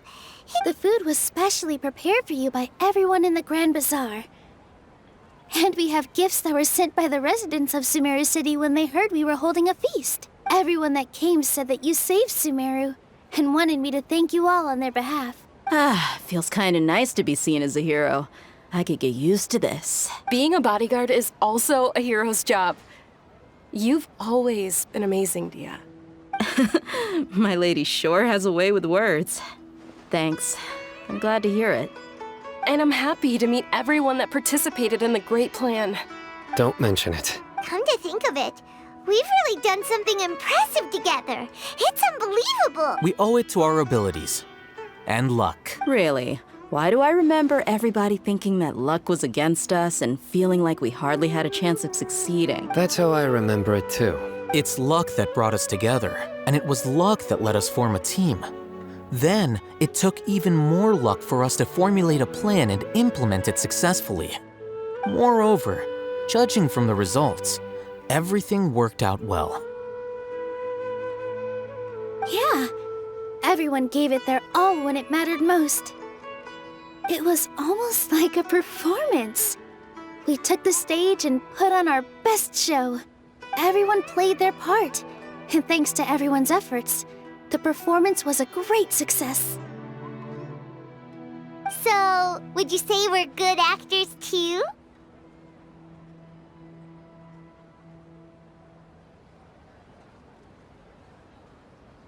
It's such a blessing that Lesser Lord Kusanali was able to return to power at the Academia. Yes! Even after being abandoned and neglected so many times, she's finally returned. Uh-huh. Lesser Lord Kusanali once used all her power in a great disaster, which resulted in her losing all her wisdom and memories of the past. The Academia basically abandoned her because of it. This should be something everybody should remember. Huh? You look surprised. I didn't say anything wrong, did I? No, everything you said is correct. That's good. Something wrong? Yeah, what's with that face? You knew all of this already. Even if those two giants of the Academia are here, I still have to say it. Those sages really have some nerve. 500 years ago, Lesser Lord Kusanali used all her power for the people of Sumeru, and what did they do in return?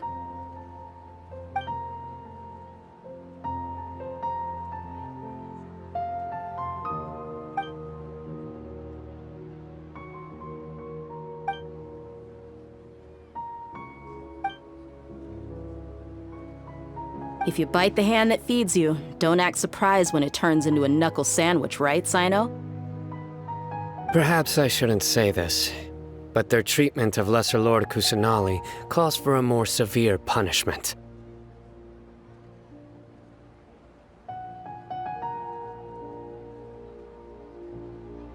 You could simply tell Lesser Lord Kusanali that you wish to have Azar and his accomplices severely punished. I respect our deity's decision, and won't interfere in any way. While we're on this topic, why didn't you accept the Academia's invitation to become the Grand Sage? Are you trying to say that I'm fit to be a sage? Not at all. But every person handling the selection process has said that you are the most suitable candidate to lead the Academia right now. Why? Because he dethroned Azar from power? Could you try to put it another way? This is a good thing, yet you're making it sound like I overthrew Azar for my own personal gain. But seriously though, I always wondered if you had some personal motives behind it. I did have my own motive, but it had nothing to do with being a sage. If the rules of our nation were suddenly cast by the wayside, then it wouldn't be long until chaos ensued. I had no intention of letting their dreams disrupt my life. By that, you mean your life working as the Academia's scribe. Precisely. Wait, is that all? So, that's the only reason why you joined us and came up with all those plans? It's reason enough. You've certainly got quite the personality. You flatter me. All right then. How about you? You've already resumed work as the General Mahamatra, right? That's right. Will you be happy with that life? It's not about being happy. There are merely a lot of things that I must do. Even so, keep your spirits up and try to be happy, okay? And try to... Thank you. I'll keep that in mind.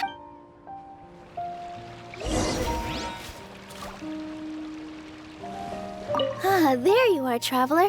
Well, how is it? Are you enjoying the feast today? If there's anything you're unhappy with, just let me know. That's good. It's the first time I've ever invited so many exceptional people to one place. I was a little nervous myself. You see, every guest here is quite extraordinary. It's unbelievable that we've got everyone together here. Almost like a fairy tale. Make sure you live it up tonight. I'll be happy as long as you're enjoying yourself. I'm honored to have her think of me this way. If I have a chance in the future, I would really like to invite her to one of my performances. I can't explain why, but I just feel elated right now. Thank you. I seldom participate in such lively gatherings, but the atmosphere here is quite good. No. This gathering today has a unique meaning. The Grand Bazaar is lively because the people here feel happiness from the bottom of their hearts.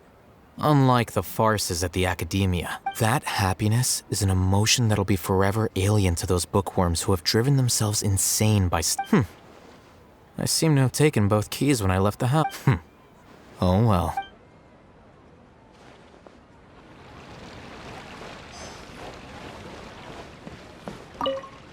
The atmosphere here is good, and everything is delicious. Yeah, I don't often come to such places, but it feels quite good. I have a lot to handle these days. Otherwise, I could show you around. There's always next time. We're friends after all. This feast is pretty good.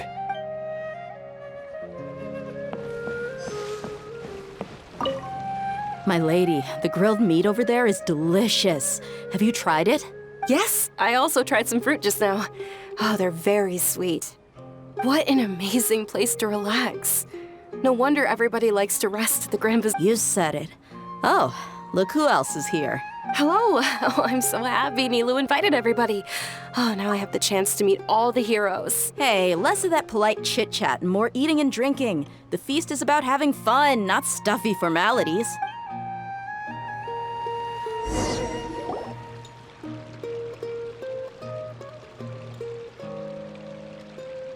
Hey, what's wrong? Your head is starting to droop. Hey, you can't just fall asleep here. Paimon will go find something delicious for you to eat. You'll wake up once you put something yummy in your tummy. Of course, just wait here for Paimon.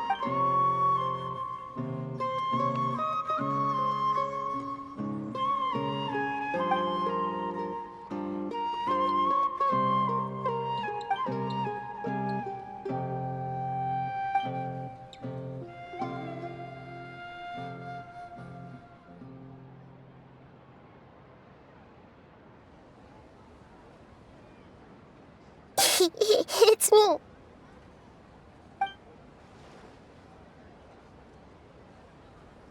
You may blame me for being a bit too self-indulgent. I was thinking about talking with you, and the next thing I knew, I had made a connection with you. The connection between us is amazing. It's like flora and the fence it grows upon. I heard there's an amazing celebration feast today at the Grand Bazaar. I wanted to have a look for myself, so I snuck in.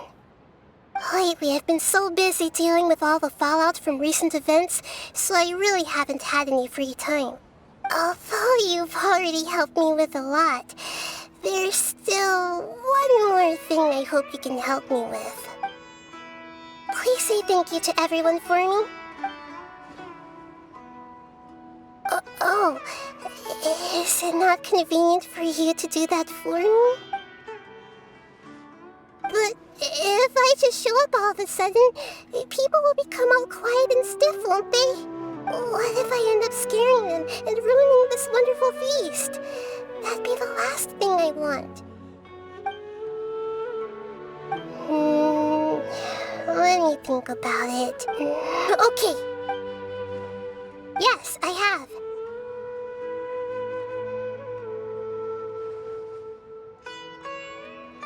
You said I should go thank everyone as myself, right? So, I've decided to borrow your body for the time being. Please don't blame me. The flora also climbs up to the fence to get closer to the sky.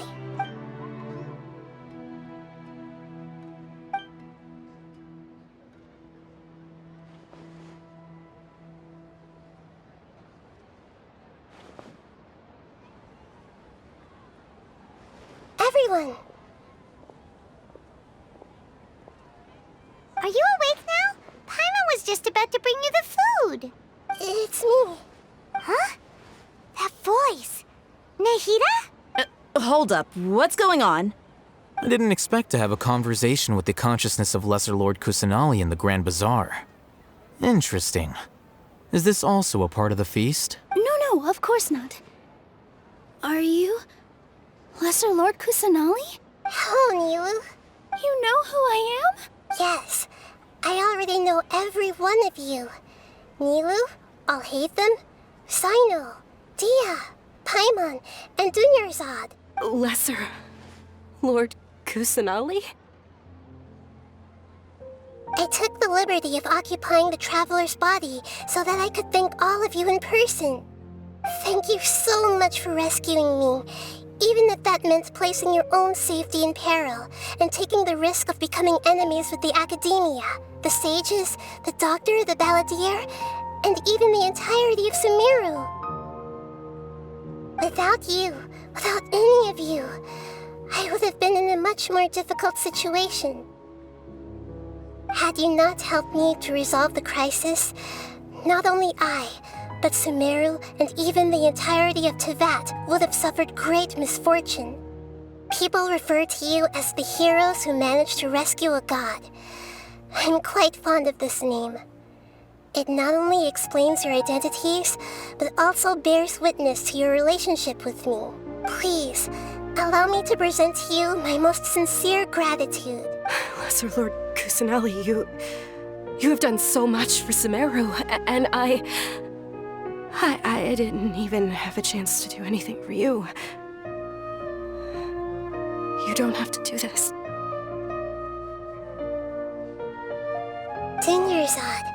The suffering you endured during your illness is also proof of you being with me and praying for me. Thank you. You don't need to be so ceremonious. It's always been my duty to protect you. This is how the relationship between the Academia and Dendro Archon should be. We just did what was necessary and set things back on the right path. You're an Archon, but you act so humble. You really don't need to be so polite with us.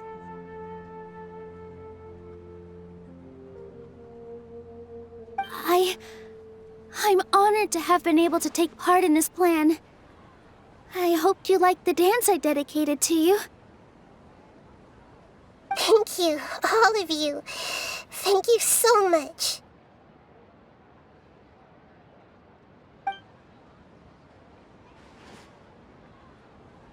Yeah.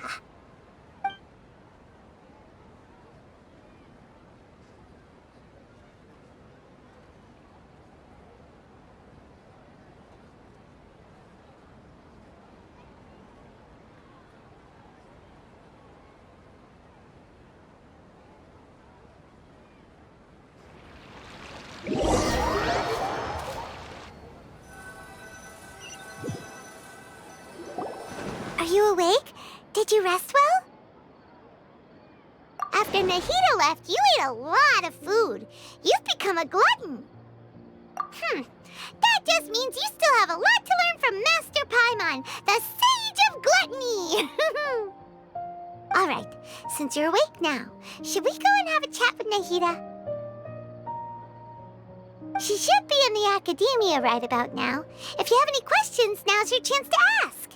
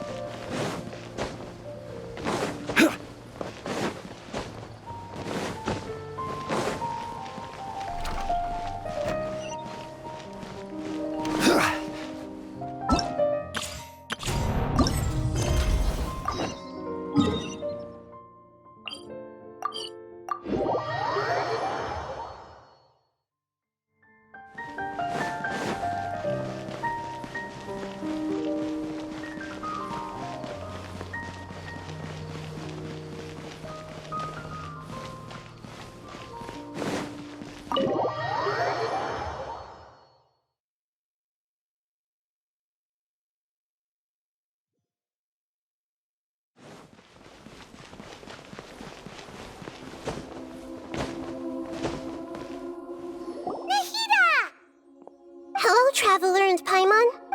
What a fantastic night. I'm still immersed in all the happiness and joy, like a candle floating on water. So are we, and that's why we're here to talk with you. Is there anything you want to know?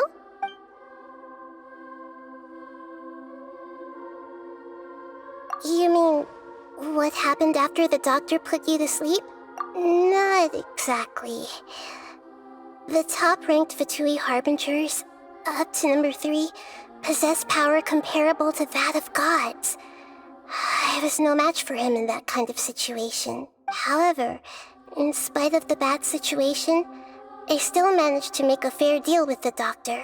I'm sure you remember the entity that changed your fate, the Heavenly Principles. In fact, the Heavenly Principles has been quiet since the Conria disaster 500 years ago. I used this point as leverage against the doctor. I told him that the Heavenly Principles may be awakened if I destroy the Gnosis. Although it was just a bluff, he still fell for it. I assumed that the Heavenly Principles wouldn't just stand by and let such extensive damage to its laws take place. And as for what I exchanged for the Gnosis, the exchange served as both punishment for the doctor, as well as a boon of new knowledge that I couldn't refuse as the God of Wisdom. After recent events, the Akasha can no longer function as it used to. I've given it some thought, and have decided to shut it down permanently. But this is definitely not a bad thing. Even from the beginning, I've been planning to shut it down. The Akasha's centralized administration of knowledge has always restrained people's curiosity and curtailed the number of paths available to them. I don't think this is good for Sumeru.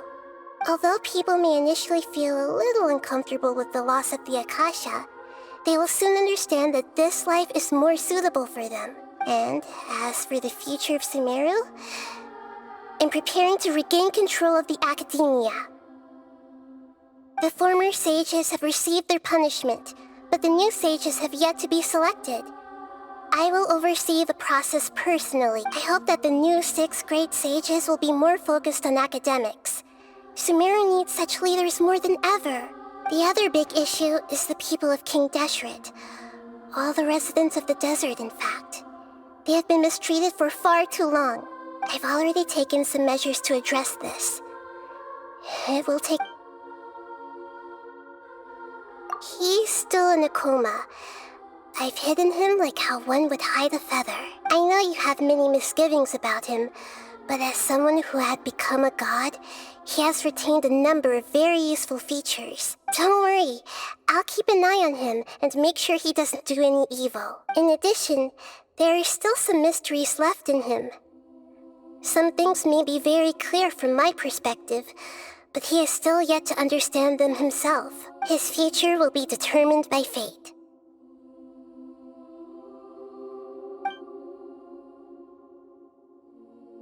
Is that where you're headed next? Fontaine, the nation of justice? As far as I know, that nation operates in a judicial system. Does their Archon personally judge people? No, there's a Chief Justice in Fontaine. Generally speaking, the Hydra Archon, Focalor, won't preside over individual trials. However, even then, Focalor will still make herself present at just about every trial. It seems that she just likes to immerse herself in that sort of atmosphere. As Archon, she still reserves the right to influence the final verdict. Anyway, let's just say she's got, a very unique personality. Are you sure? Isn't there something else you haven't asked about yet? Huh? You mean... About your brother. While you were resting at Gandharvaville, I took some time to perform an Irminsul search for information on your brother. Yeah! Isn't Irminsul a repository for all the information and memories of Teyvat? So there shouldn't be anything on her or her brother. This is true in your case. Irminsul indeed does not have any information on you. However, there must be something different about your brother. Because, as it turns out, the world has recorded information on him after all. What? There's only one possible explanation. He belongs to this world.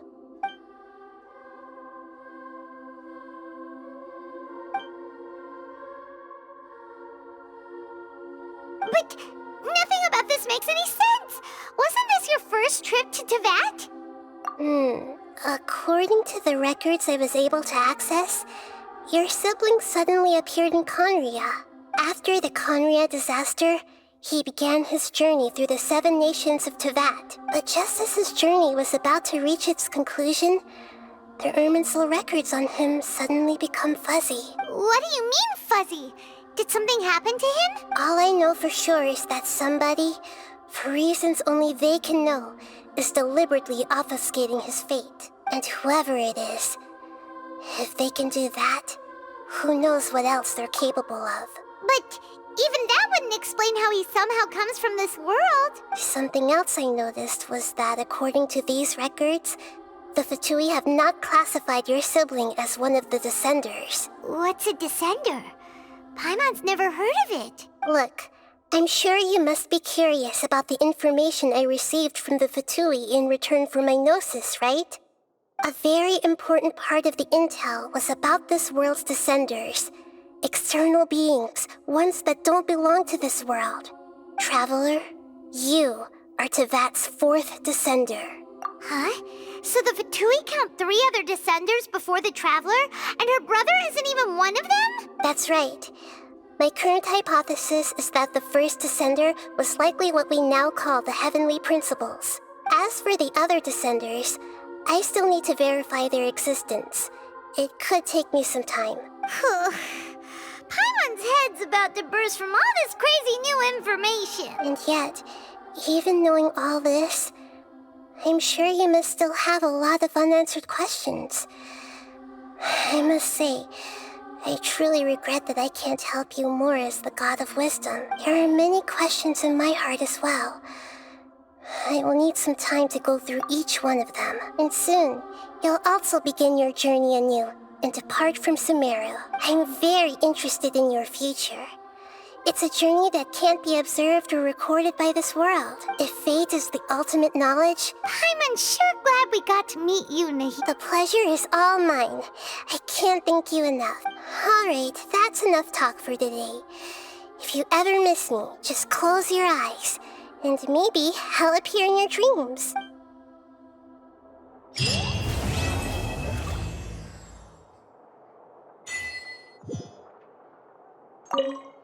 Is there anything you want?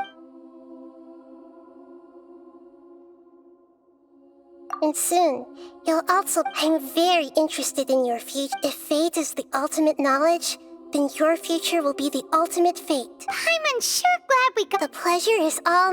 Alright, that's...